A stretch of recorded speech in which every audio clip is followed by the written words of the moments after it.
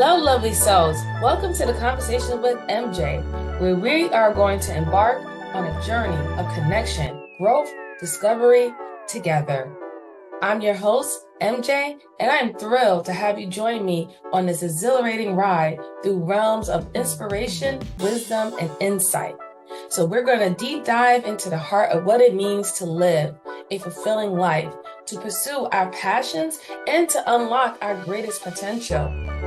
Each episode is a celebration of human connection and a testament to the power of authenticity and a reminder that we are all on this journey together. So get ready to be inspired, get ready to be empowered, and get ready to ignite your inner fire, because here at Conversations with MJ, the adventure never ends. So join us with every moment an opportunity to shine. Hit the like button, hit the subscribe button, please leave a comment, and the show will be starting shortly. See you soon.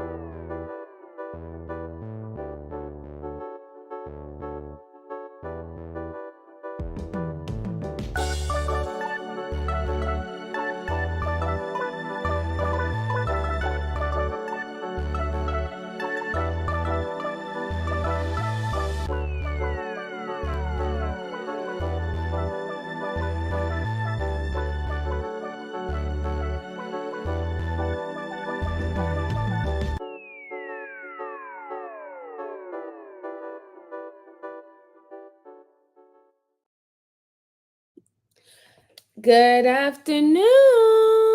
Good afternoon, party people. Good afternoon, good afternoon, good afternoon. I hope you are having a wonderful Saturday. What is today? Today's the last day of August. We made it, everybody. We're getting into the fall season. Let me tell you something. The fall season is my season. Oh, I love the fall. I enjoy the fall and I enjoy springtime. Those are the best seasons for me. Not too hot, not too cold. You can start getting out your sweater. Who doesn't love sweater weather, right? Who doesn't love leaves fall on the ground? But anyway, nonetheless, I wanted to come back and finish dissecting the double standards of narcissists with Dr. Ramani. And we went over her a couple of days ago. I think it was Thursday. Thursday, we went over a sum of her video, and I wanted to finish it off like I promised. Sorry I couldn't do it yesterday. I was just tired. Honestly, I've been tired a lot.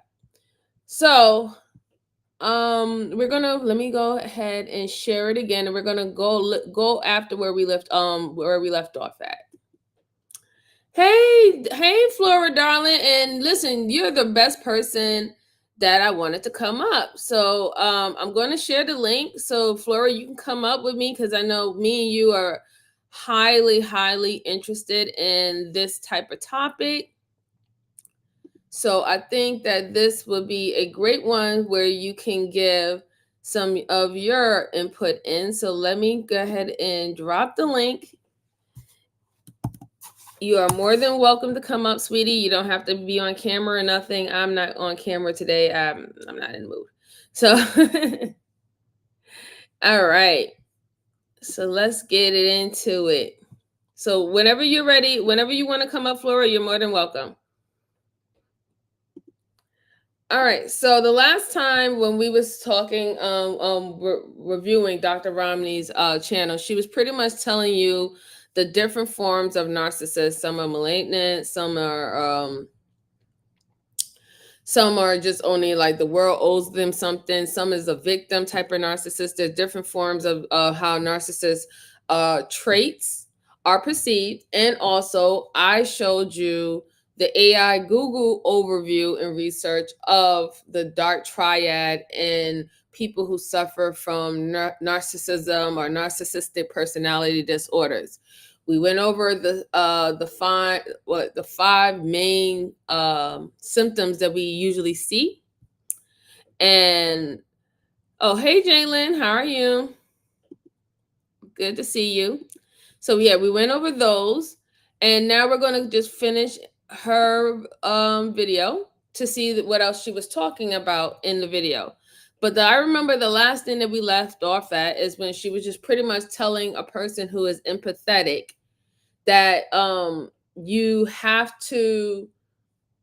There's nothing. What she was saying is there's nothing wrong for being an empathetic person. If anything, someone who is an empathetic person, that it's a blessing and a curse, right? Because when you are an empathetic person, not only do you understand that somebody's going through something, you tend to place yourself in that person's scenario, meaning you feel what that person is going through in that situation, right? You have a unique gift that most people can't do. Most people can sympathize, but a lot of people cannot empathize, right? It's something, it's a little detachment from that, where you can understand that you see someone is in pain, but you really don't know what type of pain is being inflicted. And one of the hardest things, hey, how you doing? I say, nice to see you. Nice to see you. And one of the hardest things about that being being an empath, right? Because when you put yourself in somebody's shoes, you tend to try to save individuals. You tend to try to correct the solutions that you see that they're having a hard time identifying themselves. It's very similar when we watch certain shows or even movies, right? We could watch a movie and we could see that the poor girl, she's getting stalked, or she's running away from a serial killer. And what happens? She falls on the floor. And you like, oh my God, why did she fall on the floor? Do you know what I would do if I was in that situation? Get up, girl. We start screaming at the screen. We start screaming at the screen, screaming at the actor or the actress, like, oh my God, I can't believe they did that. This is what I would do if I was in their situation, because you're literally putting yourself as the character of the movie and thinking how you would operate if this was your moment where you had to operate in that way. So that is literally what empathic people do on a regular basis to people that they love and care about. They go way beyond the sympathetic point. An empathetic person literally starts to play the role in somebody else's life story to see where they were coming from, to get that type of connection. But what Dr. Ramani is saying, that it's a blessing. It's a blessing to be an empath. It is a curse, though. It's a curse when it comes down to the society, because the society that we're in is not built to appreciate and value empathic people. The society that we're in is here to cater and to coddle to people who are not sympathetic, to cater and to coddle the narcissist, the people who roams in the dark triad. The society is literally built for them to flourish, and for the empathetic person to be used of their life force and use of their energy. So Dr. Ramani was explaining that if you are that empathetic person,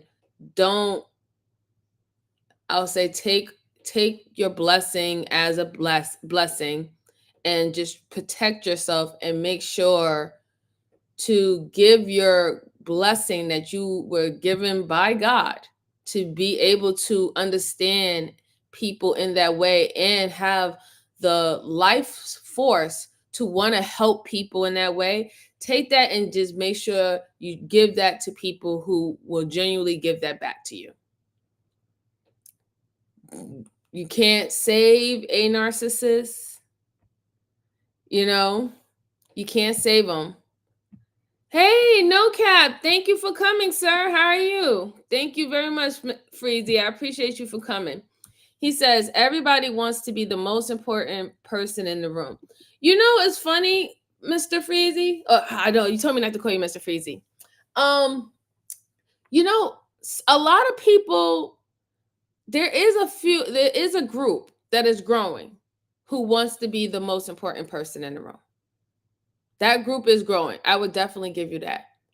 But if you go by the basis of the alpha, the beta, the gamma, the omega, the delta, the sigma, these personality traits that people are talking about, usually the alpha, it's the alpha and the beta who usually have to be the center of attention. That is a part of their personality trait. The beta fights for attention and the alpha fights to sustain attention. Whereas a sigma is a lone wolf. A sigma is someone who goes on their own road. They don't follow any norms or anything like that, right? And a delta is a person who is very empathetic, very very self-critical, right? A delta will criticize their self far worse than anybody on the outside would criticize them. They love deep thought conversations. They're homebodies. They only want to have conversation with people that they're comfortable with. They don't necessarily go out their way to talk to strangers and have to fill them out on whether or not if they're authentic or not. Then we have the gammas and omegas are very intelligent women or men. Omegas are very smart people, right? Very strategic, very logical, right? I'm not too sure or too fond about the gamma, but truthfully, I think the gamma do wants some attention. I don't necessarily believe that they want to be the center of the attention all the time, but they definitely do want some attention. So when we go by all these personality traits, it goes from high into little, right? And then we have, in those situations, we have to make sure that when a person is seeking attention because they have a issue or a problem that they're asking people to be to help them, we don't want to lump them in the same boat as a person who apparently is not having any problems or not having any issues, but they just need to have that reassurance of people are looking up to them and people are wondering what they're doing or want to know what they're doing. You don't want to lump them into the same as the alphas. Hey, Nightish, how you doing, sir? Thank you for coming. Appreciate you. Yeah, you don't necessarily want to lump them into alphas, right? Because they have a different reason why they do things. They have a different reason why they do things. But I really do appreciate that statement because yes, people do want to be the most important person in the room. Hey Mo, how you doing? Thank you for coming. I appreciate you. All right, so now we're going to just go ahead and we're going to finish going over what Dr. Ramani, I want to make sure I'm respectful, go over Dr. Ramani's the rest of the video. And then I also have a article, is a most recent article from Psychology Today, and it's about the dark triads and it's the dark understanding of it. And this came out May 21st of this year. So we're going to look at that. And then if you guys want to, since I started a little bit early, so I have a little bit more time before I have to head to work. If you want to, I'll open up the panels and we can have an actual deep conversation. So here we go. Separated from the life you've created with a narcissistic person. So the next time you see someone throwing an entitled tantrum anywhere, don't empathize. Do the tight-lipped smile nod.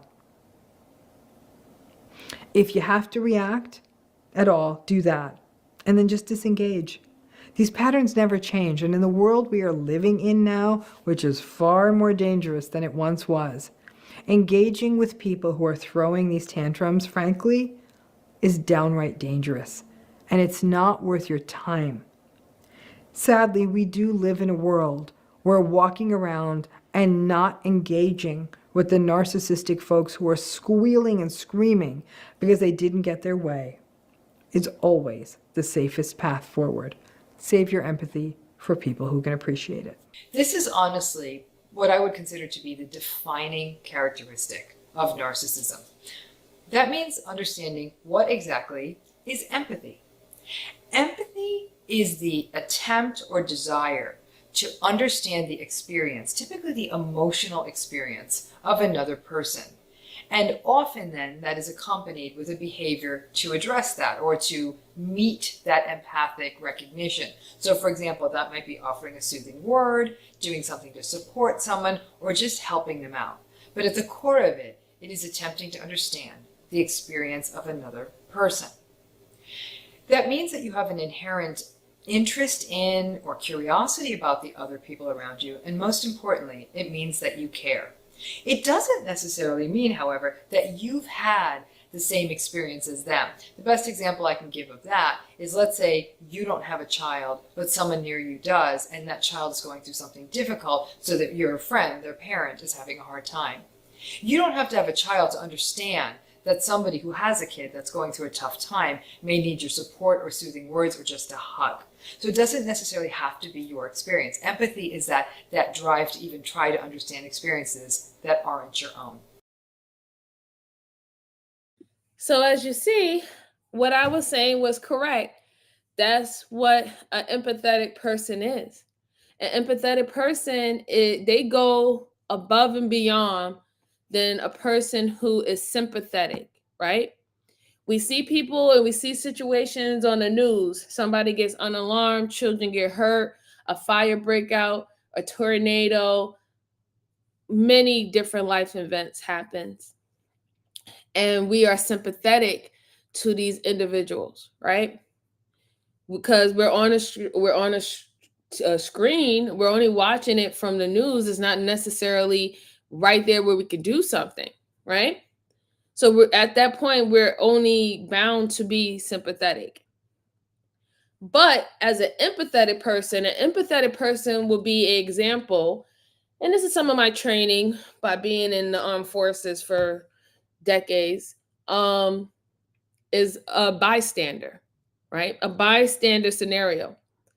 When you hear the term Good Samaritan or a bystander that stepped up to the plate if they saw a child about to fall out a window, or they saw someone getting ganged up on or pulled out their car and jumped on by gang members or whatever not, and the people who stepped in to try to alleviate it, or even just call the cops and stay there with that person, the person who tries to render aid, those are empathetic people.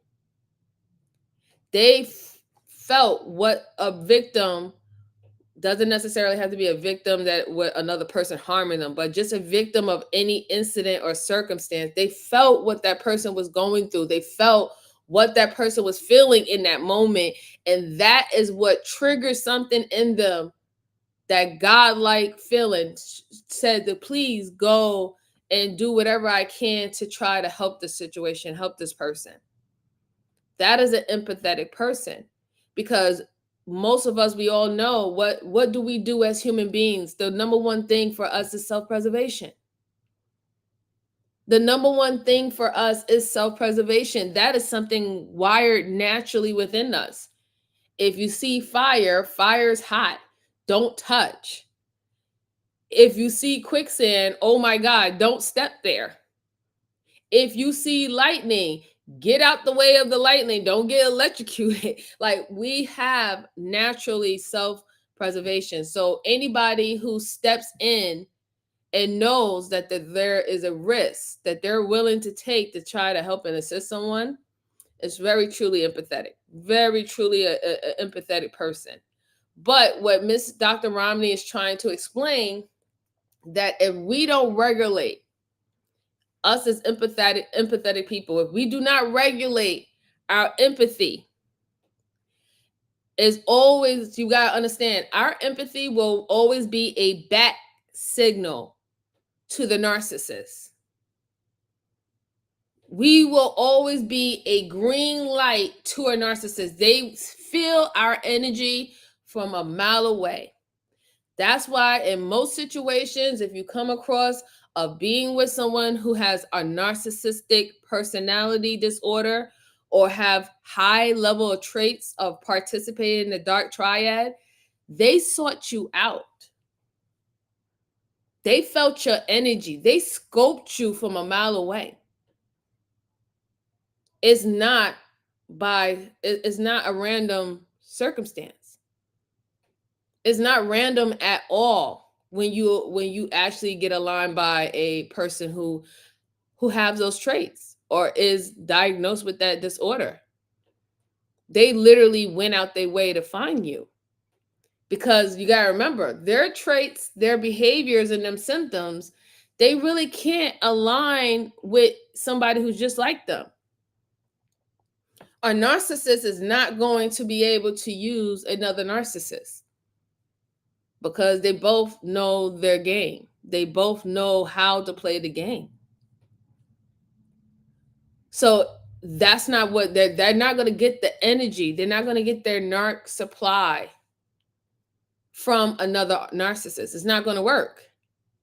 They wouldn't be able to, quote unquote, win in the situation. So they have to find someone who is empathetic. They have to find someone, an empathetic person who still haven't really realized that they have to set limits and boundaries for their empathetic side.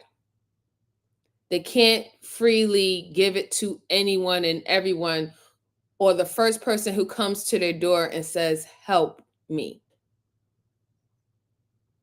Because just because a person comes to your door and says, help me, you don't really know what they want you to help them with.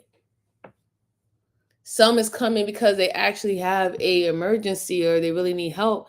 And others are probably saying in the most vast way or broad way that I need you to help me fill my narc supply. Hey, there go my brother Bracy. What's going on? Shout out to you, Shars. When are you going live, sir? When are you going live, Mr. Bracy? Okay, it's been a while. Hit me up. Jen, what's going on? Good to see you, sweetie. Yeah, so what she's trying to, oh, okay, cool. Enjoy your drive. Be safe, sir. She's trying to tell you that you have a great blessing. It's a great gift, but you won't have this gift to give anymore if you don't protect yourself. As an empathetic person, you have to protect yourself in this world. You will not have the gift anymore, or you might be your views on how you see the world might change by how much involvement you are with narcissistic people and how much they are able to deplete you. You won't ever turn into a narcissist, right? Because being an empathetic person is its own energy. It acts in its own energy. So it's not an energy that's going to transfer into being a narc. You're not going to go to negative to positive. You're always going to be an empathetic person.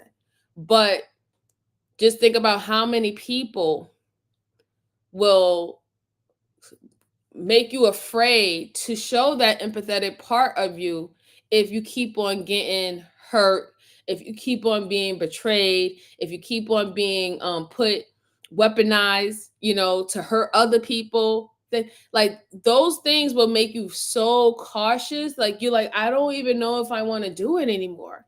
I don't even know if I want to be a nice person anymore. Have anybody ever said that? Put a 1 in the chat if you can. Have you ever felt in your life that you didn't no longer want to be a nice person anymore? Have you ever made that statement? Have you ever said, like, what is the point? Why even be a nice person? Every single time I'm a nice person, I'm getting hurt. Put a 1 in your chat if you ever felt that way. And if you ever did feel that way, it's because you ran across an individual who was all about utilizing you and not reciprocating. And then you kept on having that same experience happen over and over again. And it was to the point where that's where the manipulation of the narcissist does to impact empathetic people. They will now make you believe that all your circumstances that's happening to you is your doing. We hear a lot of that in this space, right? You should have chose better. You should have chose better. If you're a baby mama 1 time and then you're a baby mama 2 times and then you're a baby mama 3 times, I really think that you really need to start looking at your behaviors. Mind you, in that there is truth. However, if you get out of the talking point realm of that, this person is a trusting human being. Just get out of the talking point of why you would think a baby mama would become a baby mama 4 or 5 times. You know what that would tell me? A person who becomes a baby mama 4 and 5 times, to me looking at it from an empathetic mindset, not a logical, right? Because we're not talking about logical. Because logical be, well, if you don't want to have more than 1 child, then you're going to do what you need to do to not have more than 1 child, right? That's just being realistic and logical. And we can all agree about that. But if you think about it from the empathetic side, this person really wanted love. This person really wanted a union with another person. This person was trustworthy with every single person that they were with, thinking that they were going to follow through on their words and that their actions was going to line up. And it didn't. And now what we do is we literally downplay, we literally degrade and bash individuals. And this is not only just for women, but men too. We now downgrade men and women who had the best interest at heart with whoever they were with, and the outcome didn't happen the way it was supposed to. And now we tell them that you shouldn't have been that trustworthy. With the message that these people are hearing is that you shouldn't have trust them. You should had your guard up the whole entire time. You should have had a plan B. But then what does that do? That keeps the cycle of people being hurt and abused. It keeps it going. It really does. It keeps it going. Just think about it. If a woman runs across a man who ends up dragging her and doing her dirty, right? And then everybody around her is saying, hey, you have to take accountability of some of the things, but they're pretty much saying, oh no, this is all your fault. You shouldn't have done that. I would have never trusted this person. I would have never done this. I would never have done that, right? Everything seems like a great idea when it's hindsight. It's completely different when you're in the mix of it, right? And now you're now conditioning this person. You're conditioning this person now not to trust people, not to give people the benefit of the doubt, and to really only focus on their self-interest, right? So what happens? The same person that got betrayed and hurt gets into a new relationship, and they adapted the behaviors of the person who abused them in the last relationship. And what happens? The new person that they're in a relationship with, they experience what they did. And the cycle keeps on going and going and going. And it's not only just women, right? It's the same thing with men. When you talk about, you hear what the men say, a lot of the things that the men are saying from their mouths that is egregious, they were hurt and burnt by women in their life. And then eventually they say, enough is enough. I don't want to go through this anymore. So I'm going to look out for myself and get what I can get for myself first. So just in case if the bottom of the pot falls out, at least I didn't leave out this empty-handed. And then what they do, they take that trauma and they bring it on the next relationship that they deal with women. And they continue on with the cycle. So we're going to have to get to a point. Do we really want to continue creating individuals who are only linking up with each other for trauma bonding? Do we really want to continue having individuals taking the things that happen to them and pouring it onto another individual and keeping the cycle going? I'll leave it up to you guys to decide. But let me take this time to welcome a couple of people that came in. So, hi, Slick. How are you doing? Thank you for coming, sir. Appreciate you. And then we have Lana. Thank you for being here. Thank you. Appreciate you, ma'am. Always. And she says some of those women wanted to have, yes, exactly. Some of them wanted to have big families. Yeah. And not every woman wanted to have like so many children with different mates. Listen, let me tell you something. I never had a conversation, and this is, mind you, I can admit, this is anecdotal, right? So don't take it as like the honest God truth. This is anecdotal experience.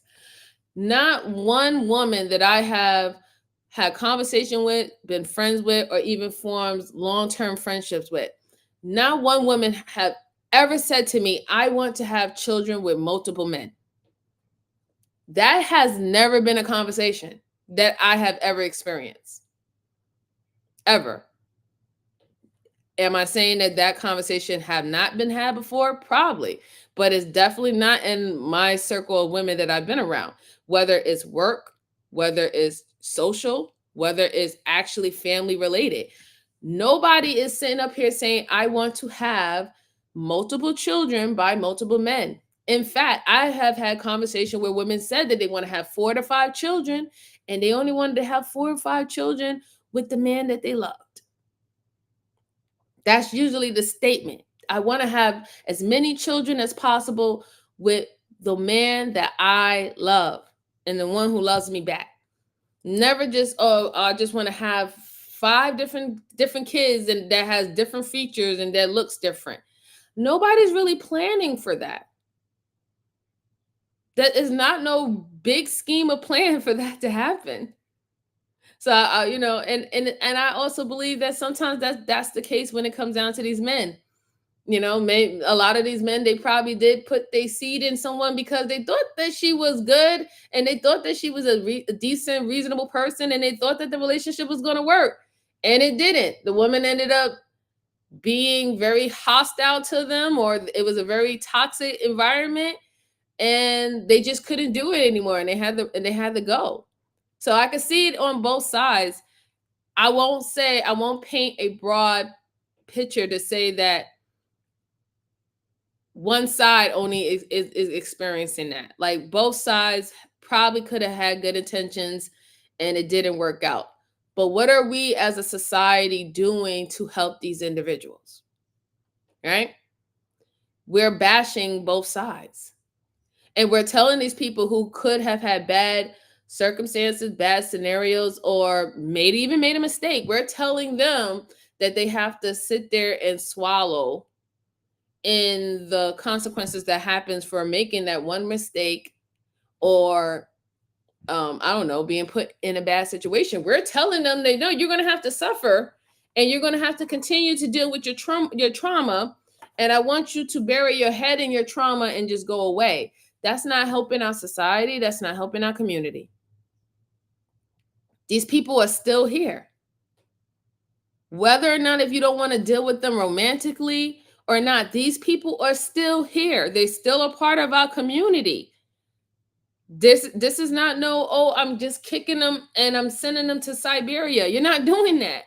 They're not on an island on their own, by themselves. And until that can happen, where we can have the resources and stuff to actually put people that really don't align with what we want to have as the structure of our community, until we get that money to put those people on a little small island by themselves, we need to know how to actually deal with these people. And we actually need to come up with plans to improve these people's lives.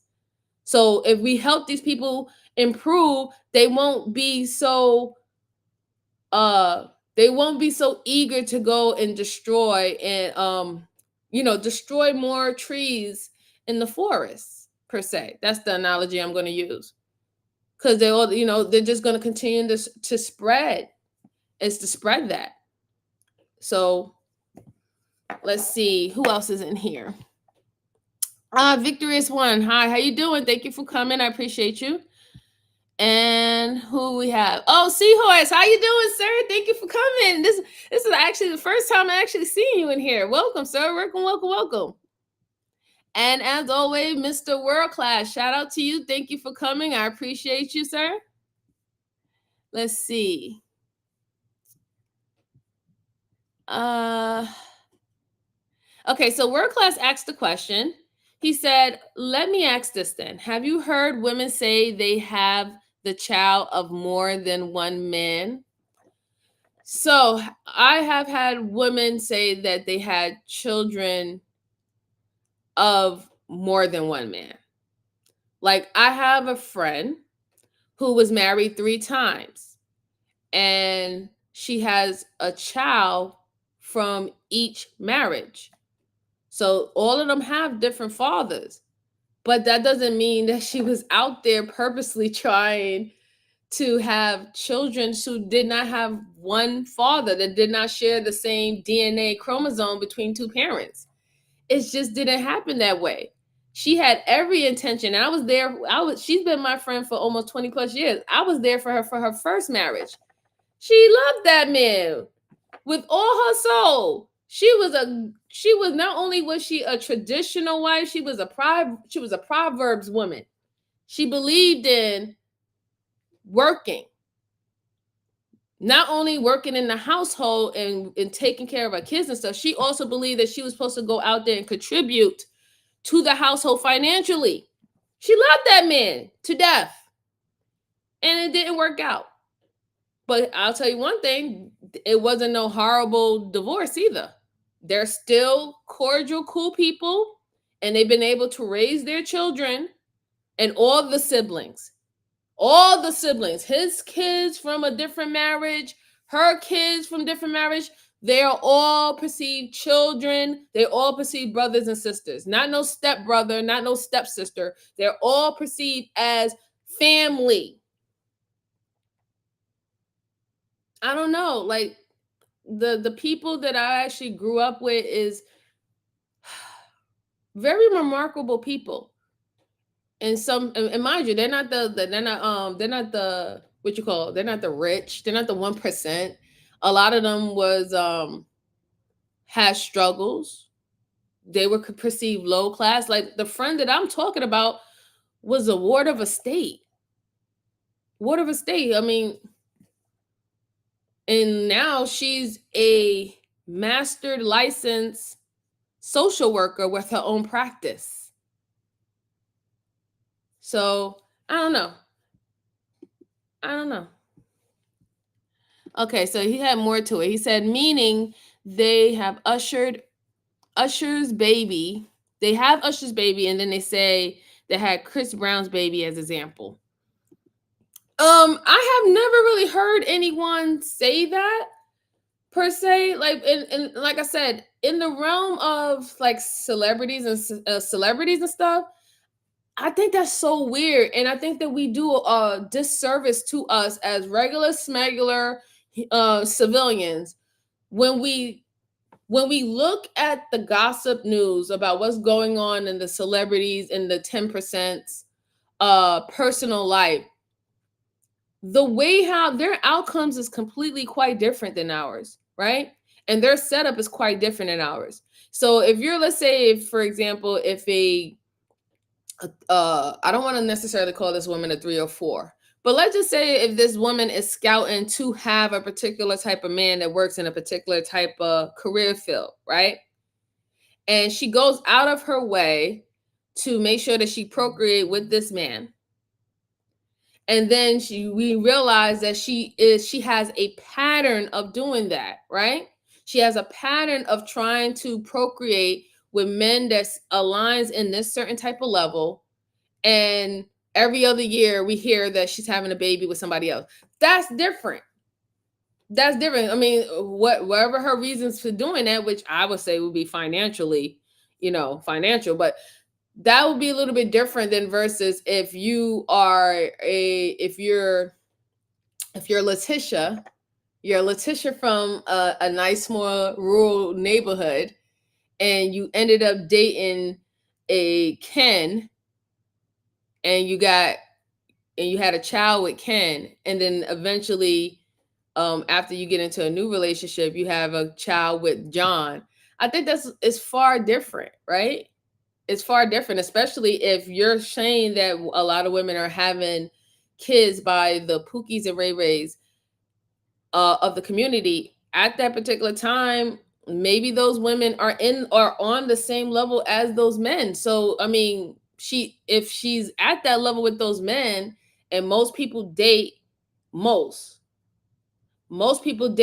their status level, we shame people. We shame women for that.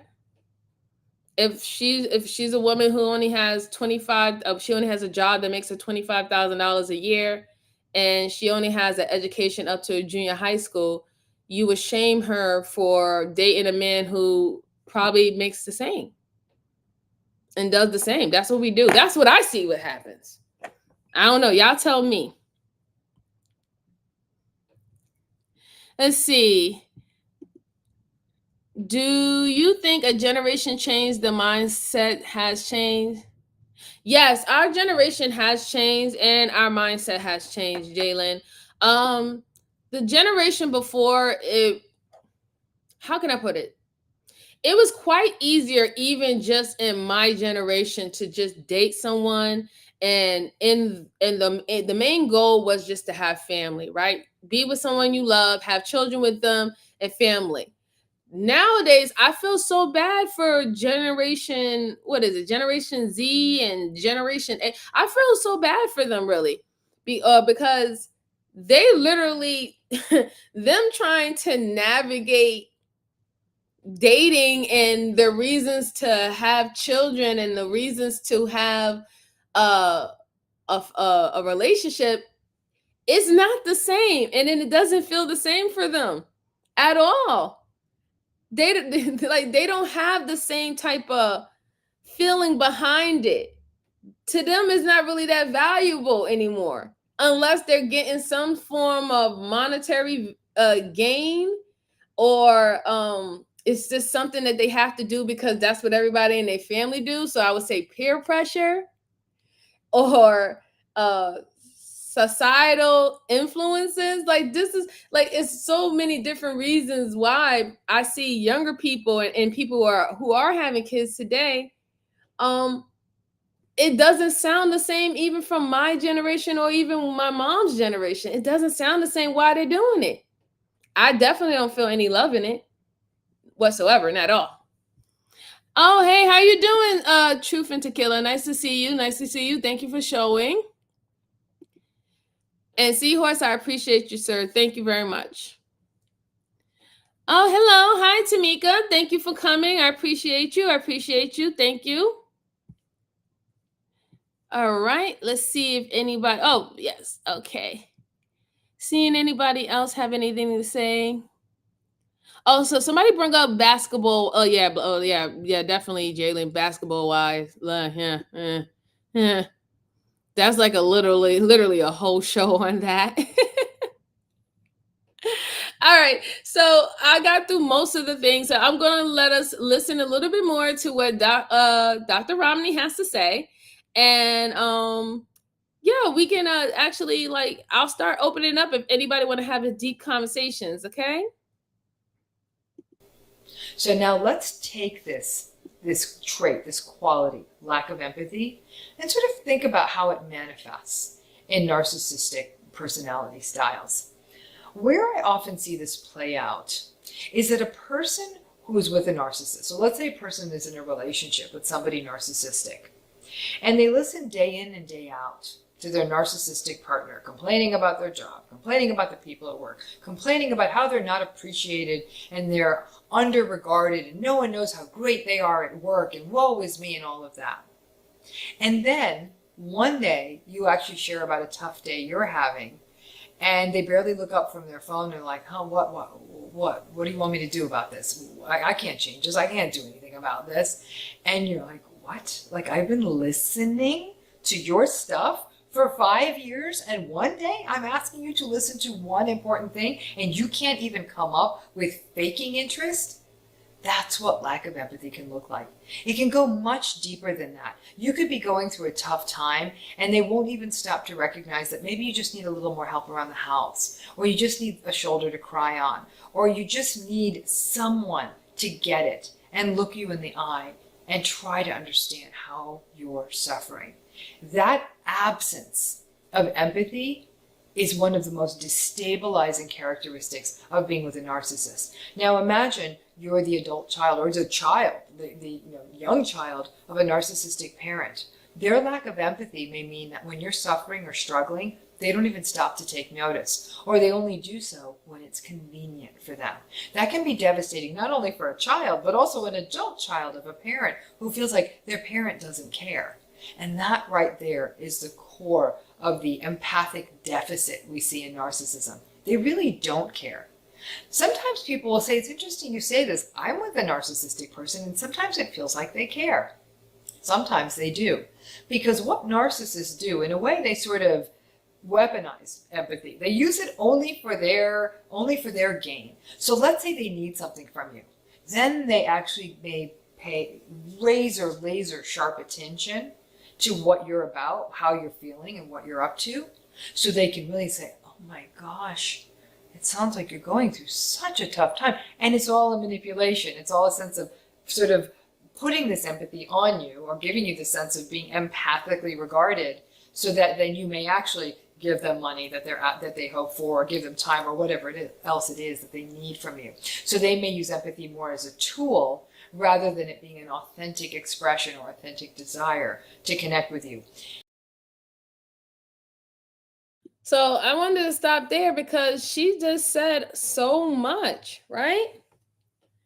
I'm put a 1 in the chat if y'all have ever experienced that, where you felt that you was conveying your thoughts and actually really conveying your emotions, and the person was, it just seemed like they were just being a yes ma'am and a yes sir in that moment.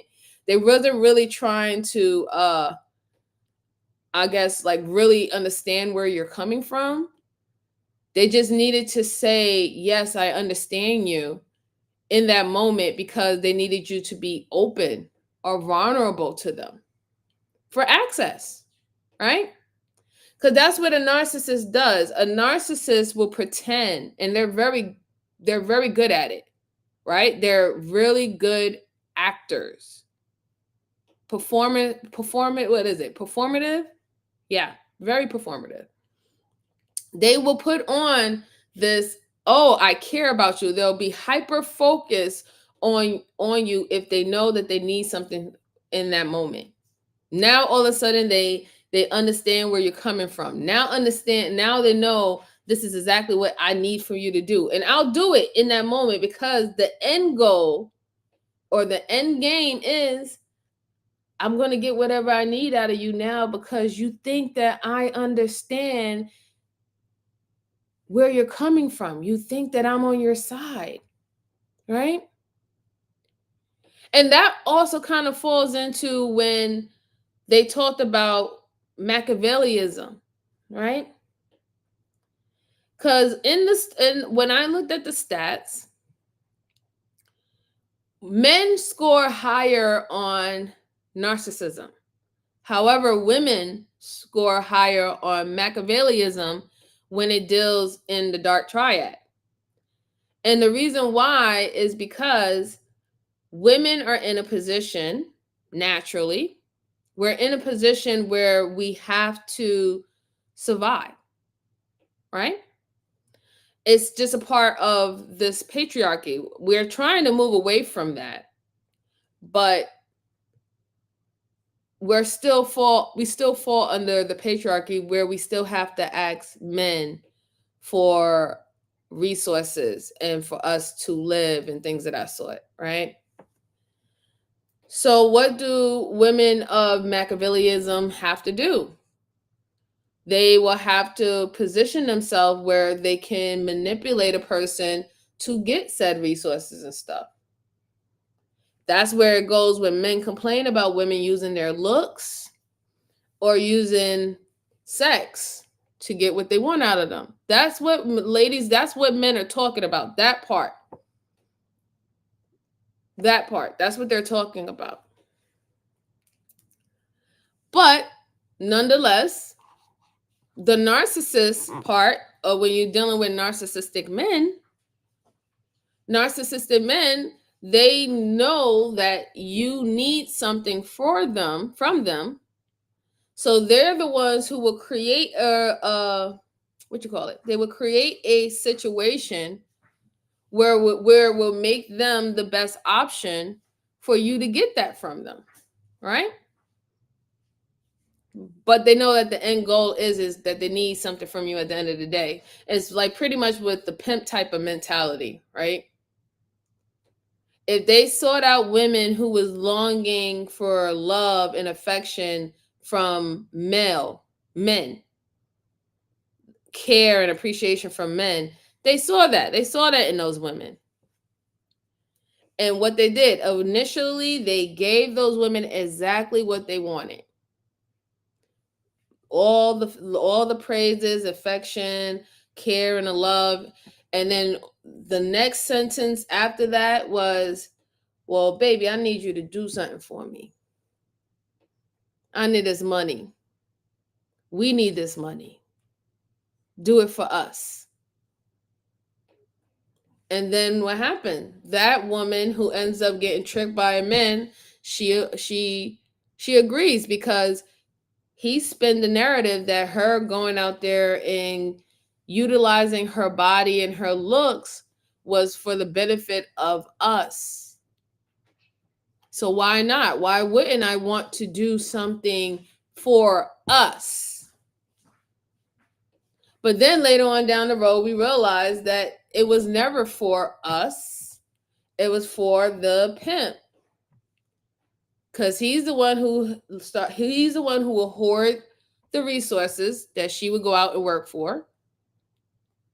And then he will continue to gaslight her, manipulate her with many forms of abuse, emotional, physical, psychological, and financially and physically, to keep her in this rat race of still trying to please him, because she's trying to get back to the moment when the pimp first approached her. She's trying to feel how she felt when the pimp first approached her, with all the love and affection and an understanding that she was looking for in men. And she feels that if she keeps on trying, if she keeps on fighting, if she keeps on competing, eventually she will receive that same type of feeling again. And it never happens. It never happens. Why? Because those particular type of men, they know that as soon as they give in again, if they give in again to give you that, then eventually you won't have no reason to give your best or give your all. You won't. They know that. It's the same kind of mindset that we use with children, right? We give them a reward system. And we keep them in a situation where they have to continue to improve or do more to receive that reward system. So I love how she broke that down. I really did. I really did love how she broke that down. That was really beautiful. And let's see who else is here. Oh, hi. How you doing, Raw? Thank you so much for coming. I appreciate you. And congratulations on getting back your super chats. You know what I'm saying? Congratulations to you, ma'am. Congratulations. Let's see. They garnish you and suspend your license. Ooh. What? Victorious One says, don't birth your oppressors. Man, you know what? I tell you, Victorious Ones, it's not only, I don't even think it's only men that we have to worry about. When it comes down to birthing our oppressors, it's also some women too, right? And that's when you have the narcissistic mother who is not healed and who's dealing with a lot of trauma. She would train her daughter to look at things in that type of same outlook. We just gotta we just gotta focus on not birthing people like this in general, not birthing children or raising children to become adults who main goal is to hurt people. Is to hurt or utilize people as throwaway tools, or rag dogs and stuff like that. I think that's like the biggest thing that we need to do. Biggest thing we need to do. Yeah, is it like I believe it's it's both of us, definitely, Jalen. Yeah, it's both of us. Like, cause we have like people who can oppress you, whether it's women or men. Women or men. We have women that will do it to you. Then we will have men that would do it to you, and then we will have women that will help men to do it to you. It's bad. It's so bad. Yeah, we just gotta like in general, we just want better people. We want better people. I think that's definitely what we could strive for. We're not gonna get 100, but I think that if we're able to bring out 10 or 15 or 20 more people who don't have this type of situation or trait, a part of their nature, I think that from there we're on the right track. I'm going to be hopeful, guys. I'm going to be hopeful. Okay. I am going to be hopeful. Seriously. Let's see. Lana says, from the dark triad test I took, my highest trait is narcissism. LOL.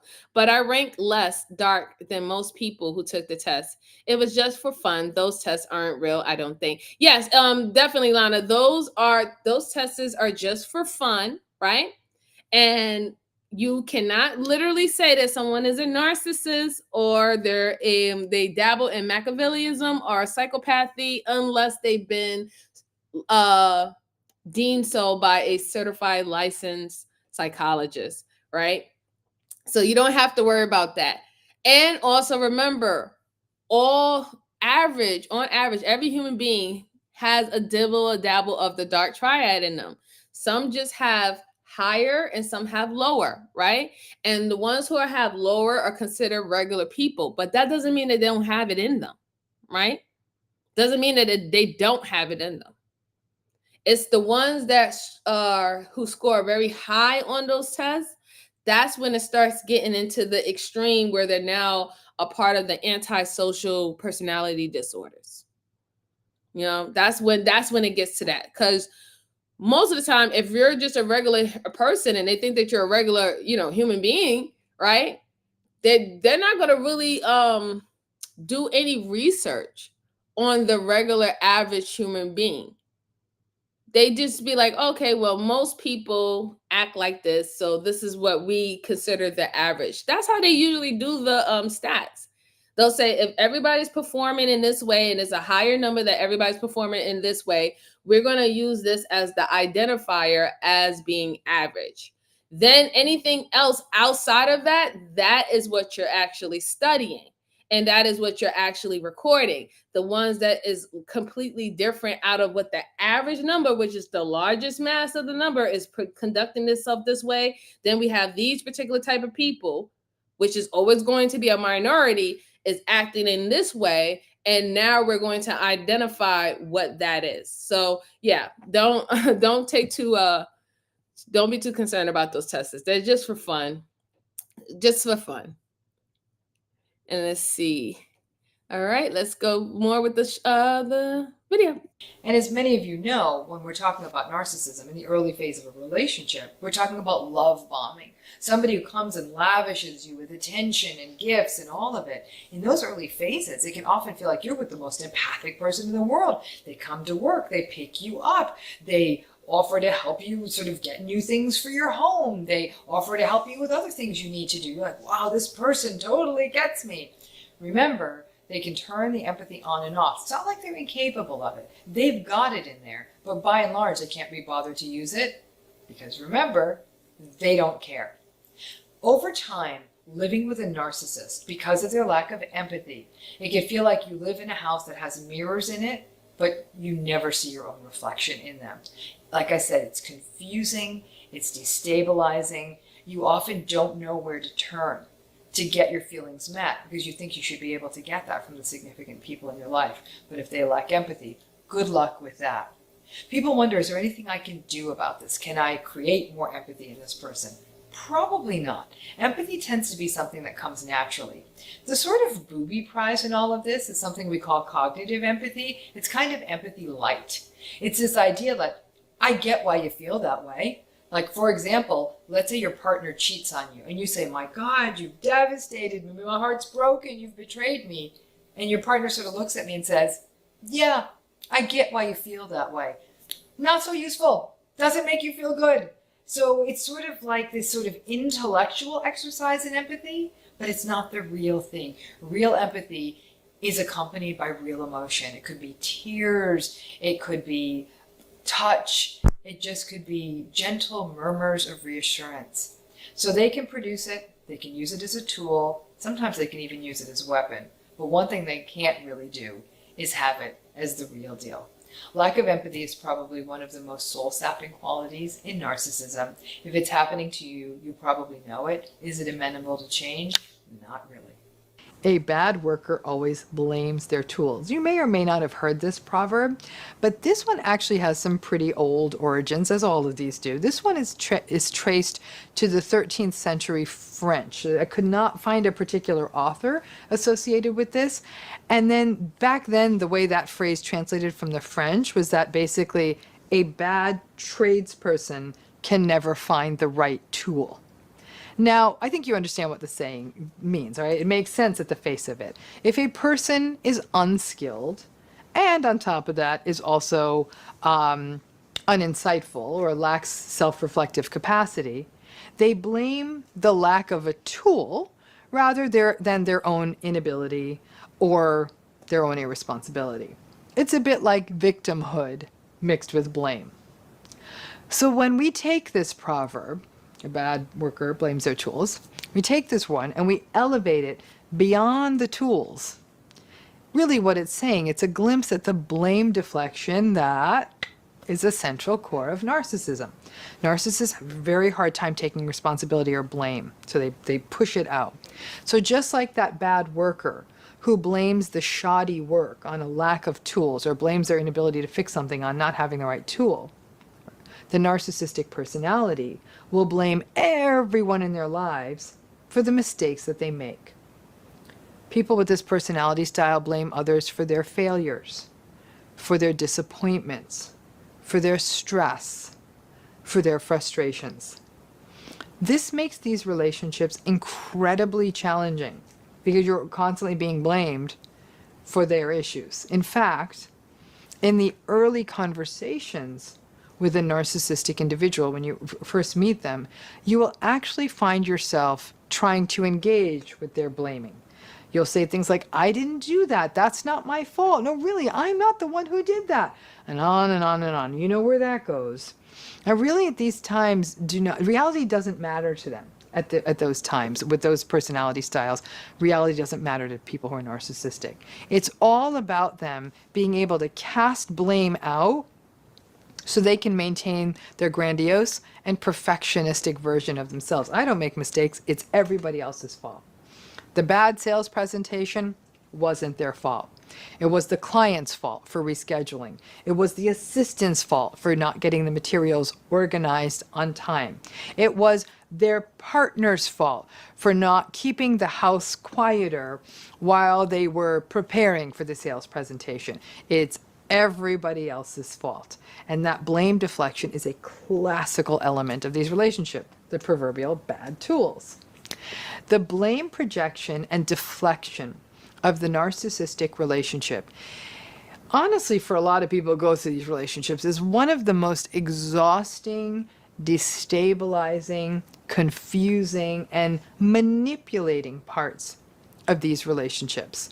Sort of them not being able to find their tools and blaming everyone else often means that other people end up taking too much responsibility, even for things that they are not responsible for. So the person who's not the narcissist takes on all the responsibility. It's not their responsibility. And because of taking all this responsibility for things you didn't even do, that can really result to holding on to negative emotions like guilt and self-blame. And over time, if you spend enough time with a person who's narcissistic, they don't even have to blame you after a while. You get so indoctrinated into their way of thinking that you self-blame before they can blame you. It's almost like after a while, you just sort of cut out the manipulative middleman and you do it to yourself. Sometimes people who find themselves in narcissistic relationships, now whether this is a family of origin relationship, whether this is an intimate relationship or a workplace relationship, they will try and overcompensate by making sure that everything is hyper controlled. So you're in a relationship with a narcissistic individual, you might try to compensate by making sure everything's very controlled, very organized. This can be exhausting. People in these relationships will find themselves almost at an obsessive and almost compulsive level of trying to control the environment, of trying to control their own words or their own behaviors enough. So the possibility of activating the blame-shifting tirade in the narcissist is minimized. And then you just keep appeasing and enabling the narcissist. You've got the house so organized that if they're like, it's your fault I couldn't find the scissors are exactly where they need. Oh, that's a drop. That's a bar right there. That is a bar right there, right? So please put a 1 in the chat if you have experienced anything like that on the job, with family members. I'm talking about blood family members, relationship wise, your husband, your wife, your girlfriend, your boyfriend, whatever. Put a 1 in your chat if you have experienced that, right?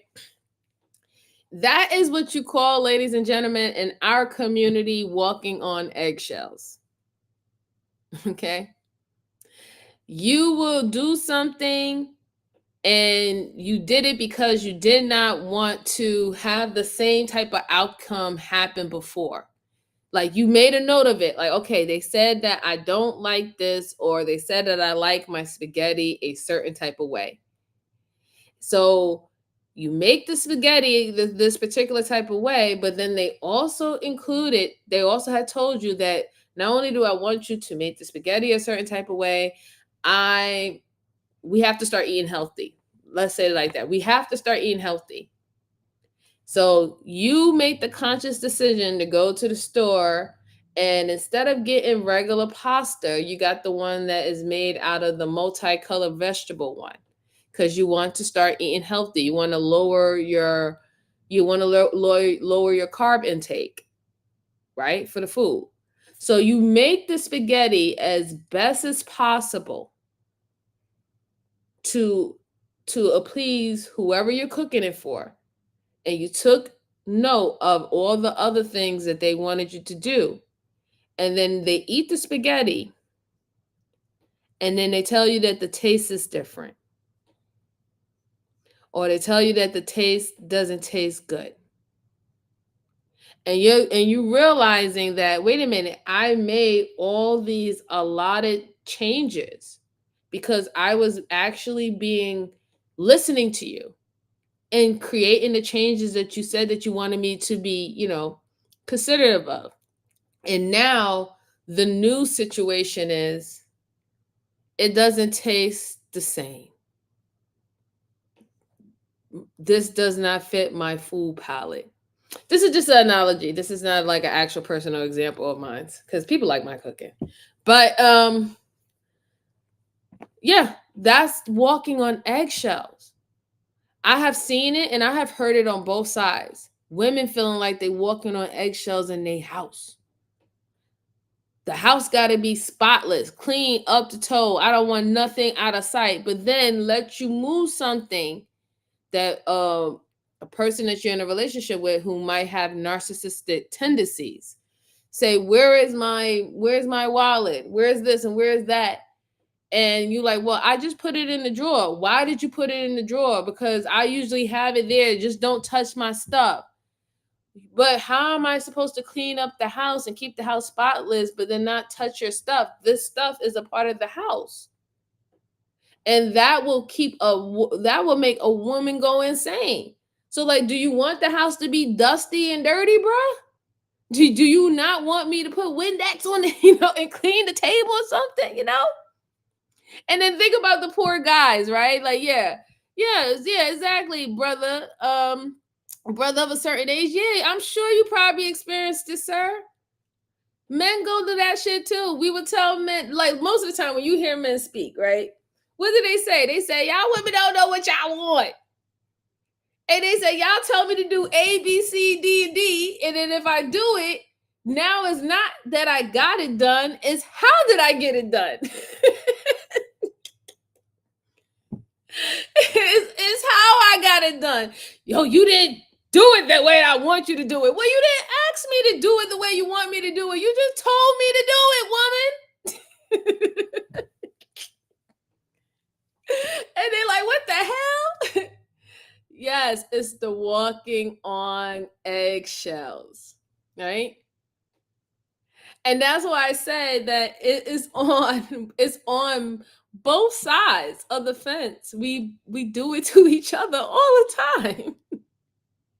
And even when we do it to each other, that's why I said it's very important not to misdiagnose everyone. Because we can have narcissistic traits, but not be a narcissist. Because all of us fall on that spectrum. And we don't realize it. And that's why it's so good to go to therapy, guys. And I really, really, really say, from the bottom of my heart, if you have a partner who is serious about making sure that y'all get y'all communication level straight, where y'all can mend with each other, right? Mend. You're still going to have your own identities, but you're going to mend your relationship where y'all are on one accord. Please go to couples therapy and make that a part of something that y'all do with each other. Go to couples therapy, go to marriage counseling. Before you get married, you should go to marriage counseling. These are steps that we need to do. Like, I don't know if you guys know, but please go and look up the most famous rabbi on YouTube. I forgot his name, but he's a rabbi. And when he talks, like usually his videos is all about counseling married couples in the Little Hats community. And he's been doing this for over 65 years, right? And the biggest thing that he wants to tell them is for people he knows that men and women are not the same. You need to learn how to speak each other's language. You need to learn how to speak each other's language. And once you understand, you'll understand, hey, oh, I get what this person meant. I didn't get it when I was in the act of doing it, but I get what he meant now, and I can see why. Dang, I could have messed up. And then same thing with women, with a guy, like, dang, yo, yeah. Now that I think about it, that wasn't really something nice to say to someone that I love. You know what I'm saying? And then y'all can bridge that gap. Hey, Abel, how you doing, sir? Good to see you. It's been a long time. It definitely has. I hope you've been behaving yourself. All right, let's see. Jen said, right, you never want your partner to just spaz out over nothing. Yeah. See, Tamika said, when you don't like your mate, you can be this way and not be a narc. Yeah, and that's another thing too, right? Oh, hey, Royce, how you doing? Thank you for coming. But that's the thing too, right? A lot of people are in relationships with people that they really don't like. That's another thing that we don't like. We as people don't like to admit to each other, right? Sometimes we're in relationships with people that we really just don't like. We like our circumstances. We like how that person makes us feel. It can be a lustful situation. We like that person's body. We like how they look, whatever. There's so many other reasons that those reasons are more important as into why you're sustaining a relationship with that person. Not because you genuinely like being around that person and talking with that person. Like literally having a conversation, right? If you even find that you're in a relationship with somebody and you can't even you don't really even enjoy the conversation, like have an actual just chill conversation, is more of a conversation that leads to a directive, you gotta really kind of like question yourself. That if the only time that I'm conversing with you is because I need to get something done, or if she need to get something done, or he need to get something done, do you really even have a relationship outside of, just completing a task? We have the opportunity as this generation, or being in this 21st, 22nd century, we have an opportunity that our forefathers and our great-grandparents and our great-great-grandparents never had. We are no longer bound to union or unify with each other solely off of preservation. This century that we're in, we are the first one. This is the new test. The new test that can we get it right when preservation is not on the board, is not priority? Can we do what we need to do to be thoughtful and healthy individuals to each other outside of scarcity mindset? Can we do it? Can we do it? I don't think we're not showing that we could that much. Some people got it down packed, but as a collective, we're not really showing that we are capable of doing that. And this is why we have the constant talks over and over again from a scarcity mindset. The fear of, if we don't do this or we don't do that, we're not going to be here anymore. We're not going to do this. We're not going to do that. That's a scarcity mindset. We have the ability to actually formulate the type of relationships, the type of community, the type of society that we choose fit. Our great-great-grandparents didn't have that choice. Look, my grandmother didn't have that choice, okay? But luckily, she actually married a man who adored her. My grandmother got married when she was 16 years old. My grandmother got married when she was 16 years old because her mother, my great-grandmother, that I'm actually named after, was unalived on an Indian reservation by her boyfriend. Not my great-grandfather, by her boyfriend. So that forced my grandmother at the age of 16 years old to become a young mother, not only to her own kids, but to her siblings, which she had 6 of them. And she met my grandfather, who was a fisherman, and they were together until they were no longer here. And he adored her. There's nothing he wouldn't do for my grandma. Nothing. Nothing he wouldn't. And even in fact, my great-grandfather, he still loved my great-grandmother. That when he heard of the boyfriend unaliving her, he scalped him. He scalped him. But like I said, not so many people is fortunate to actually, when they meet someone, that's their love of their life. That's their kindred spirit.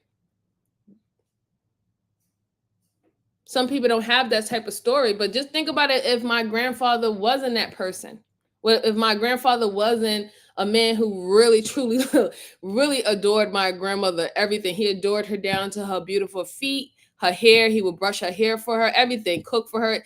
And he would go out and work, and she took care of all the kids, all his 6 children, her brothers and siblings, everything. If he wasn't that type of man that really adored this woman, look what my grandmother was set up from. Her mother was taken away from her in a young age, and she was forced to marry somebody at 16 to take care of her siblings. We have the ability that my grandmother didn't have. We have that choice, and we are not utilizing this privilege that we have. We're not utilizing it properly. Let me look at the chat. Let's see. I got to scroll up a little bit.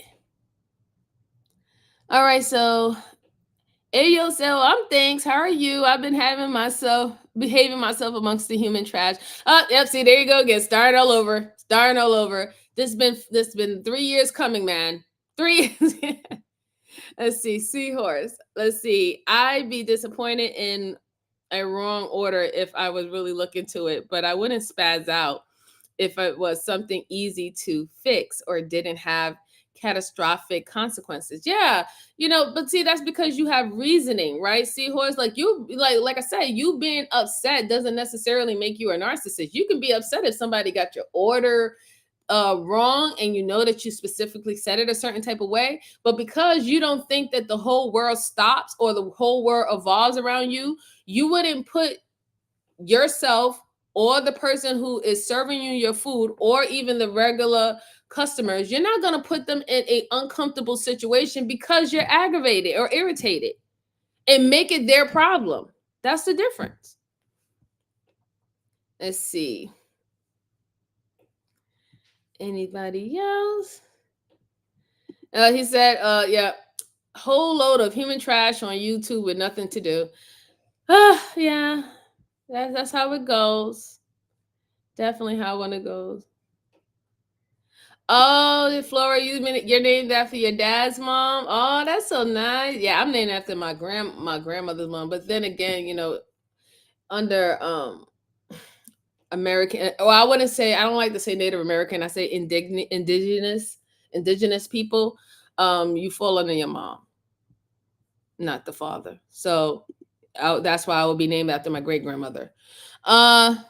Seahorse, she missed my point. I was saying Ashton was with them on the panel, so why is everyone else making a big deal about it? Apparently, people like it. I don't. Oh, y'all was probably having a whole conversation in there. I don't even know what the conversation was about. Let's see. Robin said, "And how you doing, Robin Boo Boo?" She said, "A lot of these men deserve disrespect. They're degenerate." Yeah, a lot of people, man. A lot of people do, right? A lot. They do deserve it, but sometimes. I don't know. Hey, Drip, how you doing? I loved your show yesterday. Keep up the good work, sir. Keep up the good work. And I wanted to say that, Drip, you are I appreciate your stance on things. You was always respectful to me. You was never disrespectful. And even when we had conversations and you wanted to, get your show back on track, the way you want to, you was being corrective, like you was giving a corrective, but even your corrective was not disrespectful at all. Never felt offense about any way where you wanted to get back, get the conversation back on track. So I appreciate you, right? Because there is the way how you can handle a situation. You can still correct people, right? Or what people like to say, quote unquote, check, but you're not going out of your way to insult, shame, or disparage your individual. So I truly appreciate it. Very well, sir. And keep up the good work. Oh, thank you, Seahurst. I appreciate it. I appreciate it. Yeah, I mean, it is what it is. I mean, I still have very wonderful, memorable moments of the stories of my great grandmother. Since obviously I wasn't able to. I was a bit. Don't get me wrong. I was here, but I wasn't. I wasn't really able to meet her.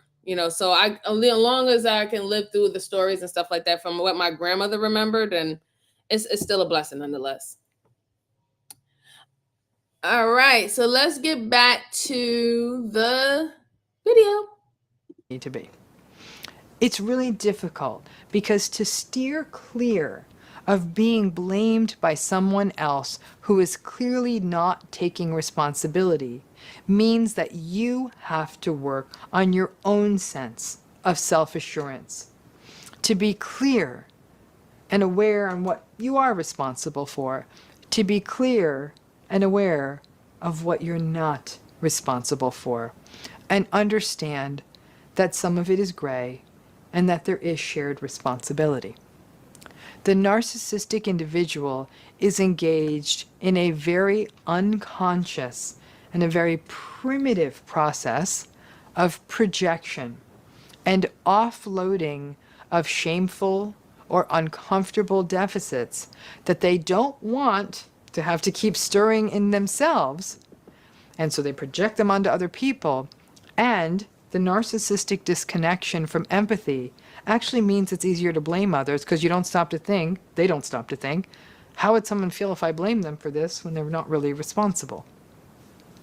The challenge is that the blame shifting is also often coupled with victimization and a sense of persecution. A person who is narcissistic will say, I can't find the right tool. And that's because nobody supports me having the right tools, or they hide my tools. Things like, I screwed up the sales presentation because people are out to get me and nobody believes in me or wants to support me. That self-victimization is such a classical piece of the narcissistic personality style. So whomever was this frustrated French writer who watched people do a lousy job and blame other people actually did a really nice job of capturing this dynamic of the bad worker blaming their tools and clearly telling us that this is a part of what human behavior and difficult human behavior and what some people do and have always done for hundreds of years. Not taking responsibility and then blaming something or someone else for their failings. But it's always best in these blame shifty times not to engage or to engage minimally. If they blame you for something that is clearly really something you didn't do, you just nod politely and just say a gentle, okay. Document when needed, and then recognize that they're never going to listen to your version of the events. Some people say it's unjust, it's unjust.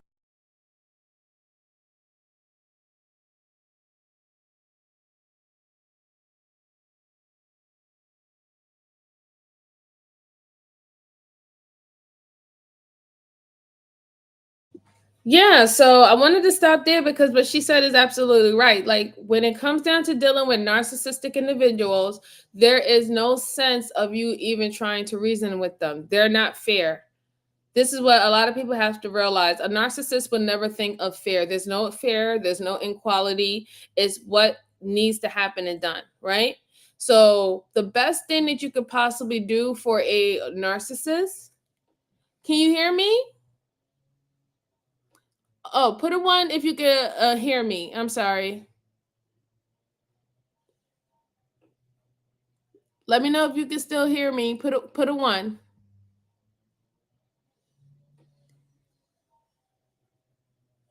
Anyone, just let me know if you can still hear me. 1, just put a 1 or a 2. Just let me know that if you can hear me. Okay, perfect. Thank you. Yeah, so within narcissist. Oh, okay. Thank you, Lana. You were just talking about the video. Yeah, sure. I will be playing the video back again. I just wanted to stop at this point because she's so right. You're not going to reason with a narcissist, right? There is no reasoning with a narcissist. There's no, I'm going to play fair or nothing, because a narcissist uses manipulation tactics. They're very good at it to especially get what they want, to garnish attention, to garnish people to have sympathy for them, and to garnish people to be their flying monkeys and help assist them. So there's no reasoning with a individual, right? So it doesn't even matter how many times you will speak to an individual and you will try to explain your side, explain where you're coming from. They will always make it seem like there's something that you did. It's something that you did, or they'll act like they don't see it. Right? And then they're very good when, like I said, when she said earlier about the manipulation tactic, right? They will come up there and they will act like they're sorry, they apologize, they want nothing for but the best, they'll say all these things and it's all fake. It's all fake, because as soon as they remove themselves from around you, they'll go right back to their bad behaviors or everything that they did before, because they're not empathetic. They're not empathetic, and they don't play fair. They're not fair. There's no justice in them. There's no balance in them. All it is I'm going to win, and I will win at any means necessary. So the best thing that you could possibly do, if you're running across someone who is a narcissistic person or high in those traits, because, like, again, unless you're clinically licensed, you can't really call them that term. But if you are seeing high traits of narcissism in an individual, the best thing that you can do is not reply to them. Starve them out. Ignore them. Or if you have to deal with them, because let's say they're your coworker, right? Let's say they're your boss. Oh my God. Or your supervisor. Oh, those are horrible situations, right? Because that's your livelihood. That's fearful, right? But even just dealing with someone who might not even be your boss, and is showing these narcissistic traits are still scary, because most of the time they're just out to destroy you. They're out to destroy you after they can get whatever they want out of you. So it's just a very scary situation. So when you do see that, the best thing that you can do is to ignore them. Let them say whatever the hell they want to say. Let them show everybody what they're doing. Because as soon as you do respond, that validates their ego. And it makes it think that they won. That makes them think that they proved the point. And they're going to continue to act the way they are going to act, and victory lap and all the stuff like that. They're going to feel good. So the best thing that you can possibly do, and you hear it from her, Dr. Ramani's words herself, don't even try to don't even try to reason with them. Do what you need to do. Document everything. And just tell them, hey, say whatever you need to say. It's all good over here. Let's continue. Just why shouldn't they hear that I'm not the one responsible? It is unjust, and they aren't listening. We are taught that loyalty means sticking by someone no matter what, right? It means having a person's back. It means showing up as a united front with people you're supposed to be loyal to. And this is most often family, spouses, partners, I mean, even friends, and in the workplace as well. I think any of you who know enough about narcissism already know where I'm going in this video. Now, in narcissistic systems, this virtue, if you will, of loyalty is unhealthy. I would even argue that it's dangerous.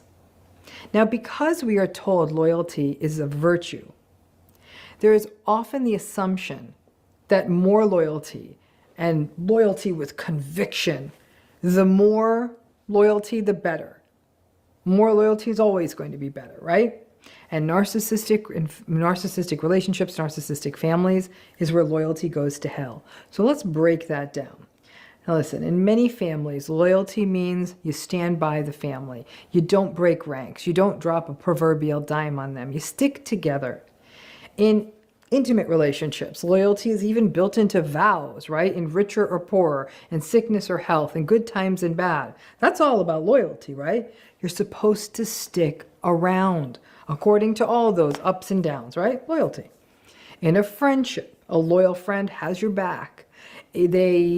They might come back to you and say, listen, I heard something I think it's important for you to hear. They don't keep secrets. They don't make you look bad to other people.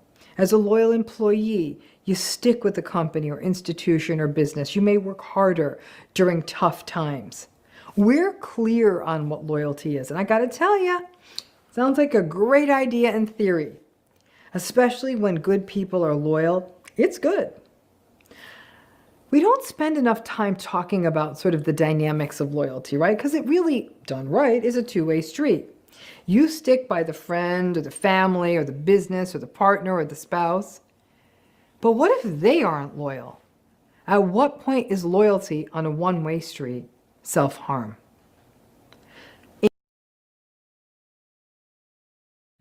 Now that is another drop. I'm telling you, she's been killing it this whole entire video.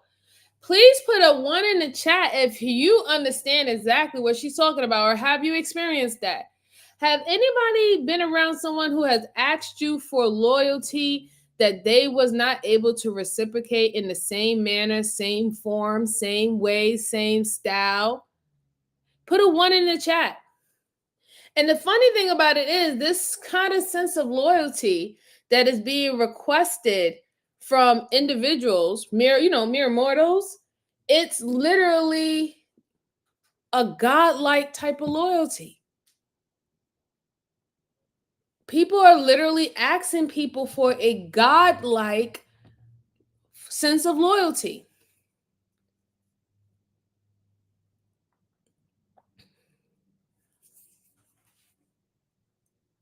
The one person who never leave you is your creator.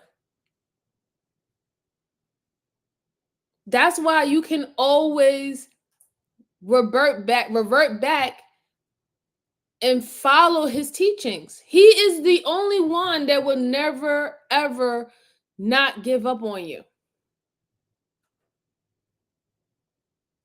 But we are asking that for people to show that to other human beings, that godlike type of loyalty.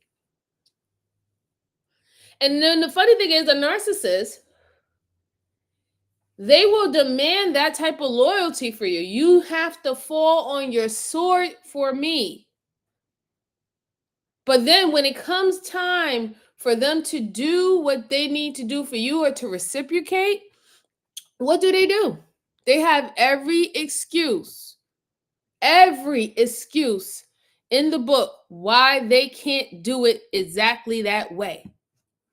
And they will tell you that you are unreasonable for you to ask them to reciprocate what you have done for them in the same exact manner.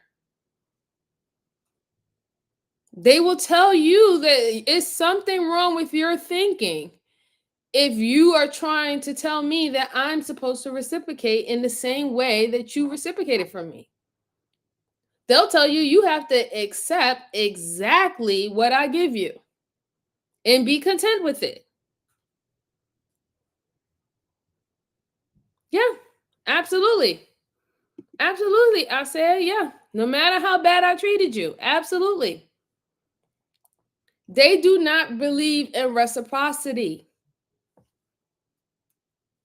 Narcissists don't believe in reciprocity. They don't know what that means. Because remember, it's their world and you're just a squirrel in it. You're just a squirrel in it. This is their world. So, in fact, if that goes back to the beginning of the video when she was talking about the entitlements of narcissists, how they feel that that is your responsibility to do. You are responsible to fulfill every dire need or every dire want that they desire at that particular time, in that particular moment, and exactly how they need you to do it. But the same is not applied to them.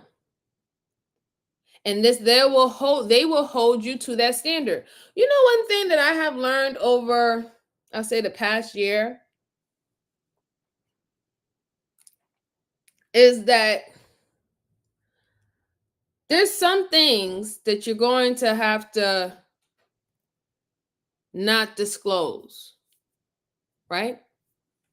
And I think one of the biggest things that you have to disclose is, not to disclose is,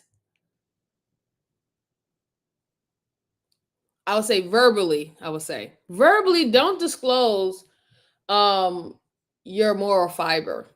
I think that we do a disservice of us doing that now, right? Because of the simple fact is that once you put it out there that you believe in integrity, or you believe in this, or you believe in that, once you put it out there, you can't be human after that. You can't have a human moment or stray away. You can't make mistakes after that. People will literally, what they say, hold you accountable. Hey, Brownsville, how you doing? Good to see you, sir. Good to see you. Tell your cousin that he need to go live. I've been waiting for both of y'all. What's going on? Sheesh.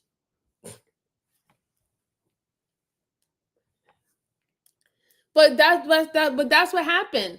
When you put it out there that I stand on this and I stand on that, if you ever stray away or you have a human moment, that's what they will remember. They won't remember all the times that you did stand on what you said, that you did move the way how you said that you wanted to move, that all those other scenarios where you show that you actually, in general, you actually do follow that. No, they're not going to remember that, ladies and gentlemen. They're going to only remember the one time that you strayed away. And that is going to take precedence. So now I really do believe that when it comes down to what moves you, what is your essence of you, what inspires you in that type of way to be a decent person, or however you operate in this world, you should stay silent. Don't say anything. Don't even mention it. Don't broadcast it. Just do it. Just continue to do it within your actions, and that's it. But don't say it verbally, because once you say it verbally, when you have the narcissistic person around you, they're going to use it against you. They're going to make a note in their head and say, oh, this person said that they do this or they operate like this. Okay, cool. I'm going to put this in my back pocket and I'm going to wait, because they know that you're a human. They know that you're going to make mistakes. They know that you're going to backtrack, given the circumstances and also who's involved. They know that you're going to backtrack. So they're just going to be waiting for that moment where they're going to just pull out. Well, didn't you say this on this date back in when, on 2013, and it was the July the 12th that you said that you was going to do this, or this is what you stand for? They'll be waiting in the cut to throw that in your face. And then what happens? Once they throw it in your face, you being that empathetic person, you're going to self-reflect. you're going to introspect and you're going to be like, you know what? I did say that. I did say that I do this. And then you're going to feel guilty. And you're going to forget what that narcissist did to you and how that you even got to this point. And now you're going to set to make amends that you strayed away from the image that you put out there about yourself, because it's not a lie, but you wasn't talking absolutes. You were just saying that this is your nature. Your nature is 9 times out of 10, I want to help people. 9 times out of 10, I want to speak the truth. 9 times out of 10, I'm not trying to hurt anybody. 9 times out of 10, I just want to have good conversations. This is what you're saying, that most of the time, this is what you really do. But once you say it verbally out there, it becomes absolutes amongst the masses and the collectives or any narcissist that's in your life. And they will always use it against you. And this is what Dr. Ramani is trying to tell you.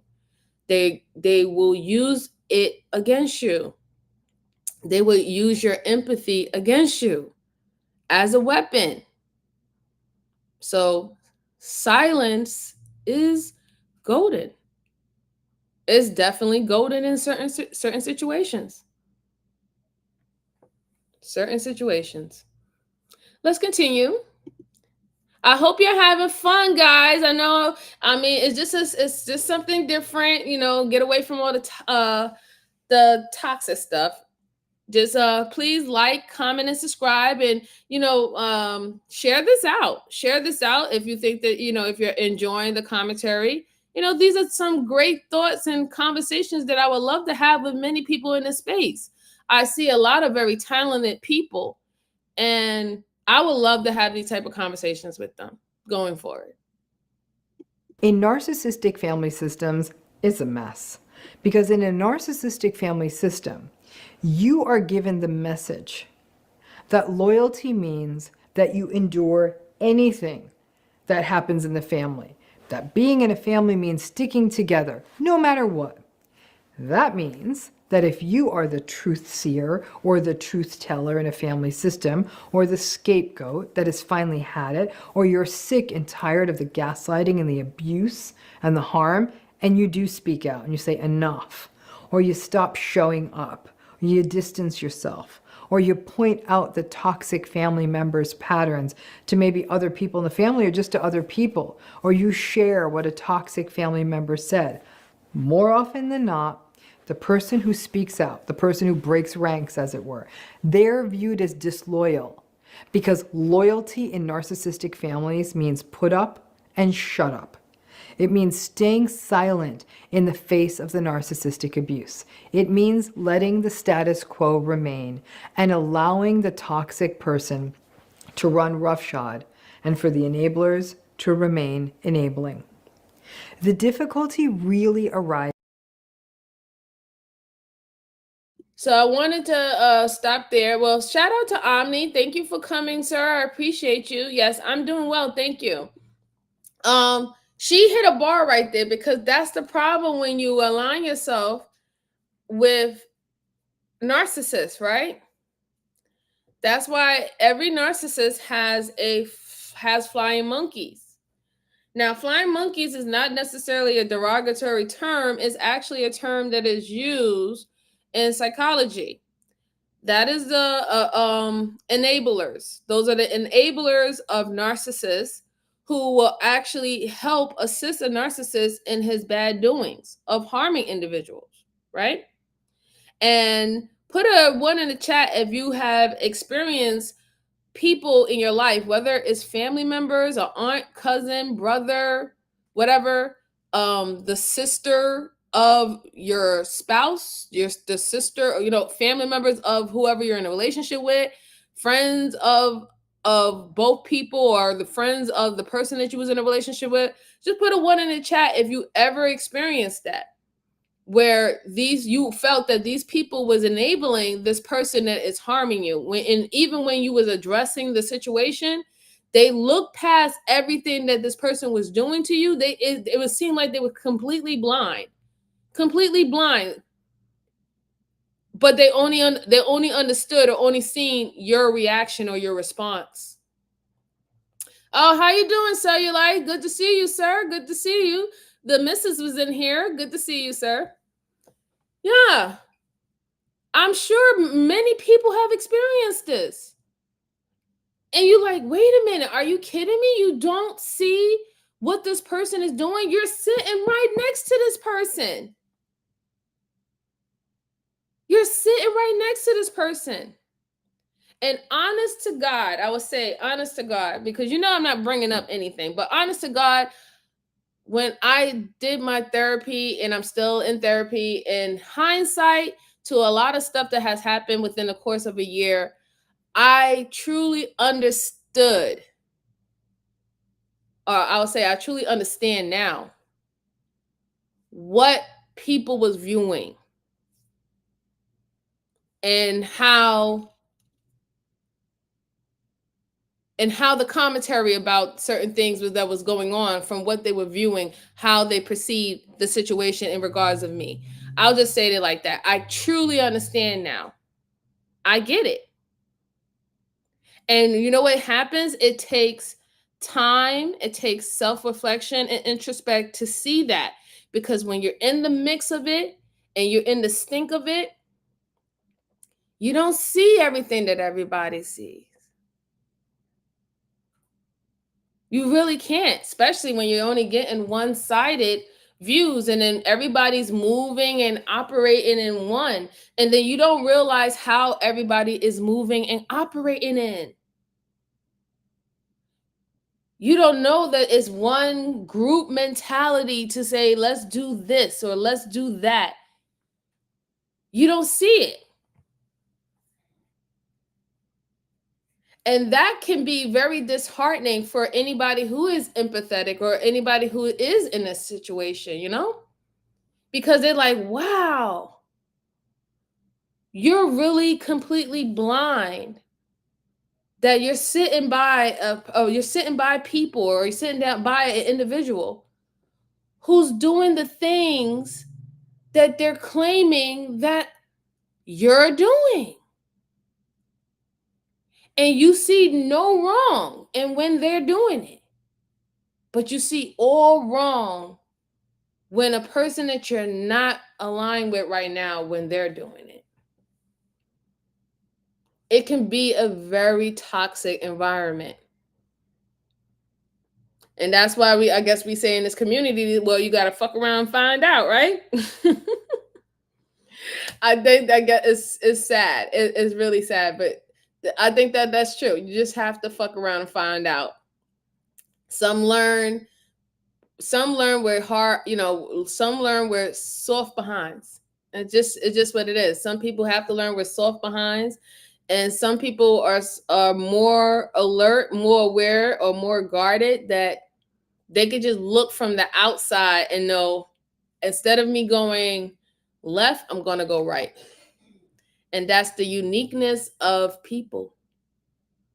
That is the uniqueness of people. We are all different. And the way how we process information is always going to be different. And then in that communication, it's always going to be a challenge amongst human beings in general. But you know what I believe? It's worth it.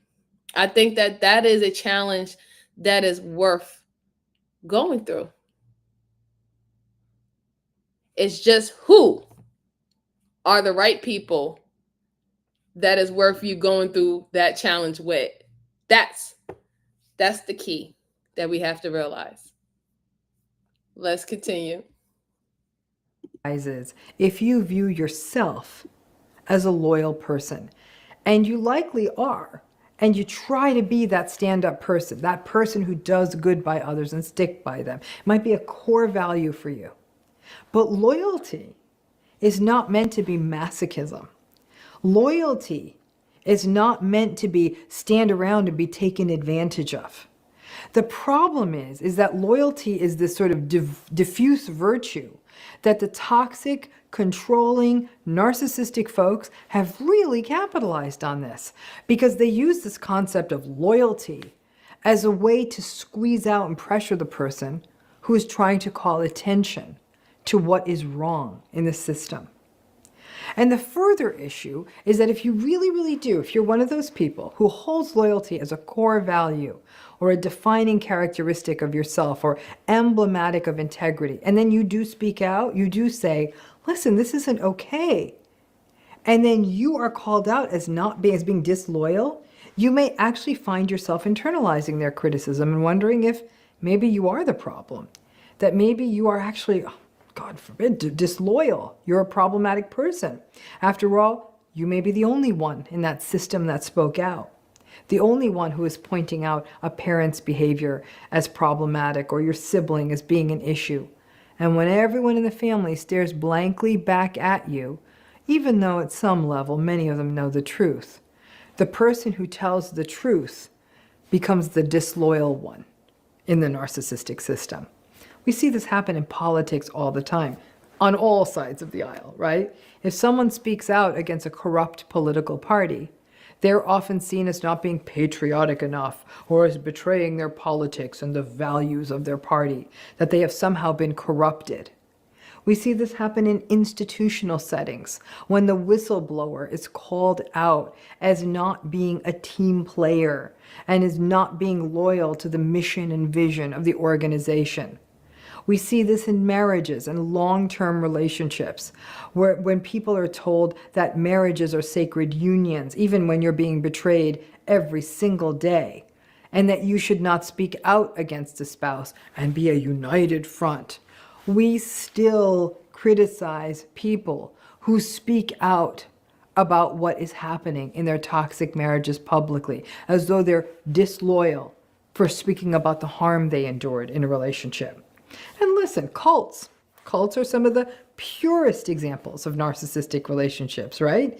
And they are founded and kept in place by this concept of unquestioned loyalty. That if you were a true believer, you would never speak out against the group or its founders or members. And since cults do their work through isolating people and gaslighting them, most people in these groups feel too confused or scared or alone to say something for a long time. They don't want to be disloyal to a group that they felt that they belonged to, that they may even believe saved them or changed them, or gave them things that they wanted or represent something that they believe in. Many people in spiritual and religious communities have been narcissistically abused by a religious leader or group, and that they're told and basically understand that to say anything meant that you were being disloyal to a higher power. It's tough to fight that. But we keep hitting people over the head with this idea of loyalty, and we've turned it into too simplistic a value. There is no place for loyalty with someone who behaves cruelly or manipulatively or abusively or dismissively or coercively. The word loyalty does not apply in these situations. Don't give me some BS about how toxicity is subjective. It's not. Any behavior, any conduct in a relationship that leaves people scared, unseen, unheard, invalidated, dismissed, minimized, that's toxic. And stepping away from that is not disloyal. It's self-salvation. Over and over, I have had people say to me that they didn't say anything about what happened in their families of origin. And this would be about anything ranging from repeated and violent abuse in all forms to emotional abuse to lies and betrayals that ran through the family. Narcissism flourishes when silence is reinforced. And folks in these families internalized the message that to speak out, to say anything, would be disloyal. And that family matters are private matters. And did you want to hurt everyone by talking badly about the family?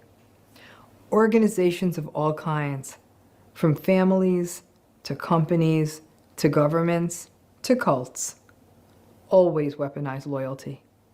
They take what is often held up as a top shelf virtue and use it to imprison the people being harmed by the perpetrations of these systems.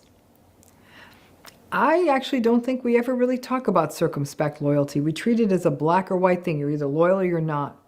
But loyalty, like respect, is something that should be earned. And that to be loyal to an abuser, that's not loyalty, it's fear, it's coercion, it's trauma bonding, but it's sure as hell not loyalty. Loyalty. That is a bar right there. That is a bar. See, because we have a very dangerous and warped understanding of what loyalty is, right? And I would say that it's harder for empathetic people to understand that than just sympathetic people, right? On average, most people are sympathetic, right? They, like I said, with the TV, you see someone get unalive, you see children get hurt, you see a show or a collapse of a building, and you're sympathetic. That's normal. Average people are sympathetic. Empathetic people are not normal. They're very unique, just on the different spectrum of a narcissist or someone who suffer from high level traits of the dark triad. Those are on the different, they're on literally on the different opposite of the range of scope. So loyalty, our concept of loyalty is so warped and twisted, and it hurts us because in our society we are literally conditioning men and women, children, elderly, we're conditioning them that they have to put up with certain things, whether it's disrespect, whether it's being ostracized, whether it's being swindled, extorted, whether if it's being psychologically attacked, whether if it's us being attacked by our foods that we know that is affecting our chemicals in our brains and our nervous systems, and why we're not as healthy as we was 50 years ago before they changed the food. We are being conditioned to still show loyalty and putting in work ethic, even though that is harming us. This is why a lot of men,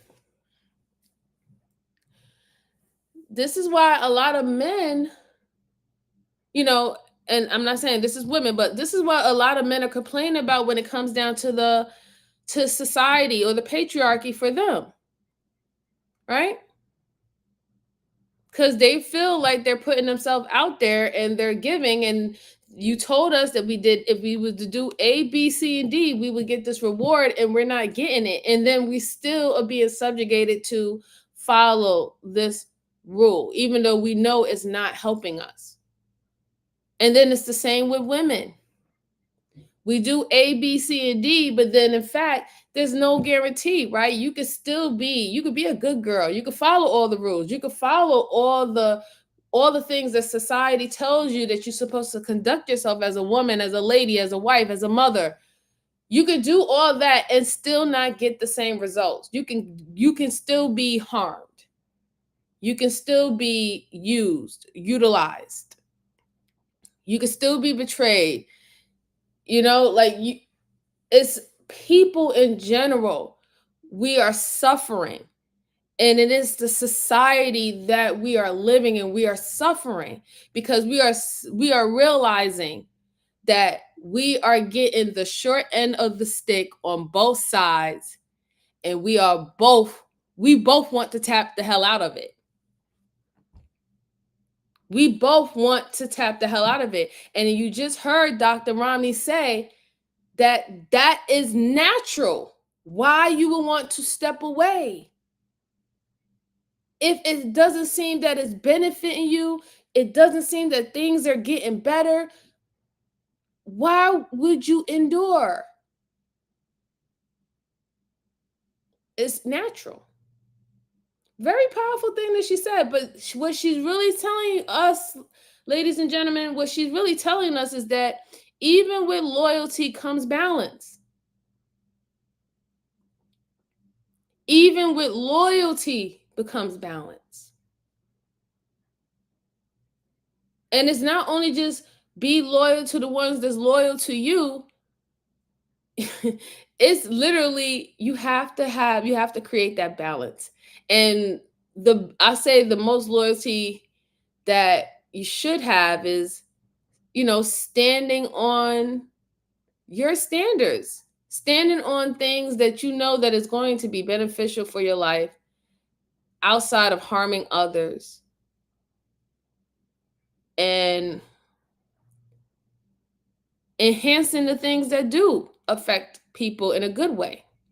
That's what we want, right? We want to build on the things that benefit the people that we love, our community, and the things that are around us. That's what we want to do. And we also want to sustain that for ourselves. That's that was very deep. Very, very deep. So I know I've been talking up here for a while about myself. I'm going to drop the link. If anybody wants to come up and we can finish having a conversation, we can finish looking at the video together and having more in-depth conversation, y'all are more than welcome to come up. Let me drop the link.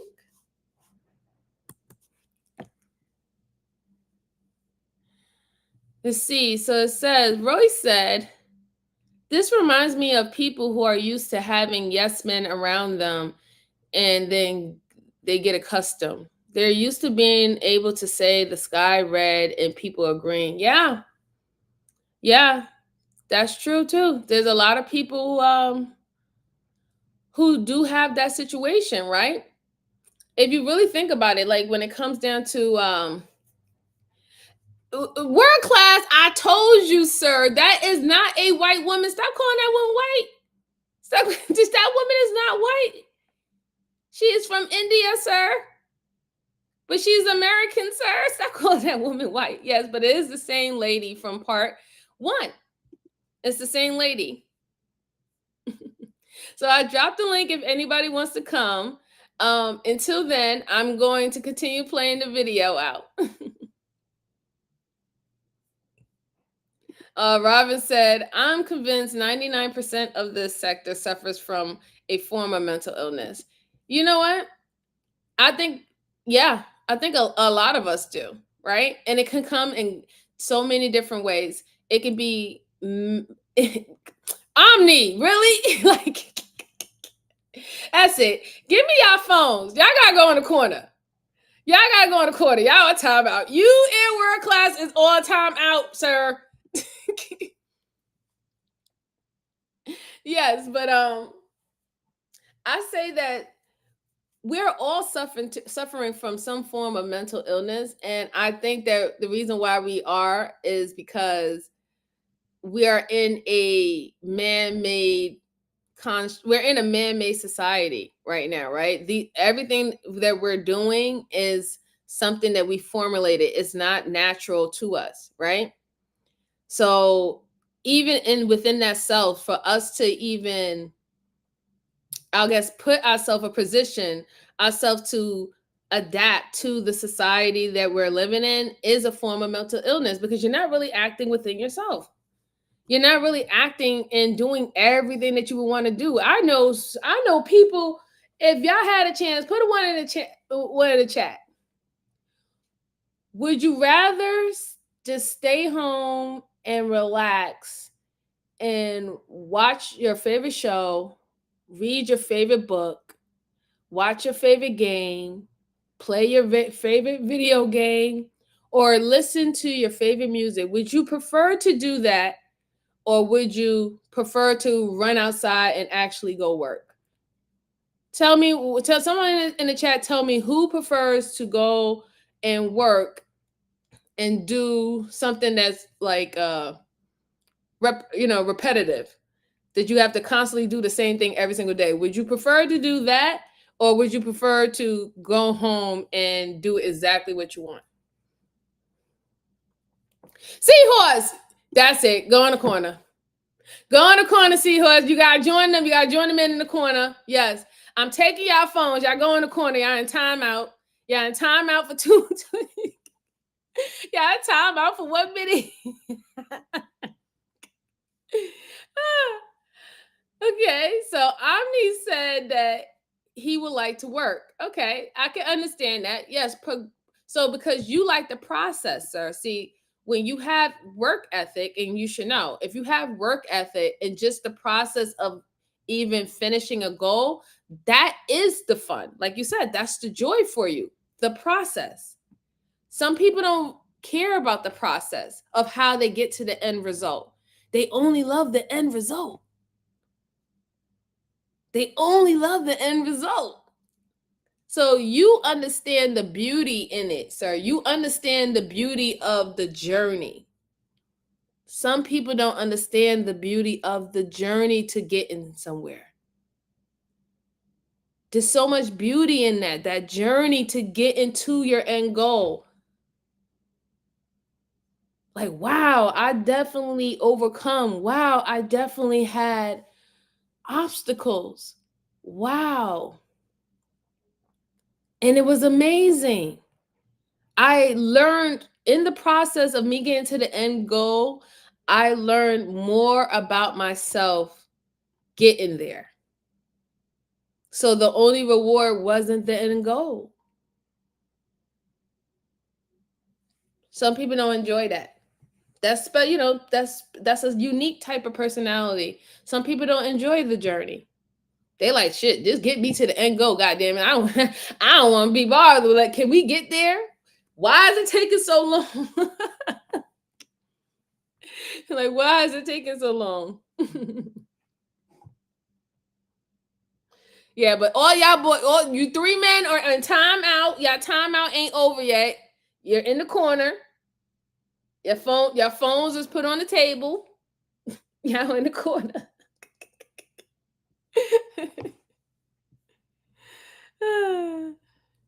Let me finish on. Has to be a two-way street, engaged in by a person towards another person, group, or institution that has earned it and shows its loyalty back through how it treats the person within it. Listen, we live in a world where the narcissistic folks have taken this idea of loyalty and turned it into a tool of subjugation. And in that world, being disloyal, interestingly, may be the only way of saving yourself and ultimately being loyal to yourself and to the folks in your life who may actually be reciprocating and responsible recipients of that loyalty. So when you hear people talking about loyalty, and every narcissistic group does this, they're like, you're speaking out, you're not being very loyal, because they know more often than not that will shut down the dissenters. So trauma bonds are created by the alternation of bad and good, a good day and a bad day, idealization and devaluation. Sometime back on my podcast, the actress and writer Rebecca Humphreys, she said it the most beautifully when she said, in the narcissistic relationship she was in, it was like getting pushed off a 100-story building, and then the narcissist manages to be the one to catch you just as you are about to hit the ground. So they are not just your abuser, they also become your savior. And that is how trauma bonds get created and reinforced. It only works if we have some attachment and desire. And the desire has to be for the relationship to work. And since these trauma bonds are with people we love, with family members or partners, people we care about, we get caught in this toxic dance that can keep us stuck in perpetuity.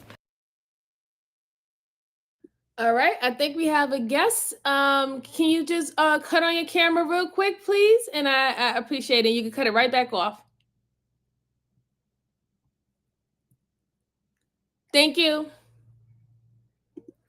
And joining us is Mr. Brownsville. How you doing, sir? Peace and love, peace and love, peace and love. Queen MJ, peace and love to all the kings and queens in the chat.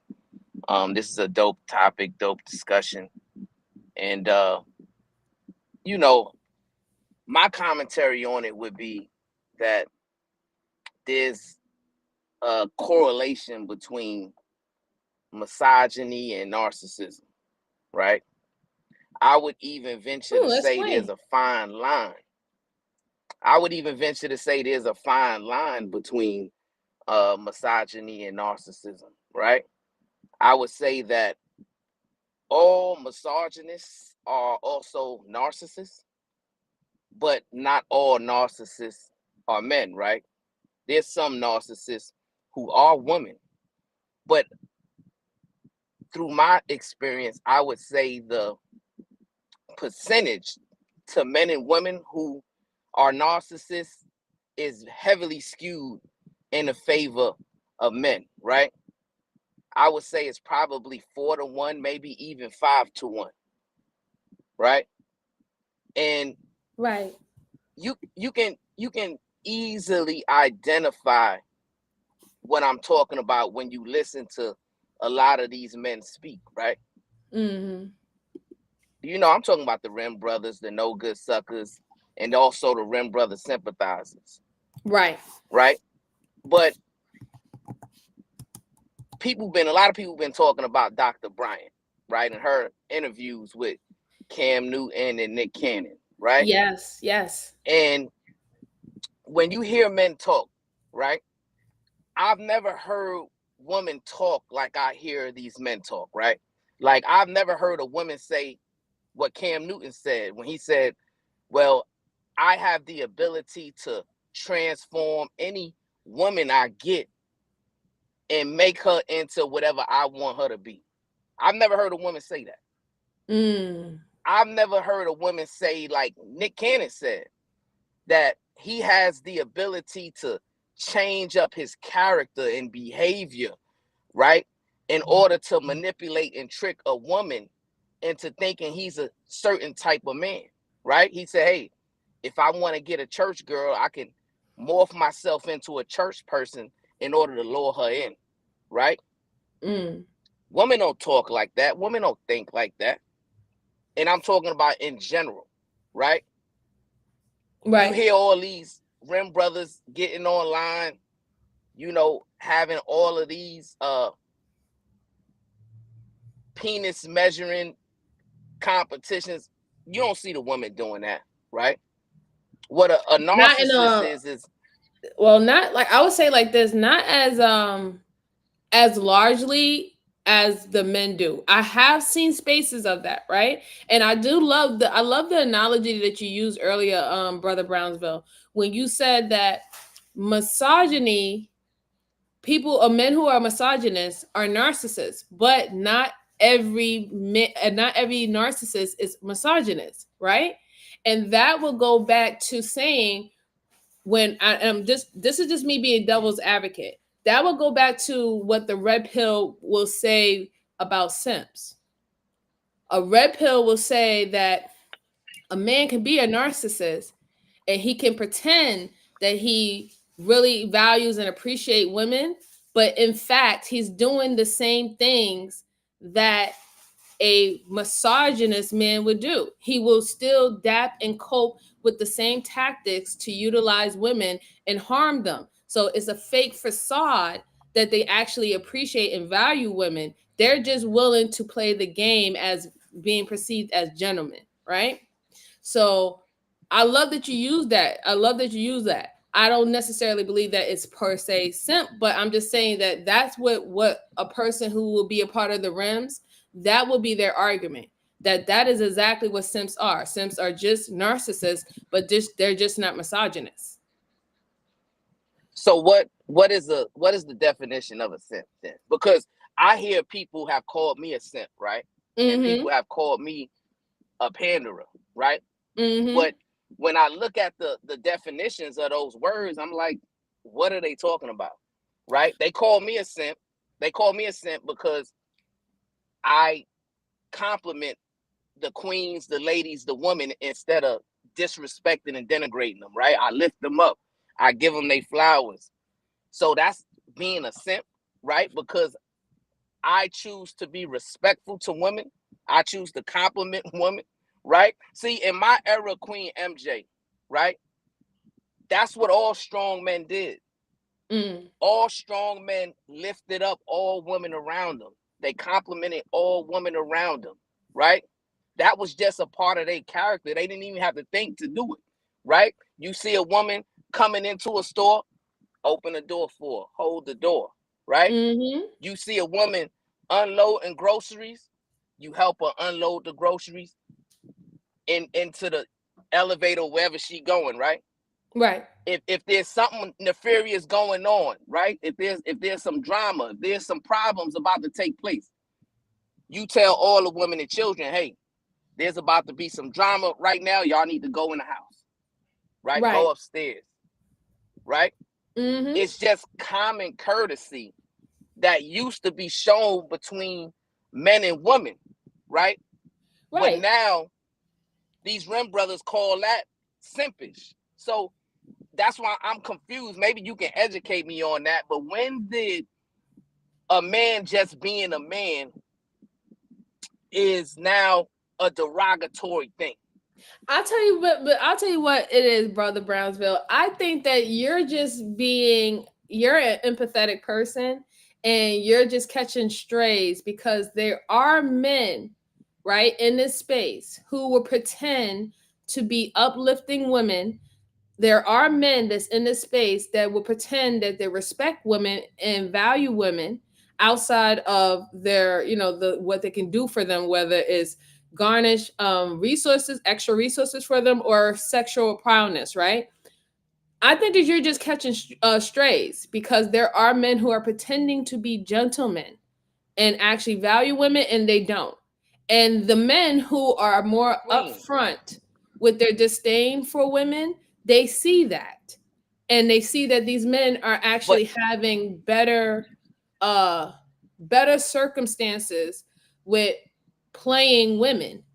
So you're just catching strays, sir. I just think they don't believe you. That's why they're calling you a panderer. They don't believe that you're actually a gentleman, right? And you actually mean what you say and you live the life that you live.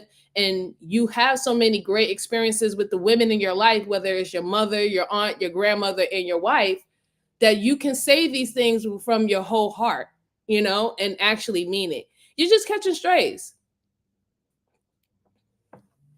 But I think it goes beyond me because, see, I don't care about myself catching strays, right? Because I understand what it is, right? I get it. You know what I'm saying? So that's not the part that is really concerning to me. The part that's concerning to me is the message that's being conveyed to the queens, right?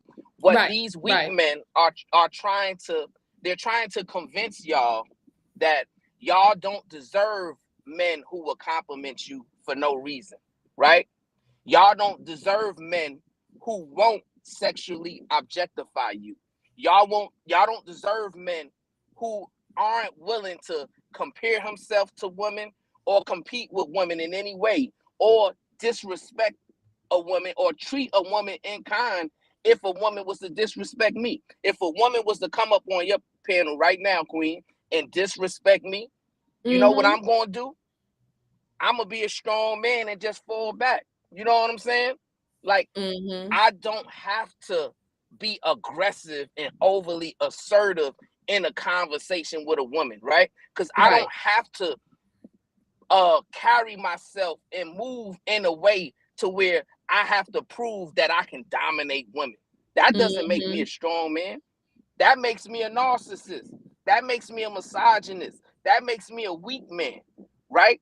And that's what y'all deal with day in, day out on this app, right? And what these weak men are trying to tell y'all is, well, if you ain't dealing with it from this brother, then guess what? Just give him some time. He gonna do what all of us is doing, right? And basically, they're telling you and they're conditioning y'all. I want y'all queens to hear this, right? Because this is very important. These Rim brothers, these no good suckers, they are trying to condition women to accept abuse and to reduce their standards in expectations of men so that they can get you and treat you just the way Cam Newton treat his woman, so that they can get you and treat you just the way Nick Cannon treat his woman, right? They want these type of relationships to be widely acceptable from y'all, right? Correct. And you know why? Because And oh, go ahead, brother. Go ahead. No, go ahead, Queen. I was going to say that because I was shout out to Freezy. He had a great live stream about 2 days ago, and he had Angry Man on his show, and I was in a chat, and they were reviewing the Dr. Brian with the Cam Newton interview. And I mean, to me, Freezy understood the whole scenario, right? And it leads back to the hypocritical type of mindset. And I thought it was kind of like astounding to me because in real time, I saw men who was praising high earning men, not high value men. They were praising high earning men like Cam Newton and saying that he is allotted, because of the amount of resources that he had, for him to go out and to make broken homes. However, the same men outside of Freezy will condemn and disparage women out here if they don't choose the regular man who might not be high earning, but he is a high value man. He's a high value man with purpose and character. And I could not believe the irony of it, that I saw it in real time, because it will be the same thing if the women that they believe only wants to go after the 10% men who are 6'6", 6 inches, 6 feet, and 6 figures, right? You will condemn the women who say, okay, if that's the type of men that I'm supposed to be going after, I'm going to use that list and frame how I'm going to date in a space. Oh, how dare you? You should know that you're a 4 and you don't deserve a 10 or a 9 of a man. You're not of his caliber. You need to learn how to be humble and date someone in your range. But you just made the argument that the regular man who could have high value and not be high earning is not worthy of even getting the 4 or getting the 5 female, according to men's crazy rating scale. You just made the argument as to why their women are doing that. And I just thought that was crazy to see. Well, we got to understand this, right? These men are hypocrites, right? You know, it's do as I say, not as I do, right? I've even heard a lot of these Rim brothers say, well, I talk to women like this online, but I don't talk to the woman in my family like this. I wouldn't talk to my daughter like this. I wouldn't talk to my sister like this, right? I wouldn't tell my daughter that Black women are the least desired woman on the planet, but I don't care if I spread that type of remedial rhetoric to the world on the internet, right? Why? Because maybe my daughter is too young to even be on YouTube at this time, right? Or that they're on other things and they're thinking that their messaging and their rhetoric won't be listened to by the people that they love, right? But that's narcissistic behavior because, like you said, Queen, lacking empathy to understand that these same ladies who you are devaluing in this way, they're somebody else's daughter. They're somebody else's wife. They're somebody else's sister. They're somebody else's mother, right? And you don't have a problem with knocking them down, right? But yet you want to champion degenerates, right? You want to champion, you know, people who lead with sex, lust, and degeneracy. You see, that's why, you know, every time I get on a platform, I make mention that men need to recalibrate their value system, remove sex, lust, and degeneracy from the top of their value system. Not saying that sex and lust isn't important, right? But it Mhm. shouldn't be the first thing you think about in a given topic, right? I had a Right, conversation exactly. with a brother the other day. Queen, and he was talking about, well, what would be the fears if the U.S. would turn into a dictatorship, right? And so I was thinking and processing it myself. I'm like, well, I gotta get my family ready for a possible rebellion. I need to make sure I stock the refrigerator and the pantry with food. I need to make sure, I got my ducks in a row so that, when the resources start getting scarce or when crimes start going up, that I can protect my family, right? That's the way I'm thinking. Right. And they asked this brother, they said, well, what would be the first thing to come to your mind? He said, hey, I won't be able to watch porn. That's what he said, right? And wow. We find other brothers who would say, well, I have to sexually objectify every woman I meet, because if I don't sexually objectify them, then that means I'm gay, right? And these are brothers in this space that other men respect, other men lift up, other men, give kudos, right? Right. So what I'm saying is, it didn't used to be that way, right? Back in the day, back in my era, you know what I'm saying, in the 80s and 90s, like if you was a sucker like that, you would be corrected immediately, right? That type of remedial rhetoric would not stand in any type of conversation with any type of strong men.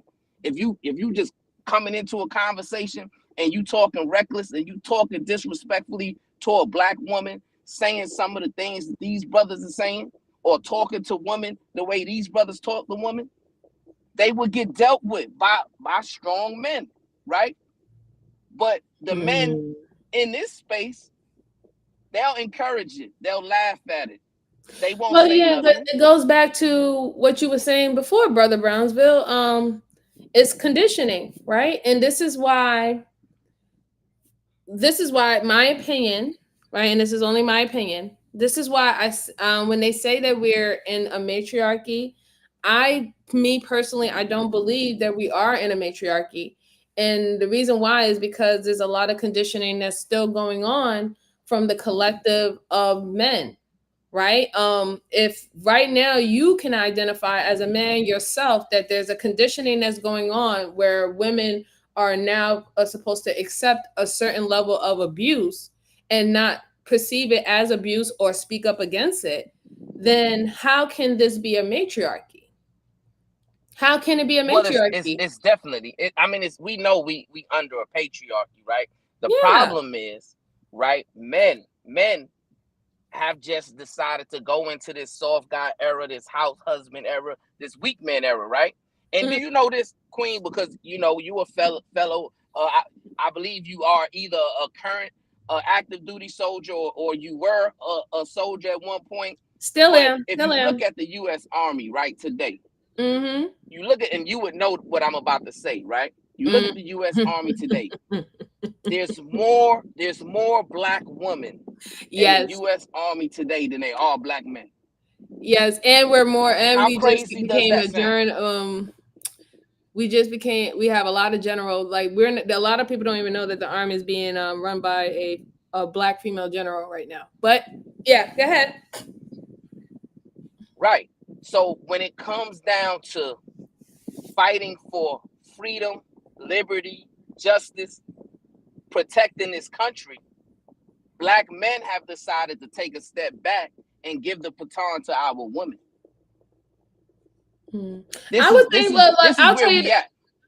tell you this, Brownsville. What I believe what black men have decided to do, they decided to, I think they want to walk out of the white man's patriarchy. This is what they want, right? They want to walk out of the white man's patriarchy, whether if they're going the right route, that's up up for, consideration. I don't believe that they're going the right route, but that's what they want. They want to actually remove themselves from white patriarchy, and the way how they're doing it is like, the ones who's coming with us is coming with us under what we say how everything needs to go. And if the ones who are not coming with us, then you can go ahead and continue to adapt into the white patriarchy the way how you see fit. And if that's you putting on, strapping up your boots, going to work, doing this, doing that, doing the jobs that men should be stepping up to the plate to do, that's what they're saying. And I'm only playing devil's advocate. It doesn't mean that I necessarily agree with them, but I'm trying to understand men who don't look at things the way I look at it. Not to agree with them, but just to try to understand where they're coming from. Right. And when we do peel back the layers of the onion, we realize that these are just weak men. They don't value protection. They don't value provision. They don't even value women, right? They look at their own woman as competition, right? These men are constantly and consistently comparing themselves to women, right? Mm-hmm. You a man. Compare yourself to other strong men. Compete with other strong men, right? We don't see male boxers getting in a ring with female boxers.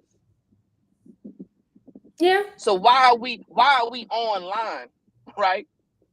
And it's not considered foul or bogus for a man to get in a proverbial ring with a woman in full competition and combat. That's ridiculous to me. I'll tell you one thing. To me, I do believe that is ridiculous. And the only reason why I think it's ridiculous is not because, I'll put it like this. If we're not the same, and this is always stated all the time that we're not the same, right? Then there should be no reason why we should be competing. And if you see strength in your counterpart, why not utilize it? And this is the only way where I would say utilize it, right? Why not utilize it for the greater good for all of us, right? If we're supposed to be together and we're supposed to be moving together, what is no better army than a strong man and a strong woman by him? What stronger army is that? When both people are highly functioning, highly operational, both people can handle certain stress and in certain situations and circumstances, you get nothing but the best result. And this is why they even allow women to have different positions in the military. At first, back in the 1940s and stuff, women was just like the secretaries, the admin. They were doing admin work, secretary work, and stuff like that. You got women who's going to special forces. You have women who are Navy SEALs. You have women who are Marines. You have women who are a part of the police force, military police. I'm part of the military police. We're out here doing literally things that will be identified as male structured jobs. We're having the same training. It's not like it's not like they're training me to shoot a Sigma that is pink and have freaking barrettes on it and flowers and stuff. Like I'm not shooting a pink Sigma. I'm shooting the same gun that everybody else is doing. I'm shooting the same rifle as everybody else. I have to shoot the same range as everybody else. I have to get marksman like everybody else. So, I mean, the only thing that's literally different is when it came down to PT, right? And you should know this, Brownsville. The reason why our qualifications and requirements are different is because we have different body structures. I'm only required to be the top woman amongst women. I'm not required to be the top woman amongst men. That's not going to happen. So instead of them trying to beat down the strength and the power that you do see in your women, why don't you do what the white man is doing? Utilize it. That's what you're saying that they're doing, right? They're using the black women to help build and keep up their patriarchy. Use your women the right way. Use it to empower your family. Make your family strong. Make your nation strong. That's all you have to do. And there's a way that you can utilize women, and it's not going to look as you're scamming them or you're swindling them or you're using them in a negative way. There's a way to do that. And that's why I really believe that we have to focus on strengthening our communication skills and being professional, communicative individuals, that we can speak each other's language. Oh, I lost Brownville. I didn't even know I lost him. Darn it. Well, let me look at the chat. Let me see what the chat's saying. Hi, Don. How you doing, sir? Thank you for coming. I appreciate you. And Aaron, thank you for coming too. I didn't want to think that I didn't see your message. It's just that the chat is going by so fast, so I can't see everything. Hi, Kimfo. How are you? She said, that's what they think. They think women are getting easier, and I'm like, they go just as hard as men. Yeah, we go as hard as what our limits are. And I don't think that any woman is that naive to understand that our limits, wherever our limit is not going to be equivalent to men. And we're not trying to take that from you. We're not. We can definitely identify the greatness in men and things that you're going to be better than us naturally. But we have things that we are great in that you can't, that you cannot do too. That's what we're saying. There's things that we can do that you can't do, and there's things that y'all do that we can't do. And that's what makes us both unique and great. And we can literally utilize each other for the greater good, the way how God wanted us to be. Oh, Brownville came back. Okay, cool. Are you there, brother? We lost you. Hey, Queen, can you hear me? Yes, we could. Yep. Oh yeah. Shoot, I'm at a soccer tournament right now with my son, so I had to. Okay. So like, you don't have to stay quick. that long. I appreciate you coming up to speak with me. So family time is always important.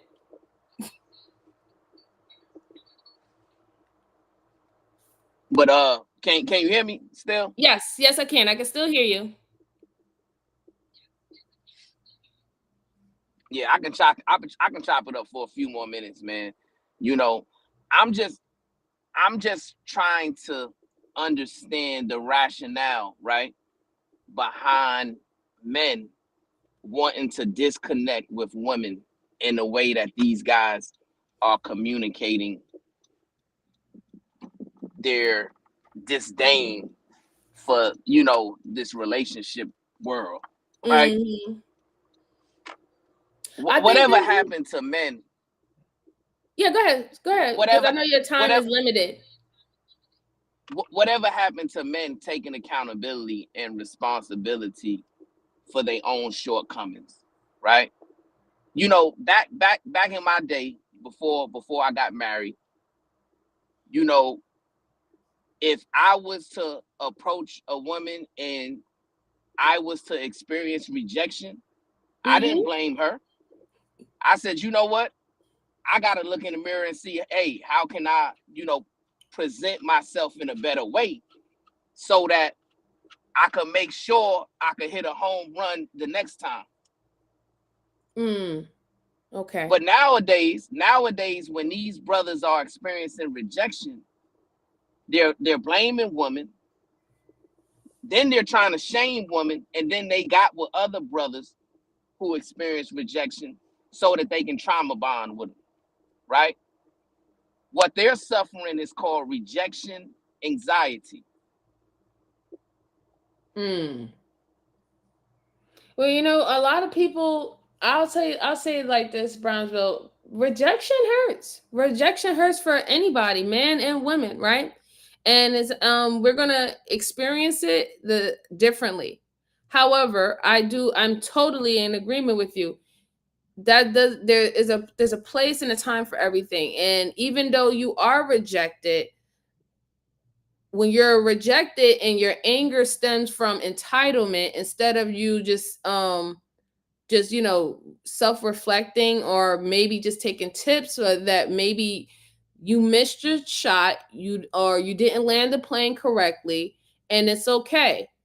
Now maybe that wasn't for you, or maybe there's something else that you should have been waiting for, and it's just literally the world and God and existence doing its job and making you miss a opportunity for a reason, right? Why do we always get to the pessimistic part of life quickly instead of looking at the optimistic side of it? Maybe that rejection is for your protection. Isn't that said before? You might not know. And it's not to necessarily say that the individual could have harmed you. What if you get into a relationship with someone and you realize that you're no longer acting in your true nature or of yourself, right? What if you start to mimic some of the bad behaviors and things of a person because you stay with them in a long period of time? Maybe that rejection that you had was steering you away so you could stay on your purpose. But we go completely to, oh, this person violated me and I'm entitled to experience somebody's time, energy, and whatever. And this is why now I become aggressive about the situation, because we're looking at it as a Right, loss and never a win. right. And you spitting all facts right now, right? But see, this is where the narcissistic disorder comes in, right? Because the reason why these brothers won't do what you're suggesting they do is because they have a overinflated sense of self, right? As you articulated, they feel entitled to all women, right? And as soon as Mhm. they experience that rejection, right, that's when their misogynistic traits come in, right? To where, Mm. well, if I can't have you, then I'm gonna crush your confidence down so bad that I'm gonna make you think that you don't deserve any man, right? Mm. Yeah. No, I agree. Or I'm Um, a, I'm a do, some physical harm to you, and we've seen that's been a case here recently, right? It mhm. happens. I've heard ladies get on panels and say, "Hey, I don't reject men because I don't feel safe doing so. So I'll give them a number, right? And let them think that it's my real number just so I can leave that interaction without being harmed, whether physically, mentally, or emotionally, right? Mhm. Mhm. I'm sure you yourself probably even have experiences to where you've rejected a man and then he's did something or said something that you found disrespectful. Am I right or wrong about that?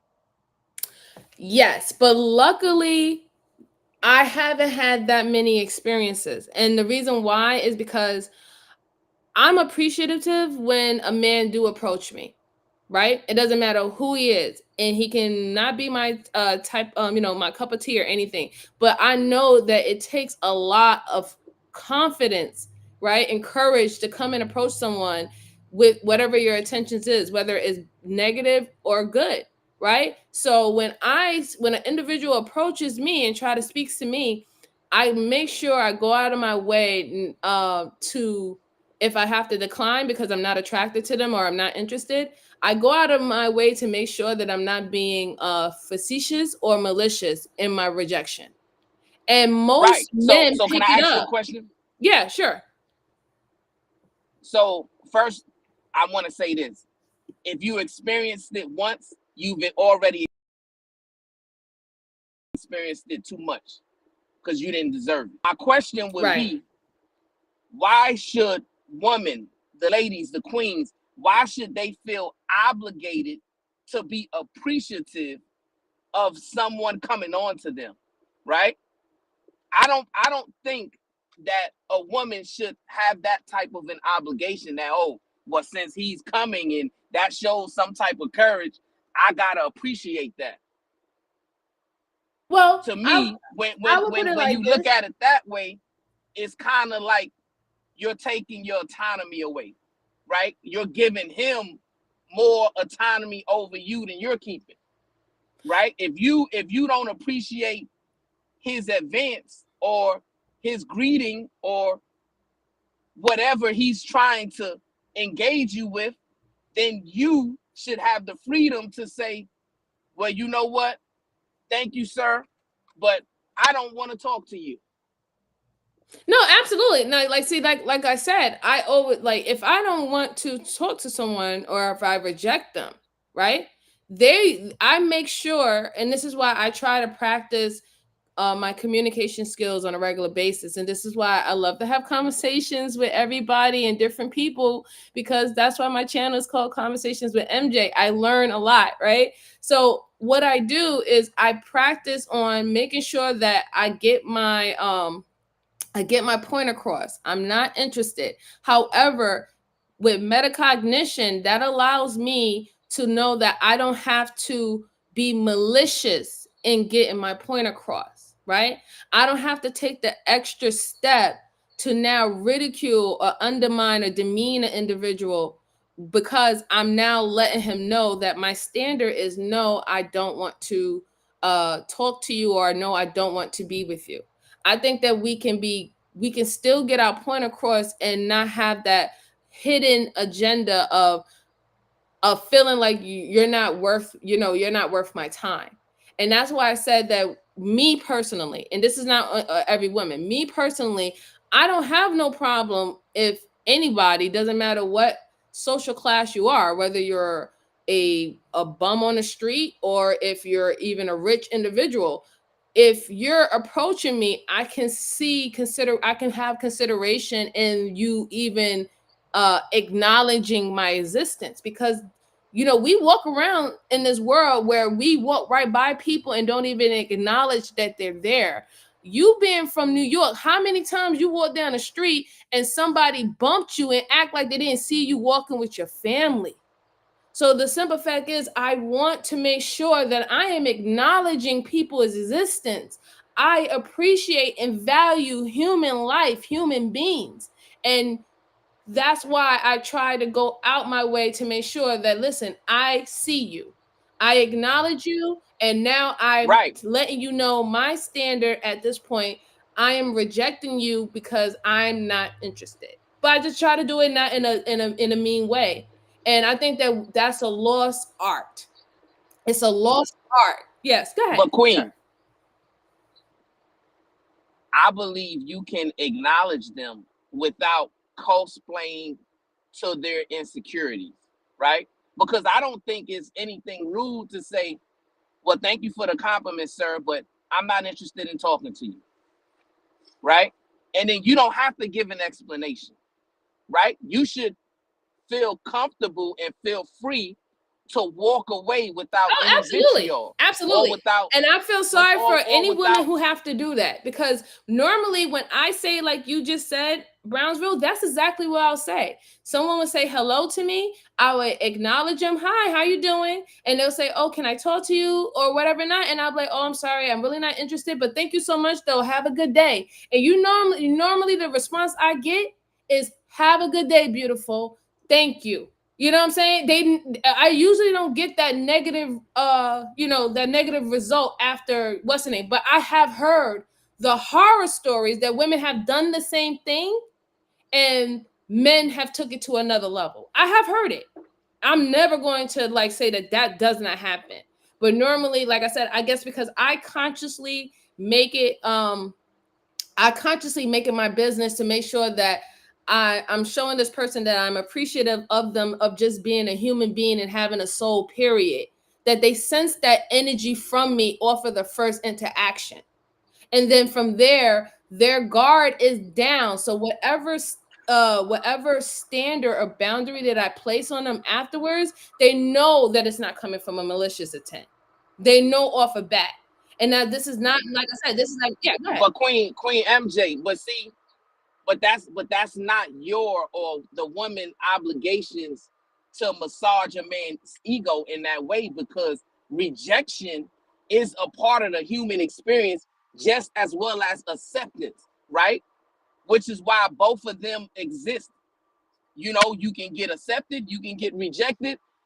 Everybody understands the ramifications of both and the necessity of both, right? I agree. So what I'm saying is you should not have to play into the insecurities of a narcissist by giving them extra, assurance. Oh, well, you because I'm rejecting you, now I have to do so in a manner and that's gonna, satisfy your ego. I mean, no, I really to me, no, the men, men, right? They're getting used to, women responding that way, and because of that, they're not acknowledging and undergoing the necessary self-reflection to deal with their insecurities properly, because no one has to reject you in a certain type of way. Rejection is rejection, right? So if I say, hey, I don't want to be around you, I don't want to be around you. I don't have to say it in a sweet way for you to be happy about it. No, if I say, hey, I have to remove myself from your presence, or please don't talk to me, that's not being rude. That's me saying, hey, I don't want to be in your presence at this moment. I didn't come outside for you. I didn't go shopping for you. I didn't go to the mall for you. So you should not feel obligated to intrude upon my space. And since you intruded upon my space, I have the right to tell you to see your way out of my space. No, I understand. And that should not be taken in a rude way. I totally understand what you're saying. I am not advocating for women to do the most, right? I'm just talking on the stance of respecting individuals and human beings, period. There's a level of respect that I have for all individuals, even the ones I don't like, right? And for me, that's just how I was raised. That's the etiquette that I have, right? So I'm not saying that women are supposed to literally move in a way where another man should be comfortable in regards of how they approach you, and like you said, fueling their ego and coddling them in their entitlement. That's not what I'm saying at all. At all. No, I'm not saying that. I'm just saying that if I'll say, if we have a certain type of energy up front that we want to move on, it kind of sets the tone, right? And that's why when you talk about men being leaders, and I agree with you, men set the tone. They set the tone, right? So if the tone at that point is very assertive, that assertiveness can look like aggression, then everything else behind that is going to transpire, right? And it's the same, and I feel that like just us as humans, if we just like I said, if we just have a certain type of energy and we just say, hey, I'm sorry, I'm not interested, then I think that we will have a little bit more better results if people can feel that you're not doing it from a malicious type of way, right? And it's not saying that women are turning down men in a malicious type of way. I want women to be comfortable today to walk down the street and a man say, hey, sexy, or hey, mama, or whatever not, and they be comfortable to say, no, I'm not interested, and keep it moving. And that would be the end of it. I want it to get to that point. I really, really, really do. So like I said, I am not undermining anything that you're saying, brother. On it. The reason why I'm harping on it, can you still hear me? Yes, sir. Yes. So the reason why I'm harping on it, right, is because if women feel obligated to coddle these guys' entitlement, right, then the situation and their mindset just continues to get worse, right? Mm-hmm. For example, have you ever been on a panel where you could just be having a random general conversation, and then a man will get on the panel and say, well, why don't you cam up? Oh, yeah. That happens to me numerous of times. Right. So what I'm saying is, these men feel obligated to you cosplay into their insecurities, right? They want you to be willing to be manipulated by them, and you know the reason why they want you to cam up. They want to sexualize you, or they want to criticize your looks, or they want to utilize the way you look to discredit your opinion, right? There's always an ulterior motive, right? That is true. But yeah, there's a lot of women who are feeling obligated to allow these men to operate in that type of mentality, right? And what I'm saying, it starts with what you were saying, as far as, well, if we reject them, we have to do it in a way to where they can walk away feeling good about themselves. And to me, that's how the problem gets complicated, because now these men, they're going to take it a step further and a step further and a step further, because you never force them to undergo the self-reflective process, right? Because if you just reject them in a manner to where they do have a scar, that's going to cause them to self-reflect and take some type of accountability with their approach, right? So what you're doing is you're turning a weak man into a strong man, right? Because strength is grown because we endure through weakness. We endure through pain, right? That is how we get stronger.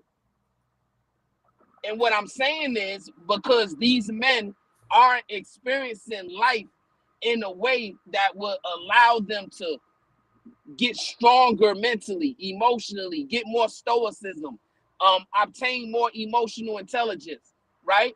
Because they're being coddled and their insecurities are being massaged, right? They're just walking around thinking that the weak mentality they have is normal, right?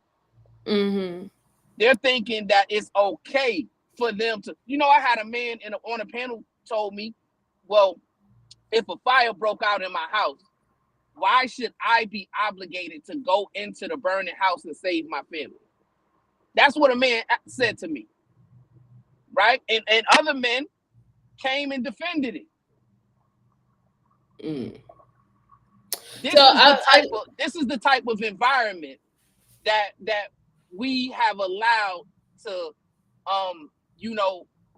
come into realization, because instead of edifying these guys with truth, we've coddled their weakness. I would agree that we do coddle their weaknesses, and I do know that some form of adversity creates stronger men and strong-minded men. I totally agree with that. My standpoint wasn't necessarily just only from a woman's standpoint. When I was speaking like for civilization period, right? Society, even from dated from 1940s and 50s, there was a way that people moved, right? And I'm not trying to say that they weren't out here having these swing clubs and knocking the boots and everybody was just married and all that stuff like that. No, no, no, no, no. We all know that there is the other side of the track. Okay. That's why we had songs that even said the other side of the track. That meant, that was a phrase meaning that is everything that's out of societal norm. So the societal norm back then, black men in general used to wear suits. Women always wore dresses. Women used to have to wear pantyhose, right? With their dresses. There was no bare skin to dress. Women used to wear what is that called? Slips, right? With their garments and stuff like that. There was certain type of things that we did within that society that was just like, that was just the style, the culture of what was the basic, right? What was the basic. So even back then, you could look at almost every period piece that they have out there in the movies. Men used to hold the door. Women used to wear a certain type of garment, or they didn't expose anything above their calves. They used to wear a lot of hats when they went out, and they would take it off when they get into the house. Men would take off their shoes. Men had in-house shoes, and they had outside walking shoes. We had certain things that we used to do, right? So when I was talking about, when I was referencing earlier about the treating someone with general respect for them even being a human being, that's what I was talking about. I wasn't just talking about coddling individuals as them when they, how men, you're from New York, how some men be like, if you're a woman, you're walking down the street and you're not smiling, and the first thing they say to you is smile beautiful, right? They don't know who you are. They don't know what happened to you. You could have lost your job. You could have lost your family member, whatever not. But because they want you to smile, because they're uncomfortable, they will come out and approach to you and say, smile beautiful. And they wonder why is that statement so wrong? I'm just trying to say something to cheer you up. But because they don't have a personal relationship with that individual, they don't know that could be offensive because they're not having a good day. And then that will make them feel like they're being forced to do something that they don't want to do. So I completely understand what you're saying, sir. I really do, brother. I was just talking more about there was a code of conduct that we had back in the day that everybody followed. And we don't have that anymore. And then the reason why we don't have that anymore is because we fought, and I say men and women, we fought to not have that conduct anymore. Well, and I know you say men and women, and I understand, as a woman, you do want to give women some of the responsibility, and I can respect that. But as a man, I say no. We got to put it all on the men, right? The men at some point decided to forego self-control and self-discipline, to your point, to where we've got and we've regressed from our moral standards and values, right? And we have accepted a weaker form of manhood, right? Which has caused this current plight that we're in, right? To where the Rim brothers, the no good suckers, have the ability to surmass such a strong following because there are other weak men who love to be coddled just the way they do, right? Just like the example that you gave, as far as the man, seeing a woman frowning, and the first thing he thinks is, well, smile, beautiful. Right? So that's a statement. That's a statement to massage his ego. That's a statement to make him feel validated, right? But he's not worried about how you feel. He's not worried about your validation. He's not worried about your autonomy to go through your own emotional experience. Yeah. I agree that's exactly why that I wanted to use that example, because like I said, I totally understand where you're coming from. I do. I totally understand where you're coming from. Me and my statement was more on general aspect. And I will tell you, because I'm an empathetic person, I try to see both sides. And when I try to see both sides and try to find that, that even balance, I'm not going to say that it's not a easy task for me, right? I mean, I have experienced very bad consequences for being that balance. So I get what you're saying. I really do. But Brother Right. Brown. And all I'm saying, Queen, is it's time for the strong men to stand up, man, and take back control over the weak men, right? Because we have to be the ones to call these brothers out and let them know, hey, you're moving with narcissistic traits. You're moving with a lot of weak values, right? You're prioritizing the wrong things, right? Which is causing you to be in your emotions and become emotional, right? An emotional man is a dangerous man, right? Because he's not going to be drawn to duty. He's not going to be drawn to protection. He's not going to be drawn to provision. He's going to be drawn to how he feels, right? Oh, you're breaking And up that's a a little bit, dangerous Brownsville. man. Can you still hear me? Yeah, I can hear you. Can you hear me? I can hear you now. I can definitely hear you better. Yes. Yeah, what's the last thing you heard? You was talking about emotional men. Right. And emotional men are dangerous men, right? Because they are going to be caught up in their own feelings instead of caught up on providing protection and taking care of their family and, going to work, getting to the bag, finding financial stability, inventing things, utilizing their strengths in a way that they can be productive to help other people, right? If you're a man and you're caught up on your emotions, right, you're wasting time, right? You're wasting energy in things that you should quickly be able to move on from, right? It's always been known that we should, as men, carry the heavier burdens, right? Like if me and my wife was stuck on a mountain, right? It's up to me to carry her backpack, right? I'm lightening her load. I'm gonna carry my backpack and I'm gonna carry her backpack, right? Because I want to give her the greater opportunity to be able to get help, even if I gotta sacrifice myself. That's how men are always supposed to think, move, and operate, especially over those they love.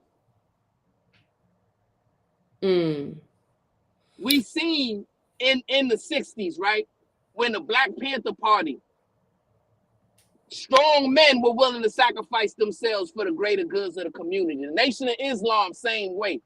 The Christians in the Civil Rights era, same way, right? Men realize the call of duty. That comes with self-sacrifice. Right. What's I was just listening back to what you're saying, especially with the simple with the emotional, right?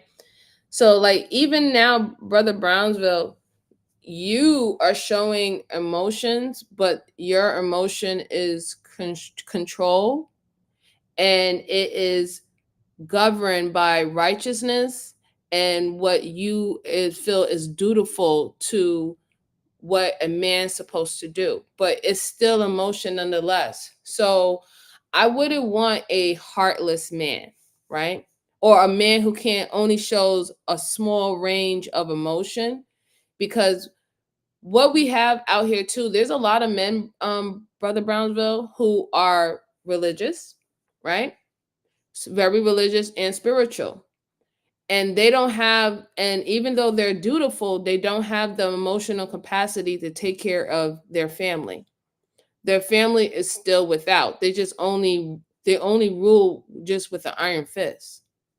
But when it comes down to the emotional connection of bringing their family together spiritually, energy wise, and all the stuff like that, they don't have it in them, because their mindset was just, I just had to be dutiful, and as long as I'm dutiful, I fit my role that was bestowed upon me. But you don't even get to enjoy your role. You don't even get to enjoy why that leadership was even placed on you. You can't feel it. You're detached from it. You're detached. So what we want is, we want men to have their emotions regulated in a healthy way, healthy for themselves and healthy for their families. Because I have seen a stone cold cold-hearted man, and I have seen the impact of a cold-hearted man who was in the house with a wife and children. And because he was so detached that he could not show love to his wife and his children, but on paper he was dutiful. I could tell you the results of how that looked like. That looked like the people in that household, they felt that they were living in prison. The children couldn't wait to get up and leave that household and never come back. Those are the ones who were in the household who end up dying in old folks' home with nobody to come watch them and care for them. They're staring at the window looking and looking to see if somebody is going to come and visit them. Their own kids don't come and visit them, don't bring their grandkids or nothing. And when they die, because we all die, they get cremated and nobody come and pick up the ashes from the morgue. So I have seen Right. that. What we So want can is you hear me? healthy men and healthy women. Yep. Can you hear me, Queen? Yes, I can. Yes. Okay, so let me be more clear, right? Because I hear what you're saying and you 100% correct.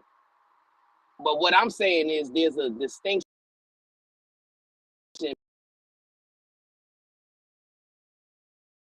between We're losing you. experiencing, right? Hold on, we're losing you again, Brownsville. Is there a storm where you are? We're losing you a little bit.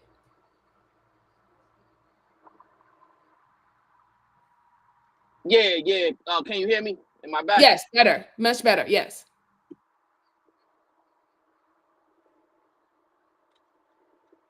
Okay. So I hear what you're saying and you're 100% correct. So let me be more clear, right? So there's a distinction between experiencing and showing emotion from being an emotional man, right? We understand that emotions are both positive and negative, right? So everyone should freely showcase their positive emotions in a way to edify themselves and others. We get that part, right? But where the emotional man comes in is the constant showcasing of the negative emotions, because that's when self-control has to come in. That's when emotional intelligence has to come in, right? So when you realize you're getting anxious, or when you realize you're getting angry, or when you realize you're getting fearful, right? Those negative emotions that all of us feel in a human experience. What I'm saying is men have a higher sense of duty to control those emotions, right? Because that comes with leadership. So if you desire to be a leader, right, there's certain things that you have to endure in a controlled manner. Right. And you shouldn't look at it as a slight, right? I'm not saying, well, you can't show any emotions. You can't love on your family. You can't tell your kids you love them, give them hugs. No, you're supposed to do all of that in abundance, right? Mm-hmm. I'm talking about the negative emotions that get these men in a spirit of complacency and complaining. Right. I know. I understand that you were saying that, Brother Brownsville. That's why my I guess my stance is just more balanced, right?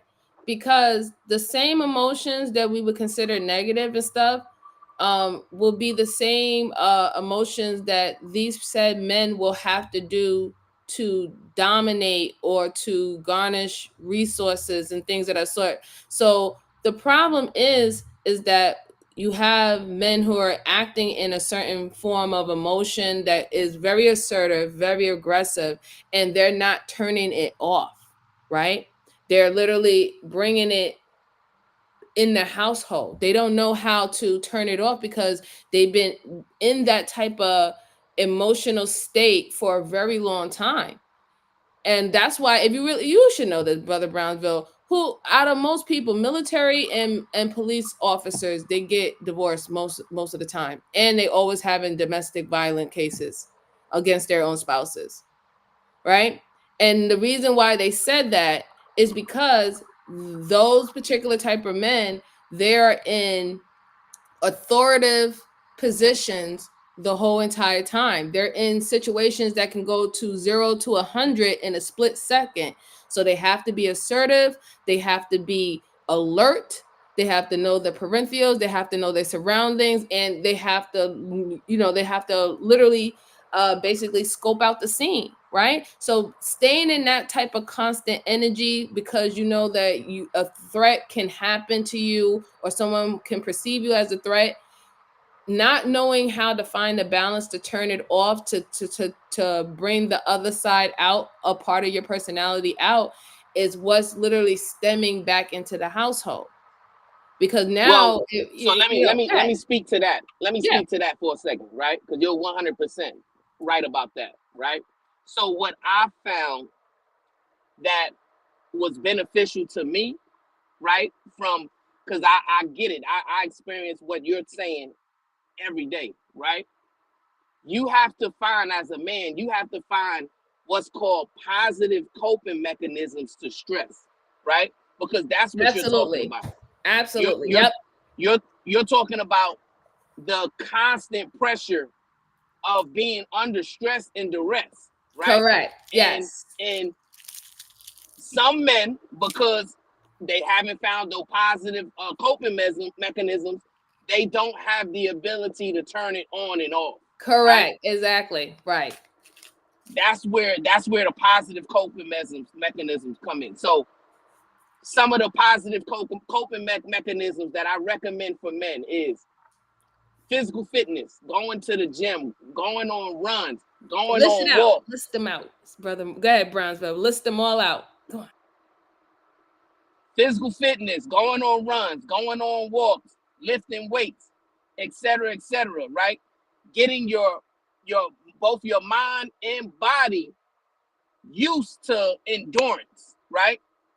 Also, when it comes to spiritually, going into meditation, going into prayer, obtaining and gaining more knowledge of self, right? Because the more knowledge we have, the more wisdom we can apply in our life experiences. Correct. Right? Correct. Then it's the mental, the mental stresses, right? Understanding and processing in real time how to take accountability for your flaws and how to look in the mirror and see your true self so that you can change some of the things that you don't like about yourself, right? Right. Being able to take criticism in a way that it won't become personal to you, right? Because MJ, you can say, well, Brownsville, you said this wrong, and you need to clear it up. Me, I shouldn't take that personal. You're just correcting me, right? Or criticizing me, and you're giving me an opportunity to fix myself. So I have to look at it as an opportunity for correction instead of looking at it as embarrassment or taking it personal as if it's an attack. Mm-hmm.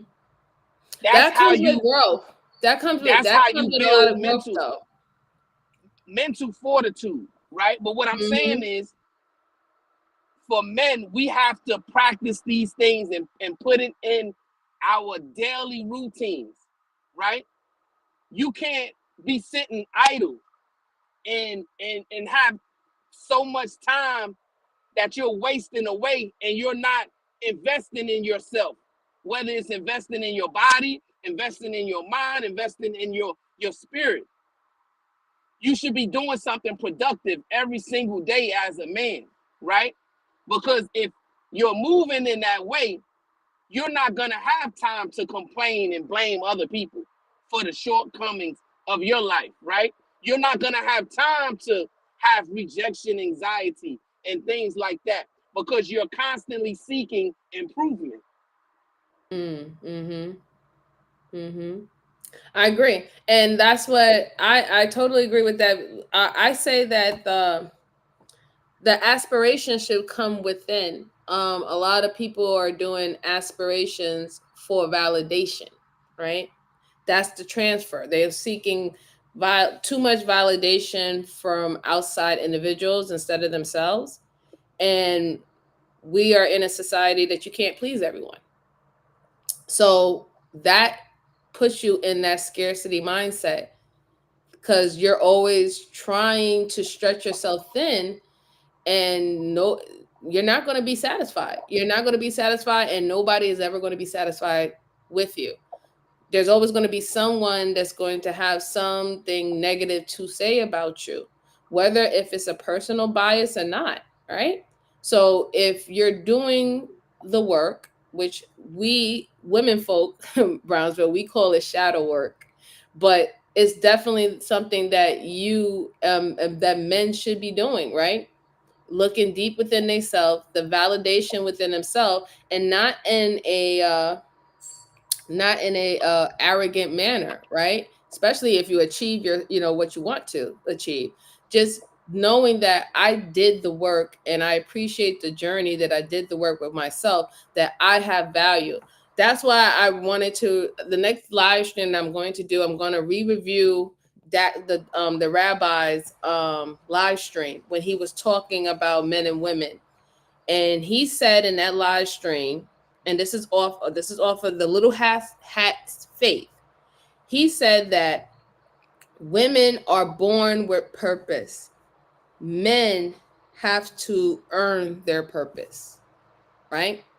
Their journey is going to be completely different than ours. There's steps and things that they're going to have to make and do for themselves to get there, right? And it was powerful when he said that, because one of the reasons why women will have this type of what the men in the Rim brothers and them will say, the reason why women will have this mindset that, listen, I could be a whole too, but I'm still valuable, is because they are the bringers of life. That is why women in the Little Hat community is considered value without being even doing anything. And in their community, the men has to do things to obtain their value. And once they get there, that's why the things that they can do is literally outside of the women. They do it for them. They do it from themselves. They're not beholden to their sex. And I think that's very powerful, and I think that's something that we need to like dive deep in. And I'm going to reach out to a couple of men that I respect, especially yourself, Brownsville. I hope you come. We should definitely have that deep type of conversation about that, because I would want men to feel that they're valued, and they're not valued just off of what they can provide and do for women. You know what I'm saying?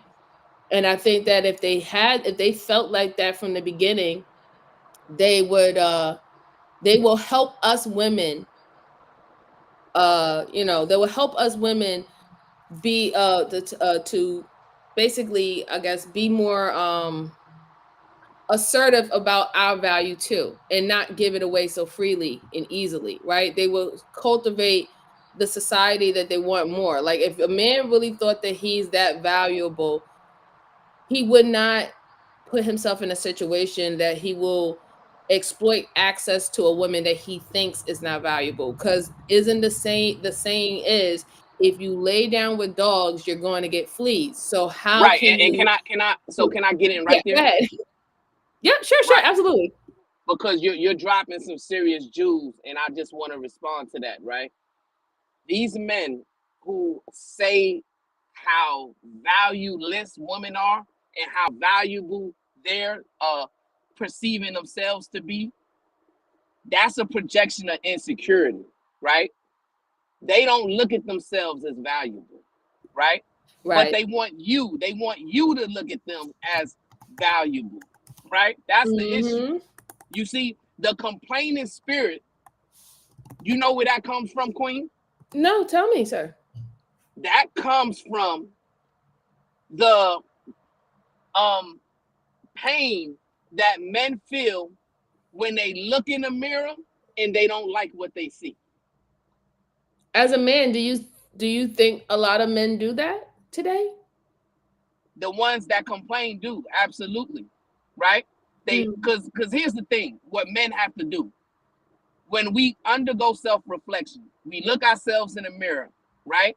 We're not going to always like everything that we see, right? Right. But Right. at that point, at that moment, we have to make a decision. Either we're going to fix the flaws that we see and work on them, or we're going to choose to ignore them, right? And then in ignoring the flaws, right? That's where the narcissistic mentality comes in. That's where the misogynistic mentality comes in, right? Because if we're looking at ourselves as now flawed, right? And we're choosing either because of lack of confidence, right? Or lack of ability to fix our flaws, we want to prove to you, think about this, listen to this. We want to prove to you, woman, that our flaws no longer exist. We want to convince you of that, right? So that's why we make it a point at that moment to shame, blame, and you know, tear you down. That's what's happening with the Rim brothers, right? They don't like what they see in the mirror, right? And then literally, you can see it on the panels, right? A lot of them are overweight. You know what I'm saying? They morbidly obese. Probably haven't seen the gym in 2-3 years, right? They're lying about what they're earning financially, right? They're lying about, you know, their relationship experiences, right? And what they're trying to do is gather a false sense of security by constantly putting the woman down and then getting them to submit to how they feel and what they say, right?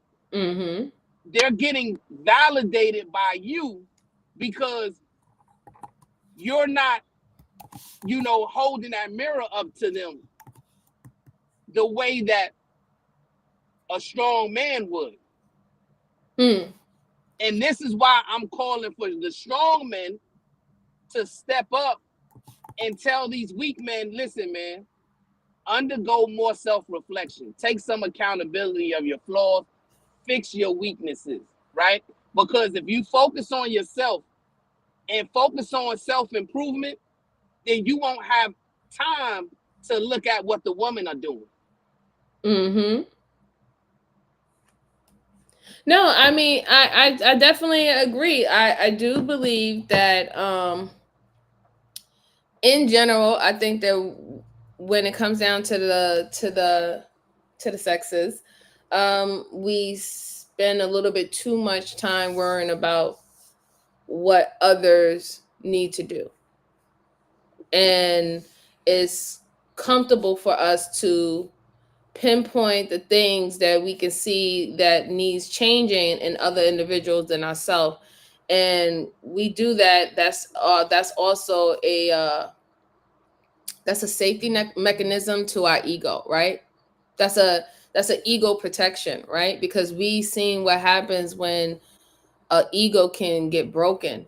Or like it can really destroy an individual in and out. So naturally, we try to do things that it doesn't get to that point, right?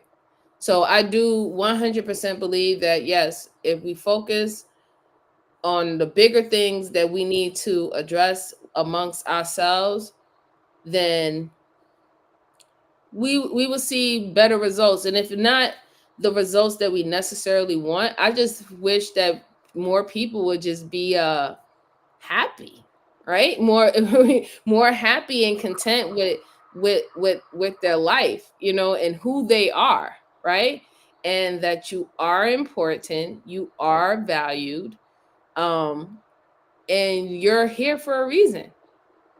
You're here for a reason, not a season. You're here for a reason. And make it all worthwhile. Really. And what That's how I feel. woman, and my question to these men, right, these weak men, is what women are too, right? See, you know, we never graded women no less than 7, right? Either they were a dime, they were 9, 8, and then the lowest we would go is 7, right? Because anything over 7, anything under 7, right, is now you just trying to, you know, put this woman down, right? Trying to make her more self, you know, less confident in herself, right? And when you should be interested in building her up, right? Right. You can say, hey, you're not a 10, you're not a 9, you're not an 8, you're a 7. But guess what? If you fix X, Y, Z, you can, you know, have the ability to elevate, right? You don't tell a woman, oh, you a 2, you a 3, you a 4, you a 5, right? And now you created a situation to where you're knocking her down, right? And we also got to understand this: beauty is in the eye of the beholder, right? Right. That's subjective, right? So somebody that I may deem a 7 might be a 10 to somebody else's eyes, right? True. That's another reason why I never go below 7, because everybody has a sense of beauty in their own way, especially our women, specifically Black women. I believe all Black women are beautiful. That's why I can't go below 7. Right. And those no good suckers that's going 5, 4, 3, 2, and 1. What I'm saying is they're dealing with their own insecurities, right? Maybe when they look in the mirror, that's how they view themselves, right? So they want to project that onto women because they get, you know, what I can't stand is when men get some type of gratification for putting a woman down. That sickens me, right? To where it makes you feel good to make a woman less confident in herself. Right. Well, you can't get more narcissistic than that. Oh yeah, I mean that definitely is narcissist, and it's the destruction. It's the destruction of a person's self-esteem, right? I never thought that trying to destroy someone's self-esteem was something that's going to be beneficial for anyone. I would advise no one to do that if they're in a relationship or having a friendship or even a business networking. Don't try to break someone's self-esteem, because when you break a person's self-esteem, that type of trauma that comes to it is not going to reap the benefits that you actually going to get. You're no longer dealing with a whole individual anymore, right? And you're going to start to realize that that person is not whole anymore. You're going to realize that there's something missing. There's something there. Something's not there. So I don't never think that that will ever be like a wise thing to do. I just don't think that that's just a wise thing to do when even in society, right? Like even for them even saying when it comes down to the Black community, that the Black community is at is the lowest on the totem pole of whatever fake metric that they create.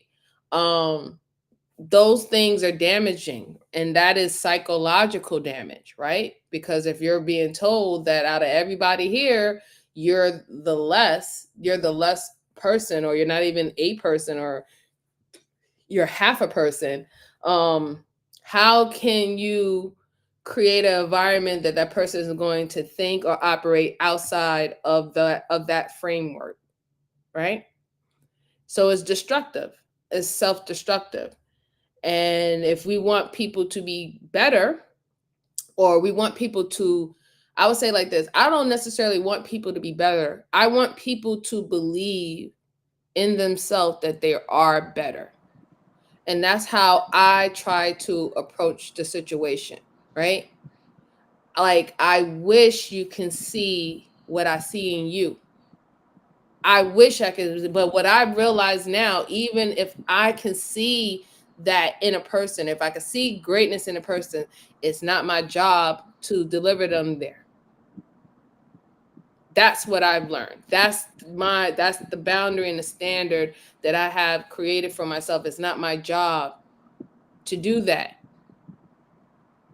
I can see it, but it's just not my job anymore, and not to put myself in that predicament ever again. Because if you want to believe that you're not valued, if you want to believe that you're the scum of the earth, if you want to believe these things, then that's something that you have to have a conversation, a personal conversation, one-on-one conversation with your creator, and not me.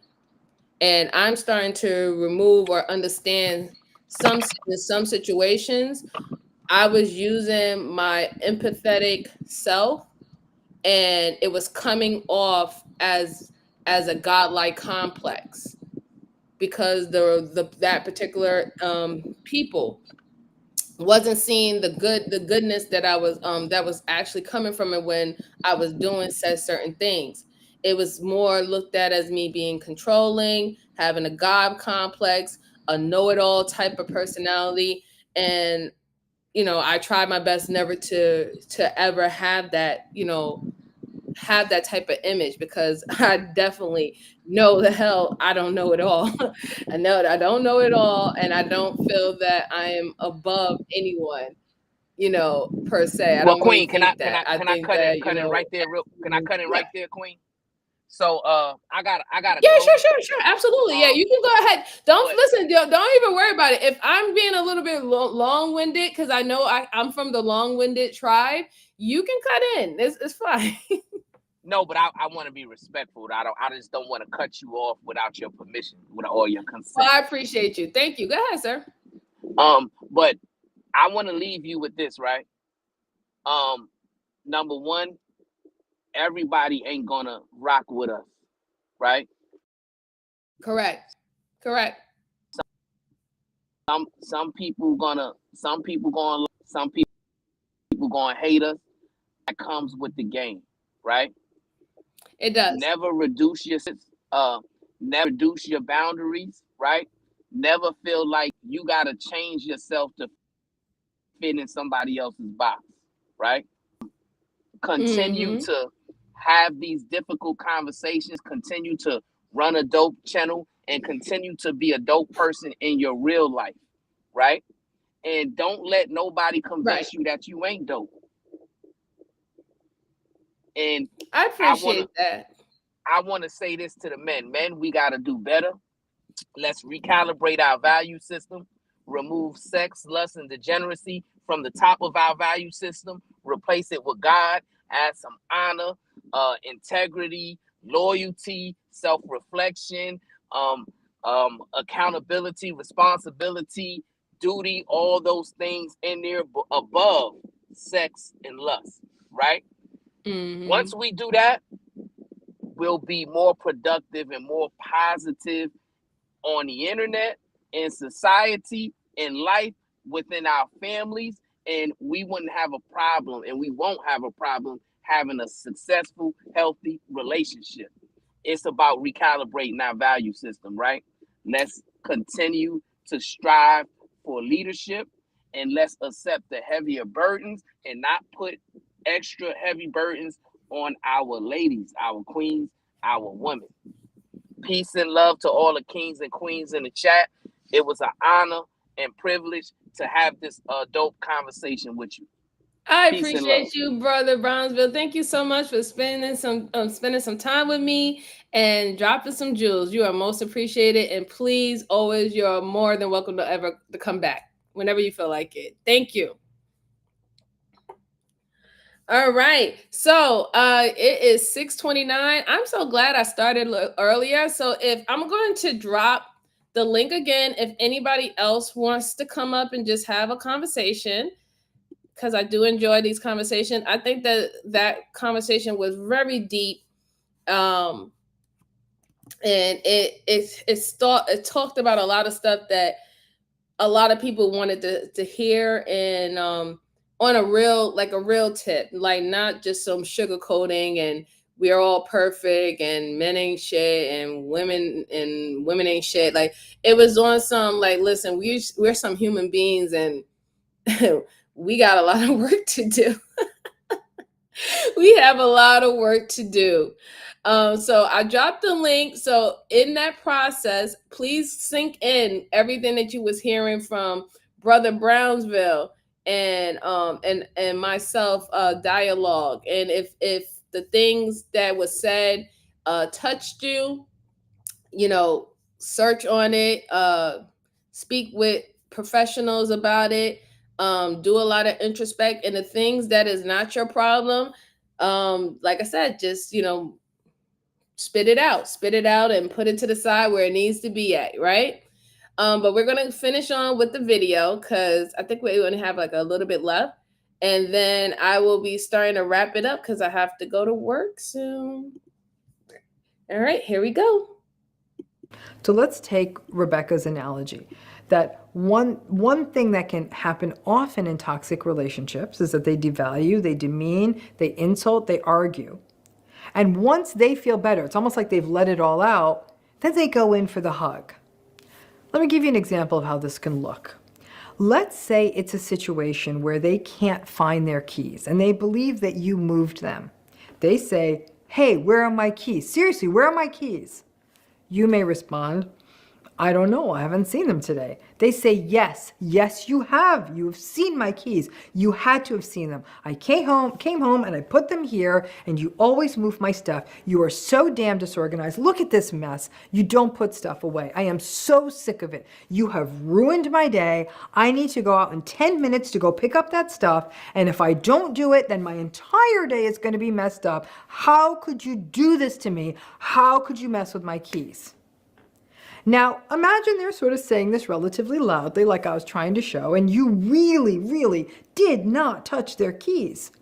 Some of you may go and try to look for the keys.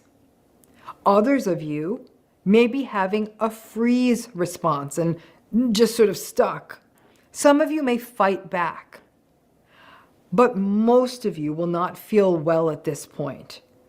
There'll be more yelling. They're trying to find them. They're still yelling. Then they say, "To hell with it. I am taking your car. Too bad if you need it."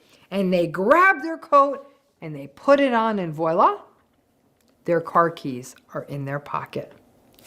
They feel that pocket. They hear the jingle and they say, "Got 'em." And then I'm heading out. No apology. But as they're about to head out, and this is the part that's not okay, they may come in for a hug. They'll say, "Okay, come on, let's make up." And they'll come in for the hug or the kiss.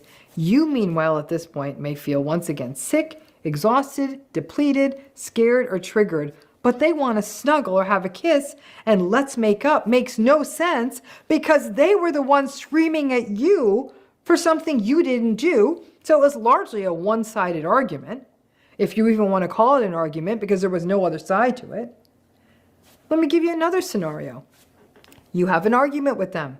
They yell and they insult and they invalidate and they scream and they may storm off or leave. And then when you see them later, they come home in a good mood and they just want to snuggle.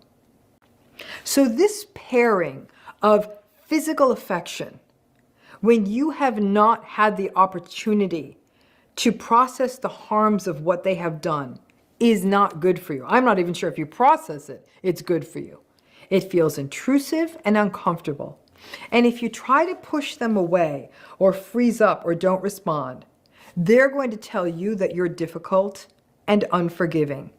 But at a somatic level, to have the person who just psychologically harmed you then try to touch you in a soothing or intimate manner, for a lack of a better way to say it, it feels kind of gross.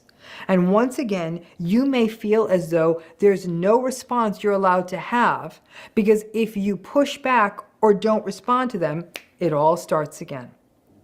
It's always important to remember that narcissistic folks use conflict to regulate. The yelling and the screaming and the abuse allow them to reassert their power. And as they shatter you, they feel better. So after they feel better, and that coupled with their lack of empathy, then as far as they're concerned, everything's fine. And they come in for the hug, or they just assume that you want to snuggle because the argument's done. And they play upon the self-blame and your self-doubt, because when you push back or say, like, I'm not hugging you, we're going to have to talk about this more, or you just say it doesn't feel okay, then you become the bad person who can't let go of stuff. It feels very violating when someone swoops in for a hug or a snuggle or a kiss after they have harmed you, and there has not been a period of time for you to talk it out or work it through. Everything is on their time frame, and the more that happens, the worse it feels. Things in this kind of relationship feel like they are happening to you and not with you. You are basically relegated to being an object, a sort of adult pacifier that they use to regulate. And when they are done with the yelling, they will want to regulate by being held. It's really not much different than a tantruming toddler that screams and cries and just starts yelling in the middle of a store, and then they need a hug from the parent afterwards. But there's a big difference, that toddler is 3, not 53. But many people are confused and really put off and confused by this dynamic. It definitely is something that reinforces, as you can imagine, the trauma bond. And it can also reinforce the sense that somehow you're the one who's closed off, you're the one who's mean, you're the one who's cold or unforgiving if you don't just go with it. It's not true, but it's an absolute catch-22, because there's no way you can talk about it with them, to share your feelings. And then there is the stuckness, and that tees up the self-blame. The key is to understand this dynamic so you can at least start to identify it and slowly maybe even break out of some of the self-blame cycles as well as the self-doubt, because you're not going to really be able to fix the situation. Therapy can be a place to address the feelings that a dynamic like this brings up. But when someone goes from rage to affection, it's very normal to not want to hug back. In fact, almost feel disgusted at the idea of hugging back. So I wanted to stop there because Chakra, she said a good, I was reading the chat and I want to post this. Oh, where'd it go? Okay, so she says, a narcissist loves a codependent man and woman. You know, you're absolutely right, Chakra. But you know what most people, when they talk about codependency, they talk about codependency as in they needing somebody, like they can't be by themselves, like they always have to jump into a new relationship. They're the serial daters. They're getting married every 3 years, things of that sort. Well, that's a lot of people when they talk about codependency. But what is the other side of codependency? The other side of codependency is that the need of that person needing you, right? We don't talk about those codependent people because most of the time that's beneficial to the person. It's beneficial to the other person that's in the relationship. There are people who are codependent, and their codependency is that they need to feel needed. Not only that they need that person, but they also have to be needed or feel needed every minute, every second of the day. And if they don't feel needed, and if they don't feel that, they're valuable, then all of a sudden the value that they have, it gets erased in their head.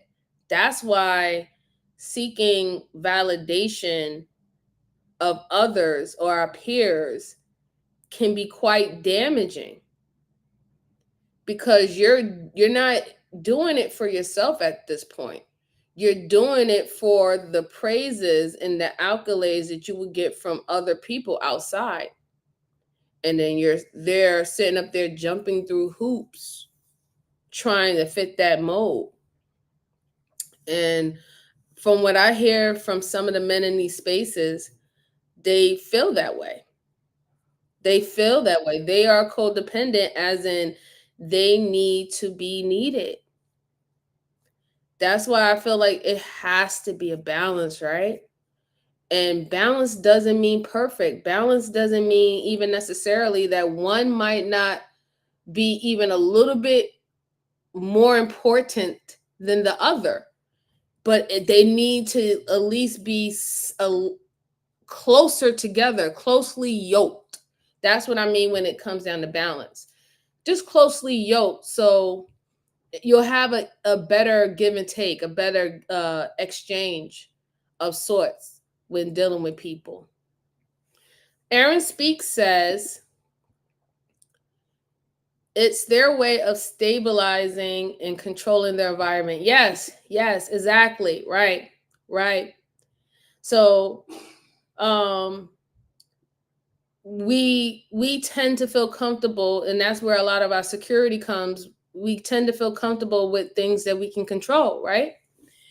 And it's not necessarily, it's just not a man thing, it's a women thing too. We just a human thing, pretty much. There has to be some things that we can control, or that we feel that we do control, so we won't be out here fearful and scared every single moment of the day, right? We have to believe that we are in control of something. Is to be in that type of state of fear every day is very stressful, and it definitely does take your life force, your energy away from you. Yeah. Let's see. Dragon said, oh, wait, hold on. Is there somebody there? Oh, okay. He's here. Okay, hold on 1 second.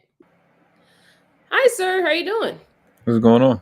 What's Peace up? chat. Now, I'm going to take your phone. That is not a white woman. I've been saying it to you from yesterday or the other day before. That is not a white woman.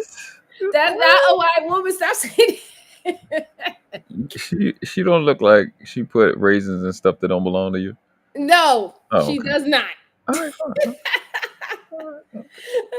So, sir, you've been here from somewhat earlier on. Earlier. How do you feel about the topics that is being discussed today, and also our nice little dialogue that we had with Brother Brownsville? Brownsville. Shout out to Brownsville and SB. What is SPG? Yeah, SPG, Yeah. right? Police Yeah. Machine. I think so. When I was young, like 20, I did a lot of educating on mindset and thinking. So this is a part of it. This is a part of it. Some of those aspects of narcissism, and I got my position on it. Like I look at what it is. I always do etymology. I go through the history of it, see where it comes from. But so I like to simplify things. But to your point, to your question, it's important to talk about thinking and identify, like the way people think and identifying. Like it's extremely important. So you can. I like labels. People be like, I don't like labels because they don't want to be labeled. But you won't go yourself in no store where there's no labels. So you like labels, You just don't want to qualify for the wrong one. So I like labels. I like being able to, because it helps you organize. And when you can properly identify something like a narcissist or something that some of their traits, the gaslighting, as y'all call it, I call it undermining my intelligence. When you realize what's going on, you learn how to take it personal. And I think that's one of the main things I try to express to people in my private life is when you find a narcissist, you got to learn not to take it personal, because they would do it to anybody. You just happen to be right there. Mhm. How to defend yourself. How I qualify what I really call narcissism is identity hoarding. Interesting. Yeah. Because That spread that out a little bit. Explain a little bit more about that, about the identity hoarding. So narcissism, I guess, is like the accepted definition is, these are people that fundamentally have a lack of empathy, right? Correct. But I don't think that's true. I think, because I've seen enough of them. If you listen to their games, like some of the things that she's even just expressed, they know what the hell how you look at it. They absolutely know, more than most of them know how you're looking at things, and they know how to play Correct. on that. So they do have empathy. They can see it. It's just what I call it personality hoarding is they refuse to change who they are, because they are, people say selfishness, I say pseudo selfishness. They have a false self that they know is not equitable anymore, but they don't want to change. So it's like, essentially, it's like a fear of change. That's what hoarders are. They don't want to let stuff go, because they Correct. have some type of positive association to, or a fear, or a combination of both, a fear of losing, fear of loss, but they have a good association to getting stuff and having stuff. So I just see Right. people holding on to that personality that they have, or whatever that little goal they got, and don't want to let that go and don't want to grow up. Essentially, arrested development. So that's Correct. how I look at it for my own self. So I know I'm not an etymology guy, but I do have personal meanings and stuff like that. That's how I look at it. So I think when you mine it out a little bit, then you share it with others and see if people can see if it makes sense to other people. So that's how I look at it.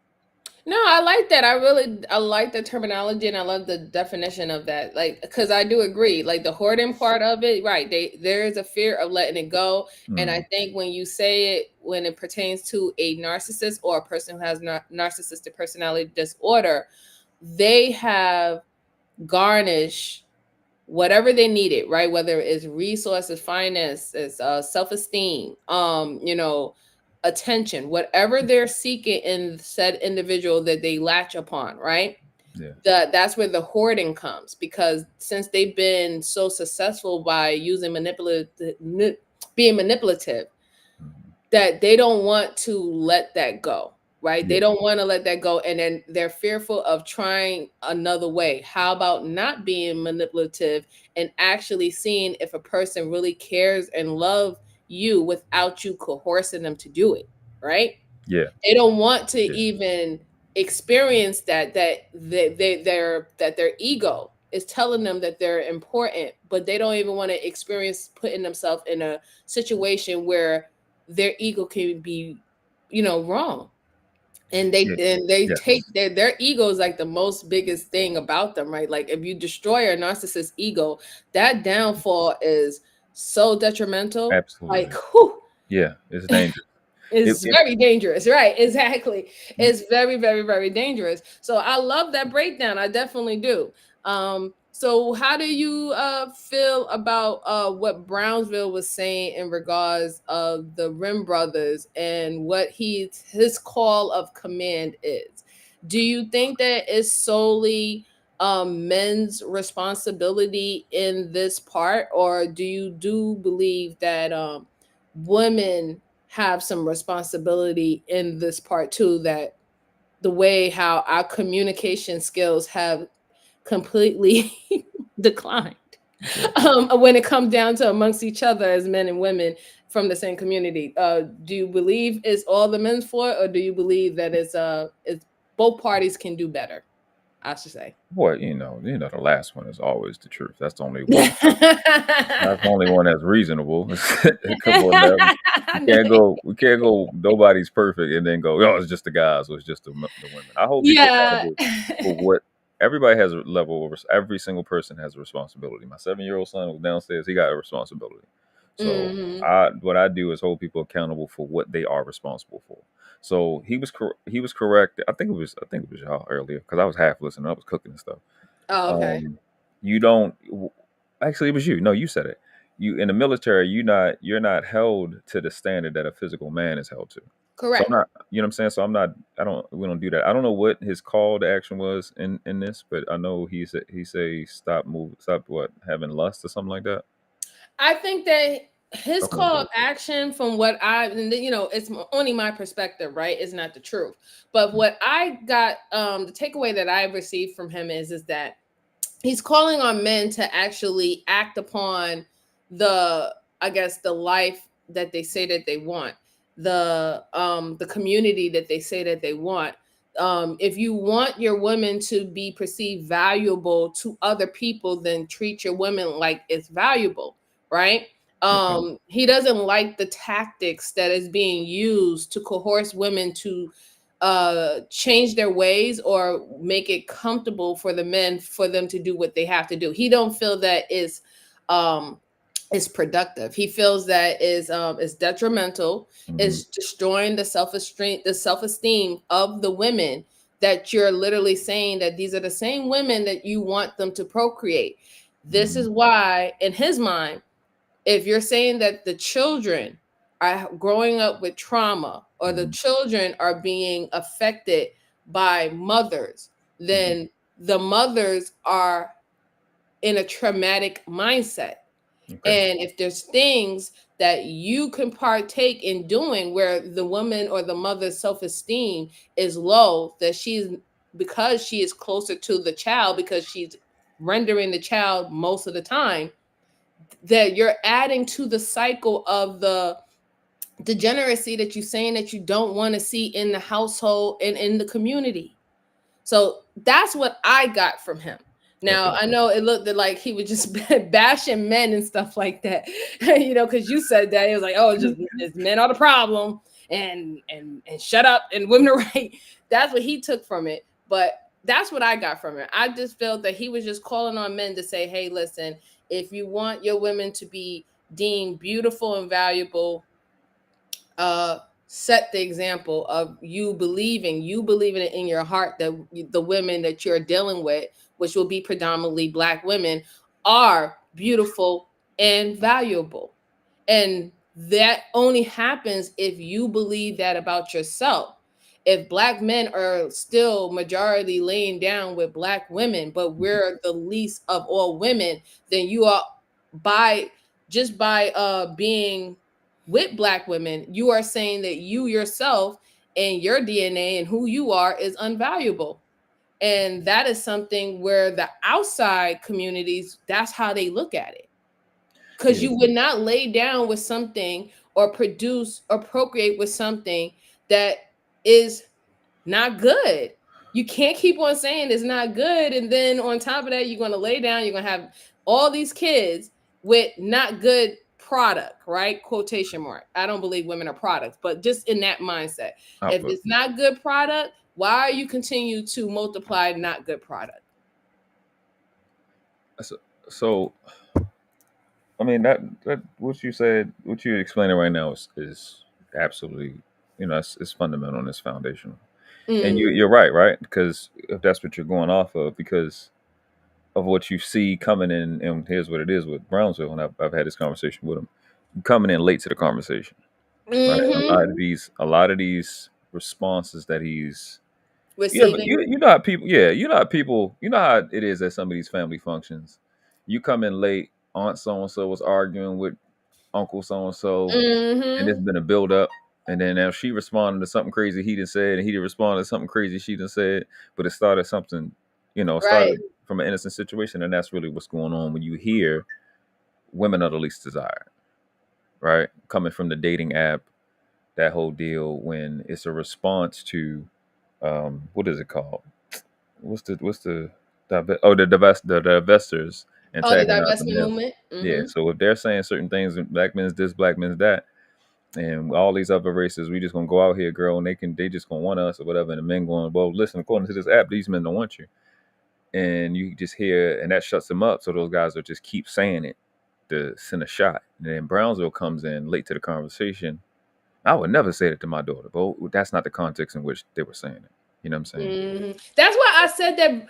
Yeah. That's why I was trying to tell Brownsville that, sir, you're just getting hit with strays per se, because like again, I've been on YouTube for 5 years, so I heard all the talking points from the men and from the women. Yeah. I don't know how long Brownsville have actually been viewing, even less in than this space, right? But from what he's heard from the men just coming in as an outsider, it was alarming to him, and he's not used to men talking like that. So him, when he's expressing himself, that's why I said a lot of the things that are being said about him, he's just getting hit with strays, because there have been individuals in these spaces who have aligned themselves as being protectors and loving women and loving Black women and stuff like that. But then in the same, in the next live stream, the next day, they're dragging them to filth, right? Yeah. So the men, that's how I was trying to get him to understand, like the men who are really standing 10 toes down on their rhetoric, they're looking and they seeing the guys who are being optimistic about the gender war, right? And the opposition, right? They're taking advantage of it. They're the ones who's like, they're the ones when you have a war, and they're the ones who goes after the war, they go in and they get all the scraps. You know what I'm saying? Like, so they let the war happen, and they're the ones like, ooh, let me go in there and I'm going to be a grave robber, and I'm going to steal from this person's pocket and stuff like that while they dead. And that's what those men, the Rim brothers, that is what they're calling out. They're not calling out the one who was willing to go to war with them. They're calling out the ones who didn't even fight in the war, but you want to go in and go get the little gold watch and stuff like that. That's a good analogy. That's a good analogy. That actually hit. That shit hit. I think it was an analogy. That makes perfect sense. Right. And I think that's what he didn't realize. That's what I think that he don't see that part, because he haven't seen it, right?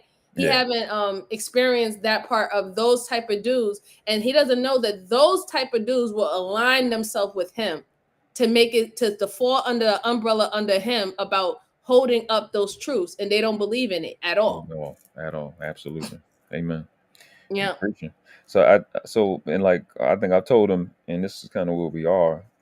Even if you have women that are sisterhood, right? Whatever. I like women like Keisha, like Keisha M of Champion Feminist. Oh yeah, I like her. Yeah, she's adorable.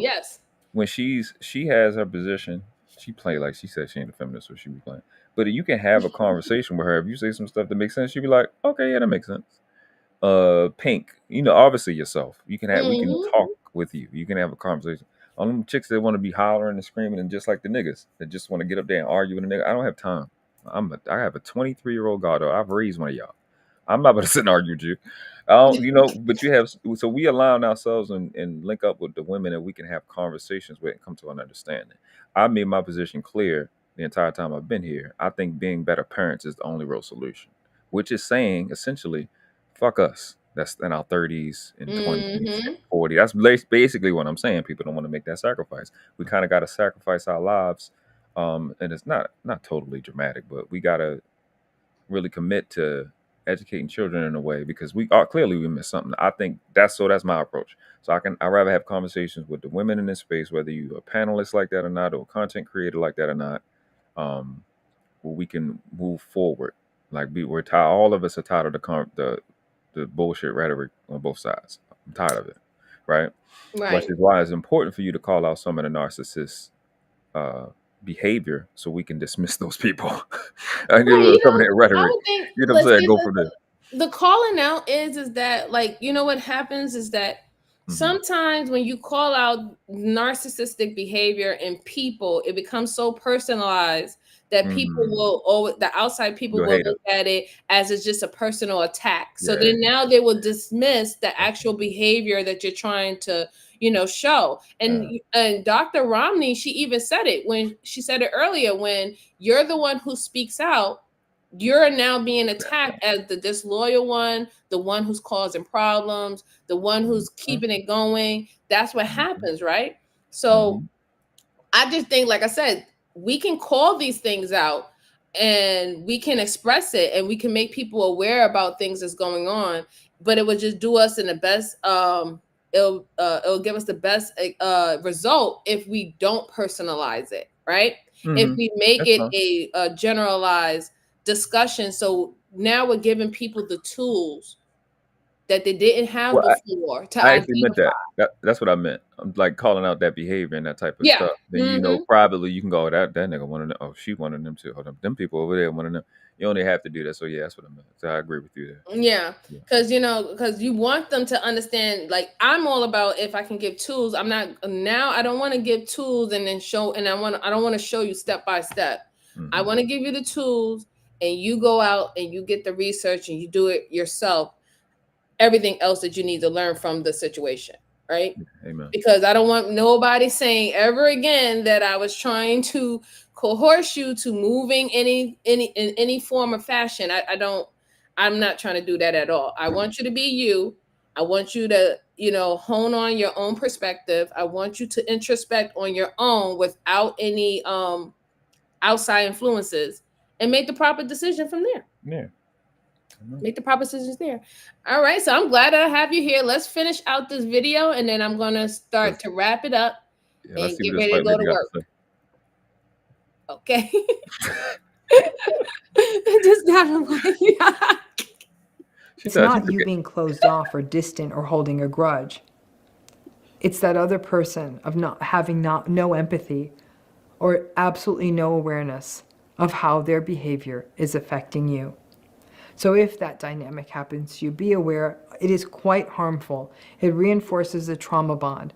And when they simultaneously put themselves in this position as tyrant and tormentor and lover and hugger and carer of perpetrator and then savior, there's really no winning at that game. And it really helps you understand why this relationship is not only so difficult to remain sort of sane in, but even more difficult if you want to get out of. And she was just tackling just the double standards.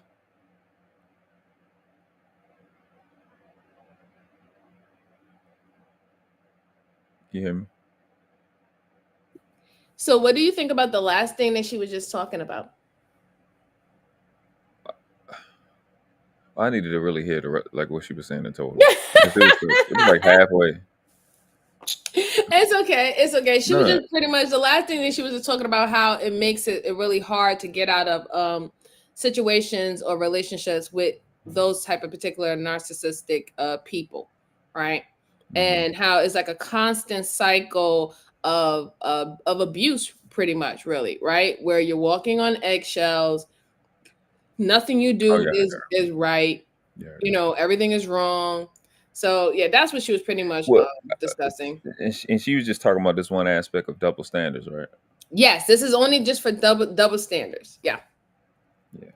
Yeah. So that's exactly what she was talking about. Yeah, I heard her example earlier with the keys thing. I think that was a good illustration. That was the last thing she was saying before the pause, right? Yes, the key situation. Yeah, that key scenario that hit hard, right? It's really disrespectful. It's extremely disrespectful. And I looked at both aspects. Like if you're a parent and you're doing that, and if you're a spouse or girlfriend, boyfriend, whatever, and you're doing that, I always push saying please and thank you to your children when you ask them to do stuff and to teach them to be respectful. And I think that's the same when you have somebody that you say, all right, I'm gonna be in a relationship with you, I'm gonna make a child with you, I'm gonna marry you, I'm gonna be locked in with you, wake up every day, smell your stink breath in the morning. When you do things like that and you know you're incorrect, I don't know why you need to wait 15 minutes or an hour from now or 2 weeks from now or a month from now to apologize when you knew you was wrong when you did it. It's disrespectful. It's insulting. It is insulting and it is disrespectful. The only reason why I say that some people do it, I won't say that all people do it to be disrespectful, because we do know that some do it to be disrespectful. That's the silent treatment. It's a sense to punish you. But there is some people who, when they feel guilty, right? and when they feel really guilty and they feel like there's something that they need to correct themselves, they have to separate a little bit so they can understand where they might have went wrong, and then they have to reapproach the situation so they can so they can have more of like an open ear about the person saying, okay, I know I messed up, and now I am ready to hear the delivery. I'm ready to hear what you actually have to say to me, right? And it does go back to what Dr. Ramani said about how those particular people believe that everything is supposed to be on their time. Yeah. And it's not, right? It's not. Sometimes it's supposed to be on your time, and sometimes it's not supposed to be on your time. Sometimes it's just doing the right thing when it calls for it to do the right thing, right? Yeah. And I think that's why I said communication is so important, and we really need to harness that. Like most of the people who are making a lot of money, just communicating and conversing. There's people whose their whole job is just to sit around and have meetings all day. That's what they get paid big bucks to do. Public speakers, so we don't understand how powerful the word is, how powerful language is. Yeah. It's a lost art to hone on that for the greater good. Because we know what the tongue does when it's not for the good reasons. So we know what happens there. Yeah, that's a fact. So I think that we really need to just really we do have to focus on our communication skills. Our communication skills is declining, and our understanding of words, terminology, phrases, learning the difference of a perspective or a perception. Like, we have to do a better job of knowing how to get our message across without I guess latching on our biases or latching on our emotions, right? Because I think, like, most of the time when we talk to each other emotionally. Yeah, I know it's probably like it's rudimentary or whatever, but getting into the root cause of these things makes things easy. Because even what you're saying in terms of identification and what you're having to do, I think the problem is, like, people don't identify well. People are not really identifying what's going on and why what's going on is happening. Like, a lot of times with narcissists, their outburst is to make you pay. What they're really trying to make you pay for is reminding them that they are not what they pretend to be. Correct. You know what I'm saying? And they really that's where the anger and the maliciousness come from. Because just like the few things you mentioned, what's happening is they are heavily invested. And once somebody's investment has been challenged, their intelligence has been challenged. And then they think, like I think I heard her say earlier, or maybe it would have been her or you, because I was half listening. So I was ringing with my son. But I put you in the corner. I had to put you in the corner like 2-3 I was so times far away. A white woman. You let this lady then pick an Indian name and protect. You know what I'm saying? No, my God. But wait. So before you finish your statement, world class sir. We have Mr. Prince. Jay Prince is with us, and we have Truth. How are you doing, gentlemen? How are you? What's going on, MJ? What's up, world class? We up. What's up? Salute to you, Sarge. How you doing? I'm doing well. We was just having a very deep conversation. I don't know how much y'all was able to see the live stream, but we had a guest. We had a brother Brownsville visit us today, and we was going over Dr. Ramani's double standards of the narcissist, and it seemed to have been going very, very well. I enjoyed the interaction with the chat and the things that they were saying. Some people were saying very profound things. So depending on how much you gentlemen saw, tell me how did you feel about the interaction today? I came in briefly from what I saw. I mean, you and Brownsville kind of feed off each other pretty well. So the conversation was very consistent. Okay. I heard a lot of things that I probably haven't heard from him since he'd been on here. It was a little bit, Mm. a little different side, and I hope those who probably had some type of conflict with him, they probably actually listen to him today, because it And it probably would it think a kind little of, bit differently. yeah, it kind of changed my mind a little bit too as well. Got Um, a deeper understanding where he's coming from and where that moral fiber is coming from for why he makes that stance, right? yes. Mm-hmm. I kind of figured it early on, but I don't like to assume.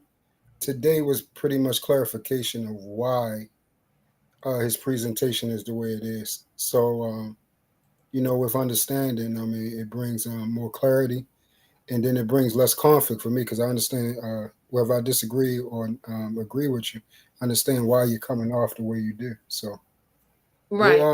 it was good. Hopefully, people save this and actually get a chance to reflect on it. Absolutely. Mhm. Do you have anything to say, Jay Prince? I would say when people show you who they are in the beginning, believe them. And a lot of times, how could I put this? We don't know what situation will make people change their stance on a lot of stuff. Um, and I ain't trying to be pessimistic, but people change all the time, and for a benefit, some sort of a benefit behind the scenes. So by me experiencing this from being a YouTube content creator for a couple few years, Mm-hmm. and watching the people that switch up so like rapidly, um, I'm still kind of like stand. He never really done nothing to me, but I don't know. I don't know. I can't judge him. It is what it is. Well, tell you the truth, we're not actually speaking about anyone in particular. We were just talking about in like generalization. I was just giving outlooks and tools about things that happens when people are in a relationship with a narcissist, the double standards. And this relationship don't have to be something of an intimate relationship. This can be a coworker, this can be a supervisor, this can be Mhm. a blood family member, this can be your own parent, right? Yeah. So there I can is judge it things that that way. happen where we come across individuals who have narcissistic traits, and we want to know, we want to identify those things, and it's supposed to give you tips on how to stop those that person for utilizing the situation or utilizing you, how to create a balance again, because we all know that not every narcissistic individual is a bad person either, right? Mm-hmm. Like we will paint them as like, oh, that person's bad, because a lot of things that they do is self-interest, right? Mm-hmm.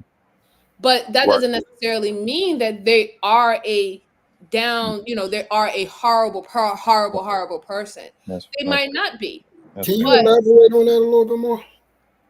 well, how can I put this? Like, for example, there's a gentleman online who is he's been clinically uh diagnosed as being a narcissist. So he is Oh yeah, clinically nationally and he has a relationship. yeah. I have him. I have. I'm sub to him. Oh, you He are? actually, Okay, so you know yeah, who I'm he talking about. actually go. Yeah, he actually goes through his life, how he Right. deals with certain things, and yeah, Right. it's So, like, for example, so he's clinically diagnosed as a narcissistic person, and mhm. yet he's doing his job and his duty or his purpose is to inform people of how narcissists think about things and why they do things like that. And he's still been able to obtain a woman who understand that he is clinically diagnosed as a narcissistic individual. Would you call that person true? Would you call him a bad person? Uh, him, no, but that Mm-hmm. the only reason why, because you said a key word. He's fully, well, actually, I think it was Class said it first. He has full identification of himself. fully aware. So, which Yeah. means he's honest about Right. who and what he is. So, Correct. since you are honest, then now that leaves room for someone to have what's called choice. Whether I am opting in to actually deal with this and take this on, or whether I choose not to take on the responsibility, knowing that this is going to be challenging because of the individual's traits. It's going to be more so one sided. So if we had more, I guess you would say, narcissists honest about themselves, then it would be different. However, we from what I've seen, him, that is that's actually the first time I ever Very seen it. rare. Yeah, I've never seen a narcissist like him before, ever. They, from what I've noticed, they can't identify that they have a serious selfish problem. That They is correct. can't see it. So trying to even get engaged with them on that front, it's not going to go well, and you're not going to get anywhere with him. You can clearly see he will actually have a open, concise conversation with you about whatever scenario or point that's on. If y'all engaging in any type of way and you have a problem, he will sit there and filter through how you feel about him. You know what? I would have to agree. I totally agree with you. That is definitely a fair point. He is a rare breed because he is doing the work and he has took Mhm. introspect to acknowledge that there's something wrong and that he Correct. wanted to fix it. So I I totally also agree with you, sir. I wanted to throw this out to you. You've seen this movie called Enough, right? Yes, I have. Oh my God. Okay. So for those that haven't seen it, Jennifer Lopez, she was married to this guy. It's actually the prototypical slogan, how you would say the manosphere talks about that Mm-hmm. want that woman that looks good and doesn't have a great job. This Right. is actually that movie. He was an actual high value man narcissist, He was full a blown, whole cop. full blown. And he had power, he had Yep. money, he had everything, and he told it straight up. I gave you a good life. I'm going to do what the f I want, and you're going to know that I'm sleeping. This is the price you have to pay for being having the good life that you have. Now Yep. that we got everything I on the remember. table, I don't have to sneak around no more, and you're not going nowhere. So if anybody ever want to see what a narcissist actually look like and what the quote unquote high value man, that was it on full display. Well, I would ask. A narcissist can be very manipulative, right? And by Yeah. him acknowledging who they are, who he is, and by him being so aware to do that, he can actually be more of a he can become a better narcissist by just because when you admit who you are, it weakens the stands of the people who trying to figure you out to see if you that. If you say I'm a thief and I say yeah, sure, I'm a thief, I'm a liar, I'm a thief, I'm a narcissist, it kind of weakens the people that's an accuser to them, and by him weakening that stance against y'all, it kind of What you allow mean by him. weekend, JP? What you mean when you say that? Weaken means that when you okay, if I'm going around looking up Hmm. seeing who a narcissist, I got my guards up. But like for Oh, example, okay. when Okay, you Trump talking when about when okay. Trump say it's one thing to meet a racist, right, that you don't know nothing about, Mm.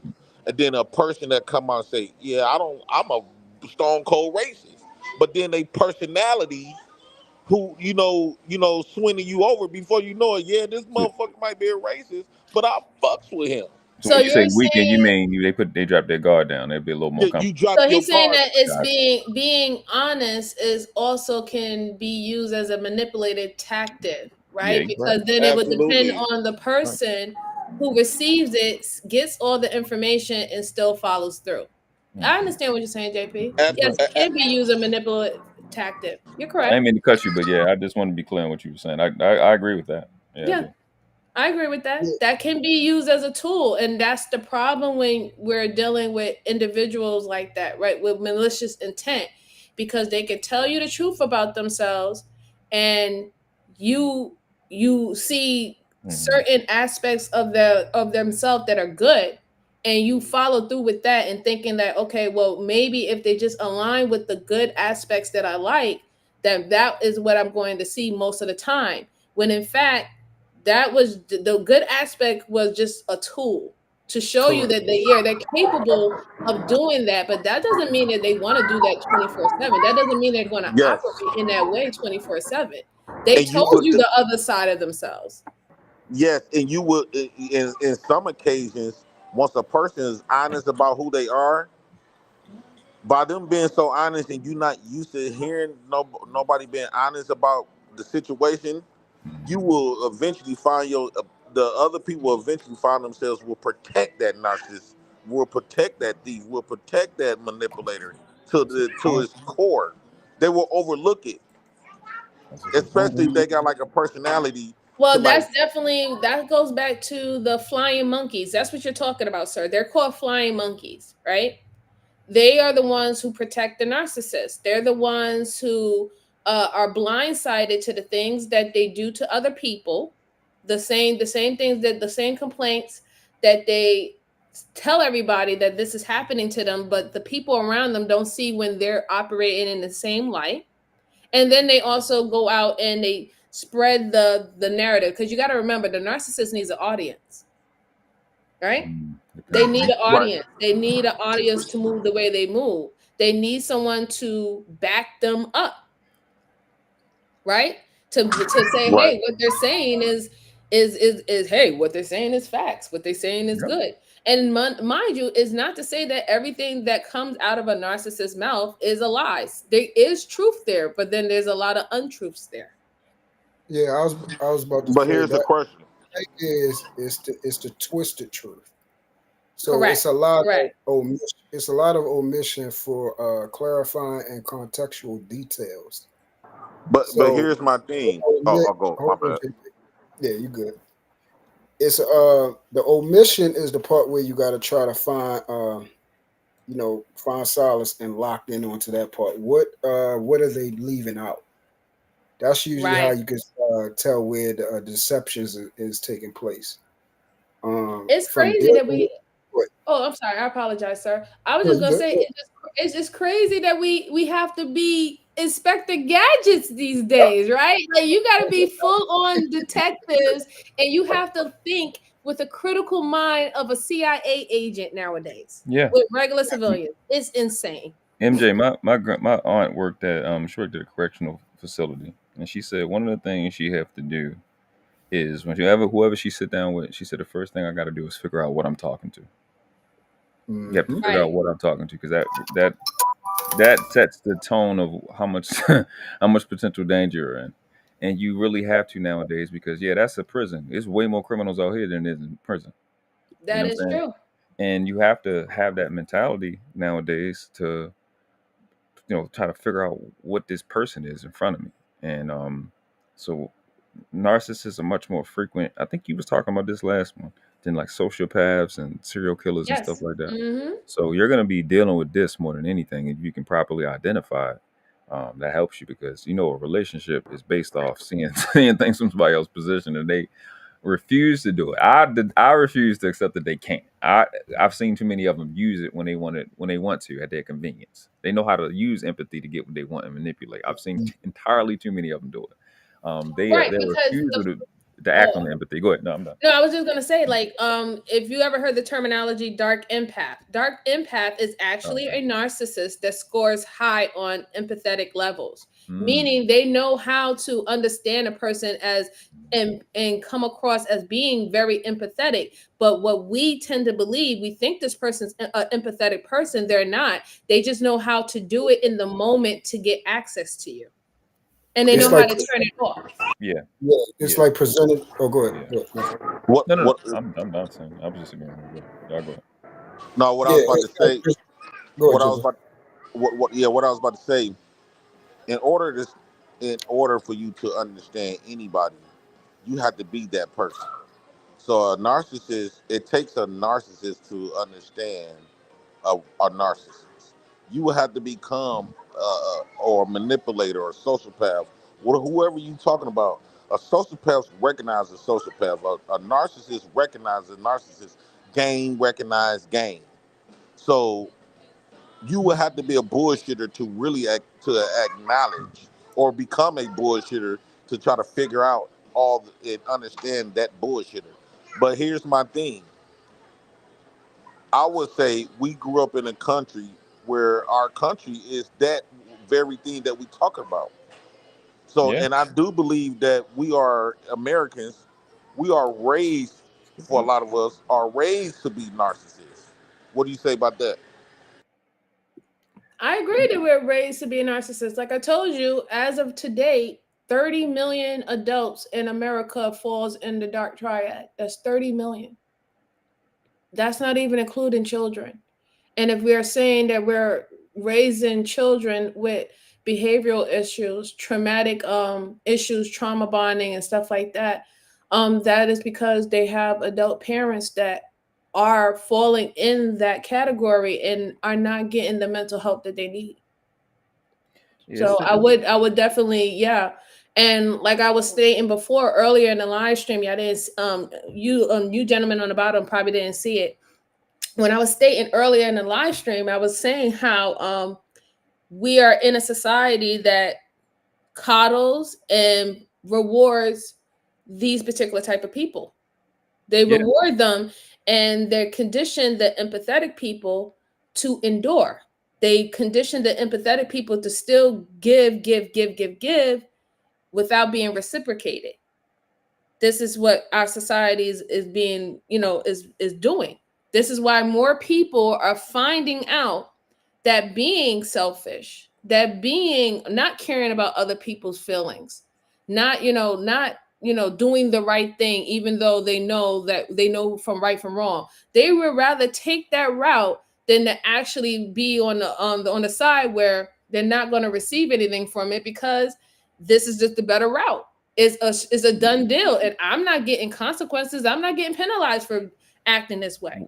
what you and JP are saying is so true. Like even the community that I love to pieces, right? The self development community, the true go get 'em, the like ET, Eric Thomas, those guys. Not particularly him, but the goal setting, Jim Rome. What's the guy name that everybody know? His mentee. Damn, his name slipped my mind. But they talk about obsession, to be obsessed, right? About whatever your goal is. And I've learned I abhor it. I hate it. I can't stand it because that's supposed to be a false compensation for being diligent and being consistent on whatever it is that you're doing. They not pseudo selfishness is what I call it, because that's what it is. Selfishness is pushed in almost every aspect of life and in consumerism, and it's to the point where the narcissism being taught as a standard is coming from consumerism becoming a new identity. That marriage, like you watch, I don't know if you've seen it, but the girls, they have this thing called sologamy, where they marrying themselves. Oh But yeah, yeah, marriage, yeah. I definitely seen that. Yep. yeah, marriage to them is a consumer experience. It's a wedding. We've been saying that for a while, but it's not two families coming together. That definition on everything, the identity, again, that's why I call it identity hoarding.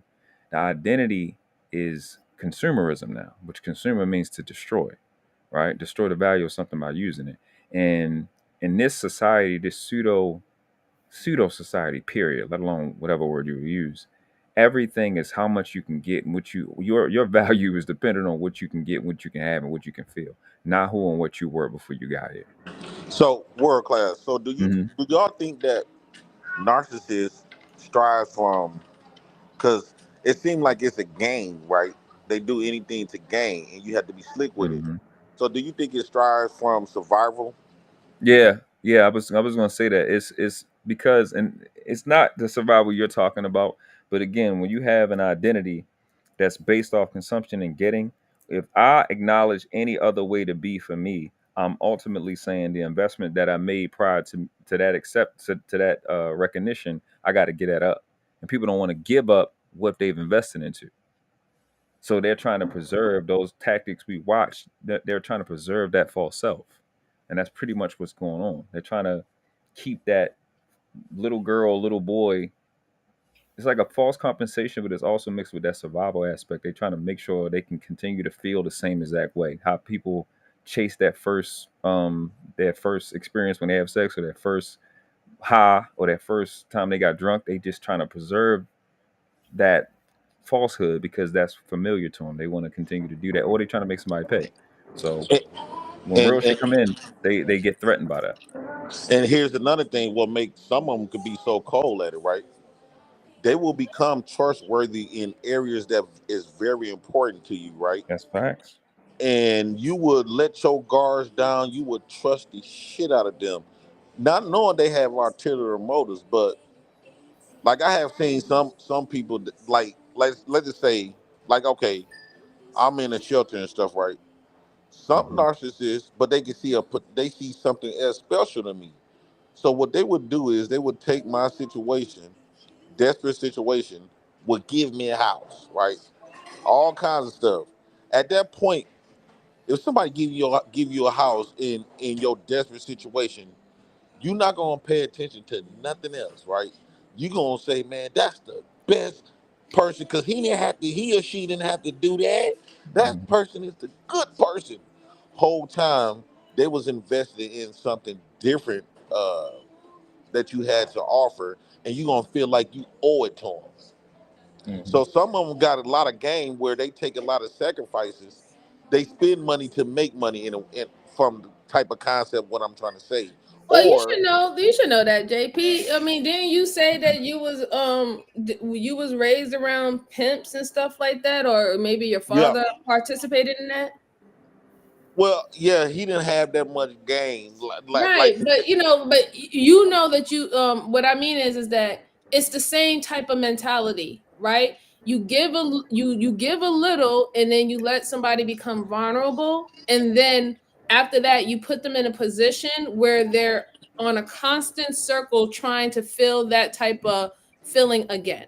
To feel that type of Mhm. love again. So they're constantly proving themselves Hmm. every single day because they're trying to get that feeling that they once felt before. That's Yep. how women fall prey to being prostituted, right, by men, because those men came with love, care, understanding, all of that, and we all know that it was fake, and they made them feel so good, and then all of a sudden now they're like, I need you to do something for me, or we need to do this for us. And in her mind she's like, okay, well, I won't have no problem doing anything for us. I want to participate in this relationship and and carry my part in it.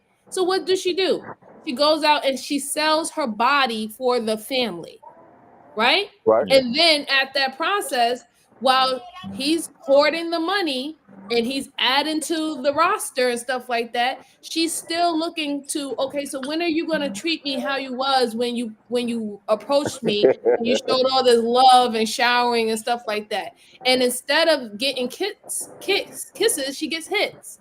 And then now she feels that she still has, psychologically, she still has to prove herself. There's something that she's not doing that she did before, that he won't tell her what she did for before to get that nice treatment.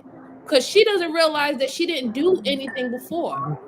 She didn't realize that. And this is like, and that goes back to the Machiavellianism that I say that us women sometimes have, right?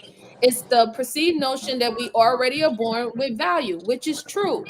But because we have that part of our ego, that when once a man approached us and we didn't have to do anything to actually be approached, then now when you set the stage up for her later on, she's like, well, I didn't do anything different, so why are you treating me different? So now I have to keep on finding out what else do I need to do to get that treatment that I got before, but you But, didn't even do anything. right. You Yeah. didn't have no you I didn't was have no standard in the beginning, but well. now That's all of a sudden you in the relationship, you have all these standards. well. If we're gonna place ownership on people that's like that, because pimps did start it off, you know, from slavery days. Well, not slavery days, outside like slavery days, like Jim Crow them days. where they use their women to get money from the white man. That's where it all started from. But I would say that's the America work system. American work system is that very thing. They I take your agree with you. vulnerable. I'm not in disagreement about that. I said like I said, those are all the same type of forms of systems that we're actually using today, right? Even just government in itself is the same way. They give you a little bit, and then and then later, once they give you a little bit, they take away a little bit, they take away a little bit, and they take away more. So, And then later on, you're the one running around trying to figure out what else you need to do to get what you had initially. so how could if you grew up in a country that's predicated on being a narcissist, with everything around you, the upbringing, they actually teaches you how to be a narcissist from the day one. So at that point, I don't think at that point neither one of us could point out a select few who is a narcissist. I think that we all have it in us in different areas, or a lot of us never been in the position to um, to be a narcissist in certain on certain type of levels.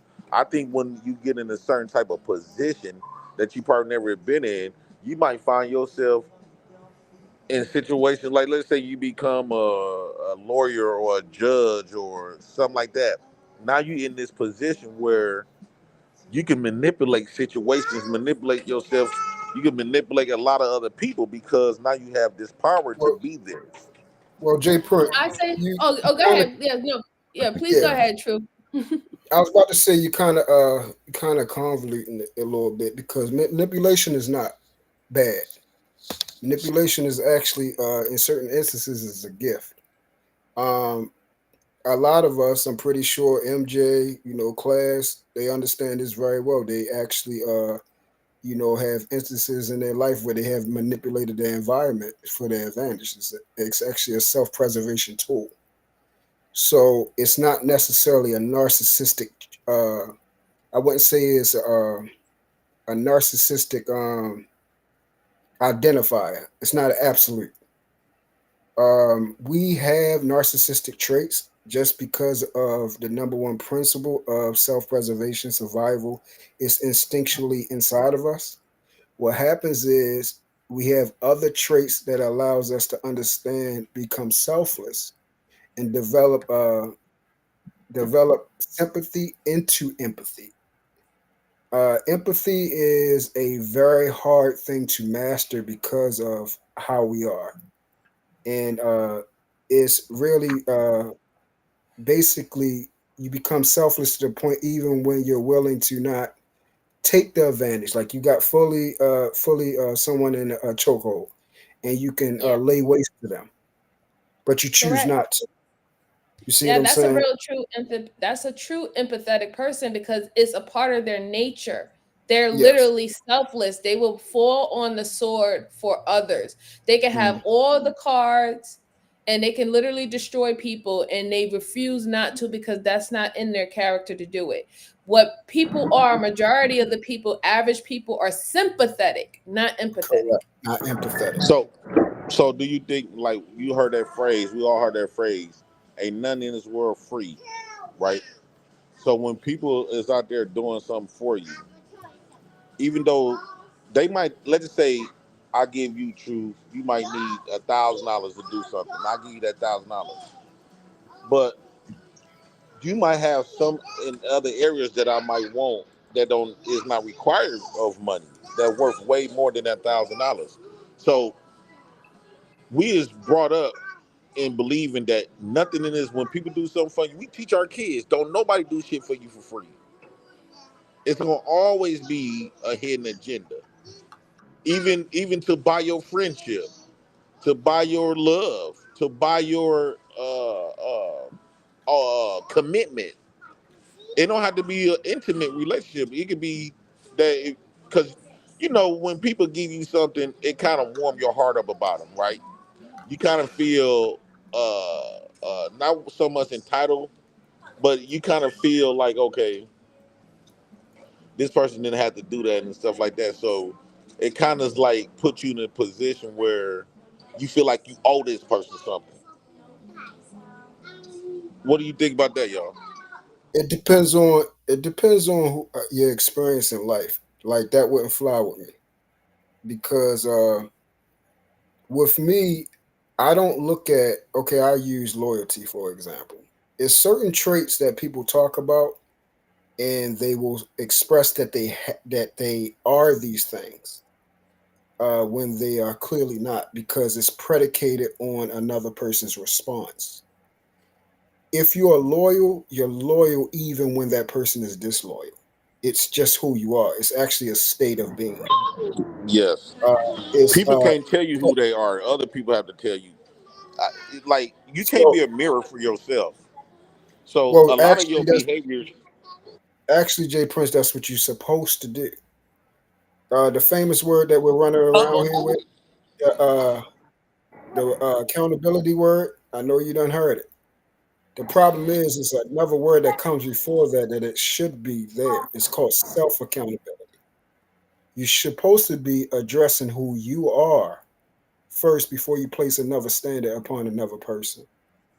And we clearly see, in these spaces that don't happen. People will jump past who they are first to address another individual. But first, before you, YouTube itself, hold on, let me finish this up. YouTube itself is actually a narcissistic title. It's called YouTube. So That it's is going true. to promote narcissists to actually come to the forefront. This is their stage. This is for them. And you see them in full blown, they in their element. They right in front of you. And this is who they are. This is their element. This is where they flourish at. And most of the time, when you listen to them, their famous word is I, and you will continuously hear it. There is never but we, us, our. Do you understand what I'm saying before you skip past that part? no, I understand what I'm saying is, before you can take any accountability for any one of your behaviors, you got to commit the behavior first. No. So it's gonna be wait, hold on. It's gonna be a lot of people because of you gonna get fucked up before you take accountability. Because self accountability means that you did something and now you owning up to it. You can't take Incorrect. accountability for something that you never was put in a position. A lot of people would do something that they never even did out of their life, but they never was put in that position to be able to have these type of behaviors or reactions to certain type of stuff. Like you never been in a not too many people been in a position where they brother or family member dropped $100,000, right? Some people will say they won't take it, but if you're in a desperate situation and you know you can get away with it, a lot of people would do it more than not. So You're, until you get in that position and commit and fuck people up, that's the only how you're gonna be able to have self accountability until you done fuck people up first. You have to fuck people exactly. up first. Jay Prince, you're conflating two things again. You were stating accountability. You're actually talking about integrity. Those are two different things. Yes, I understand integrity, but what I'm saying is, in order for you to take a I self heard what you said, accountability Jay for Prince. something, in order for you to Yeah. have to take accountability for something, you have Mhm. must commit it. You must have to react a certain way first. You can't take accountability of something that you don't know that's inside of you. In order for That's you to why I take said self that's accountability, incorrect, Jay Prince. I guarantee you, you don't know what everything about yourself or how you will react in certain situations at a certain different time. You can tell yourself all day, "I will not do this to that person. I will not do that to that person. I will not do that." But if you ever get put in that position, you will find yourself doing the very same thing that you done told yourself all your life that you wouldn't do. So Jay Prince is the key thing that you said. You don't know yourself. The problem is, I can ask you right now, what's your purpose? You wouldn't even be able to tell me. That's because you don't have an identity yet. You're still trying to figure out who you are, why you're here, what you're supposed to do, what it is Well, to So, that's be a a. Cinnamon, lifelong journey. So, gentlemen, I have to actually get ready to go to work. So I'm gonna Oh have. yeah. I love the dialogue. No, literally, I love the dialogue. I wanted to see something like this, have good conversations, even amongst the men, and it was a privilege to hear y'all speak amongst yourselves. Please give y'all final thoughts. We could start with World Class, then we'll go to Jay Prince, and then we'll go to Truth. And after you say your final thoughts, just let everybody know, what do you believe your purpose is? Since that was the last thing that you were just talking about, Truth. Explain to people what your purpose is.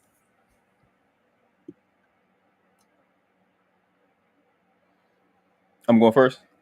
Yes, sir. So first of all, appreciate you having me up. Appreciate the topic. Dope topic. I think one of the other things I wanted to say is that when you actually start to investigate, like one of the principles I live by, which actually goes with my purpose, is the law of intent and purpose. When purpose is not known, misuse is inevitable. So if you look at the behaviors, when you start to actually investigate what narcissists is doing, it could be dangerous to you from them, obviously, depending on what type of narcissist they are.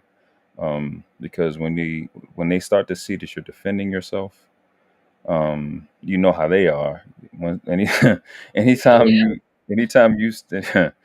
anything that they think they can be held accountable for, they got to jump out and put it on you. So you have to. They put you in a position where you gotta, like you said earlier, be a CIA agent with it, and really process these people, and really, because it's not that being around narcissists, because we're not talking about sociopath or serial killer. I take damage to your mind and your thinking. I take it as the same. Like they will really try to injure your identity, because their identity is injured. Correct. It's like a virus or a pathogen, trying to go to a healthy host. So, gotta kind of watch yourself with that. And like I said, when purpose is not known, misuse is inevitable. That's been the first line on my community. I'm sorry, my about page since I've been here. I talk about it heavy, and the name of my channel is my purpose for the original indigenous people of America to know that where we fell from at a world class level, how easy it is to understand universal and divine law, and so you can find out what you're made of. As I said before in the live, once you see what I've seen, in true self discovery, the attention to detail that which we call God or the universe put into you, it'll change your life. Once you make the discovery, you do the search, you look up the books, you put the principles to the test, the way the Most High have you, um, it's the greatest thing in the world. To see that much attention put into the smallest parts of you that you don't have a name for. Yeah, it's amazing. So that's my part. All right. Thank you very much, Oh World wait, Class. I appreciate always having a conversation with you, and you are more than welcome to come up anytime I thank have you. a panel and so. So I appreciate you, sir. Appreciate you, love. Be safe. Thank you. All right, Jay Prince, what is your final thoughts? And you can talk about your purpose or what you believe your purpose is. Okay, shout out to you for bringing me on the panel. Um, my purpose, I want to start off by saying my purpose is to reach out to people that don't have a voice. Uh, Reach out to people and that didn't have a voice by my actions, about what I view, showing my life experiences and stuff like that. And the reason I think that's my purpose is because that's what I became good at now. Um, I really believe that I have reached out to a lot of people, and many different types of people, and they appreciate me being honest and stuff like that, to take them out of certain situations or feel more relatable, to make them, when you feel relatable in certain situations, make you feel a little better about whatever situation you in. And to go back to the narcissist, um, I just believe that that's just something we have to deal with. Um, I don't think there's no way around it here in America. Everything is predicated. Most stuff is predicated on being a narcissist.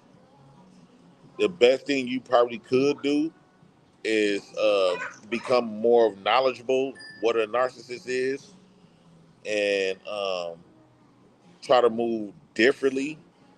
Um, but first off, you got to be honest with yourself and say and call yourself a narcissist first, in order for you to move differently. You got to be honest where you are, and then just move differently from that. And I close with that. All right, thank you so much, JP. As you know, you're more than welcome to come over here and keep on the discussions and stuff. And I know your circumstance, and I wish you and your family well going forward. You know that. So, but I Thank you, appreciate you for MJ. coming up here. Yep. Take it All easy, right, y'all. All take right. care. Yep. All right, Mr. Truth. Final thoughts and Yes, your sir. purpose, sir. Yes, first and foremost, as always, Massage Beauty, it has been a pleasure. Thank you for presenting yourself well, providing us with the information. Hopefully, those of us that be attentive to your message will use certain things to use it as purposeful application in our daily lives. Um, and I'm glad that you're highlighting a very sensitive topic, but something that needs to be known in order not only for self-preservation but protection of your environment and the people that are in it. Um, so I will say that. So thank you for that. Thank you for the conversation. Thank you for the invite. My purpose is to represent the two-sided coin. Um, I represent a man who was a sinner of all sinners, who finally gave in and stopped trying to live for himself, stopped trying to do things his way, and make sure that inevitably that I stopped trying to serve two masters, myself and God, and then inevitably and graciously, I chose my Father God through Jesus Christ to take his rightful place on the seat of my heart, and he now rules my life. Um, the Bible speaks about David. I tell people all the time that's the lineage I come from. That's the spirit that I'm moved by. I'm a man after God's own heart. They see the scripture down, First Peter chapter 2, verse 9. It says, "You are a chosen race, a royal priesthood, a holy nation, a people for his own possession, that you may proclaim the excellencies of him who called you out of darkness into his marvelous light."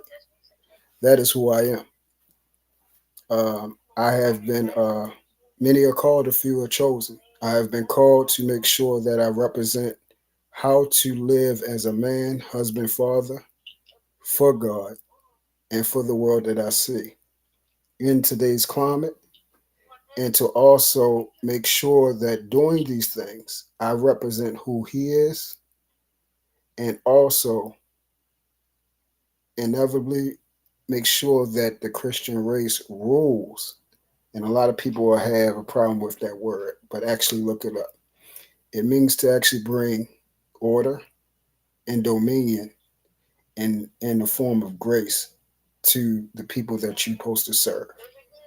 I'm a servant, I'm a leader, I'm a lover. And as you know, my plate is full because I'm blessed by, your sister, who's, an angel fall from heaven. So as I stand here before you, I'm here to say, I'm on my job, and hopefully you hold me accountable to make sure I represent what I claim my purpose is. You heard me. I appreciate you, sir. Thank you so much. Like I said, you are most welcome over here. And shout out to you and the missus. I wish nothing but the best for both of you. And I feel that as long as you stay on your purpose, then you're going to exceed. You're going to do more than succeed. You're going to excel. So I really do appreciate you coming up here and giving your commentary. And she says hi. She loves you. Okay. All right. Tell her hi too and love her too. All Okay. right. Thank you so much, sir. All right, so everyone, we have had a beautiful, beautiful day today. I want to really appreciate everyone that have came up today to talk to me, and I want to appreciate everyone who have stood by and tuned in, whether if you was, out going shopping, out with your family, just to even tune in. I am very appreciative of it. I would love to have conversations like this going forward with individuals in these spaces. The next live stream, I definitely want it to be a little bit more focused instead of broad. So once I get that together, I will be reaching out to said individuals, and I want a specific type of panel to have this conversation and discussion going forward. And I wanted to say that I hope you learned a lot of things today, a lot of different perspectives and understanding of what is issues, what is the problem, what are things that are working for us, what are not working for us. And I will just say from this conversation is all about introspect, really, right? Because it's not necessarily a right or wrong, but is it a right or wrong for you? And the introspective things that you're doing in your life, if it's working for you, then I will say go ahead and continue on. But if you even find any problems or issues with the things, now is more than ever is the perfect time to work on that, work on you, and show yourself love. Love, understanding, care, grace. You can show yourself that, and not in a way that people will perceive that that is going to get you out of dealing with consequences, right? That's not what I'm stating. You have to deal with them when you have them. You have to accept them, and you have to grow and learn from it. And as me understanding more about my personality, me being a Delta/Sigma personality trait woman, it's a growing process and a journey for me. And when you learn your personality trait, it's going to be a journey for you. So the last and final thing I will say is, ladies and gentlemen, enjoy the journey. Enjoy the journey. Enjoy the steps. And I appreciate y'all all for coming, and I will see you on the next one. Have a good night.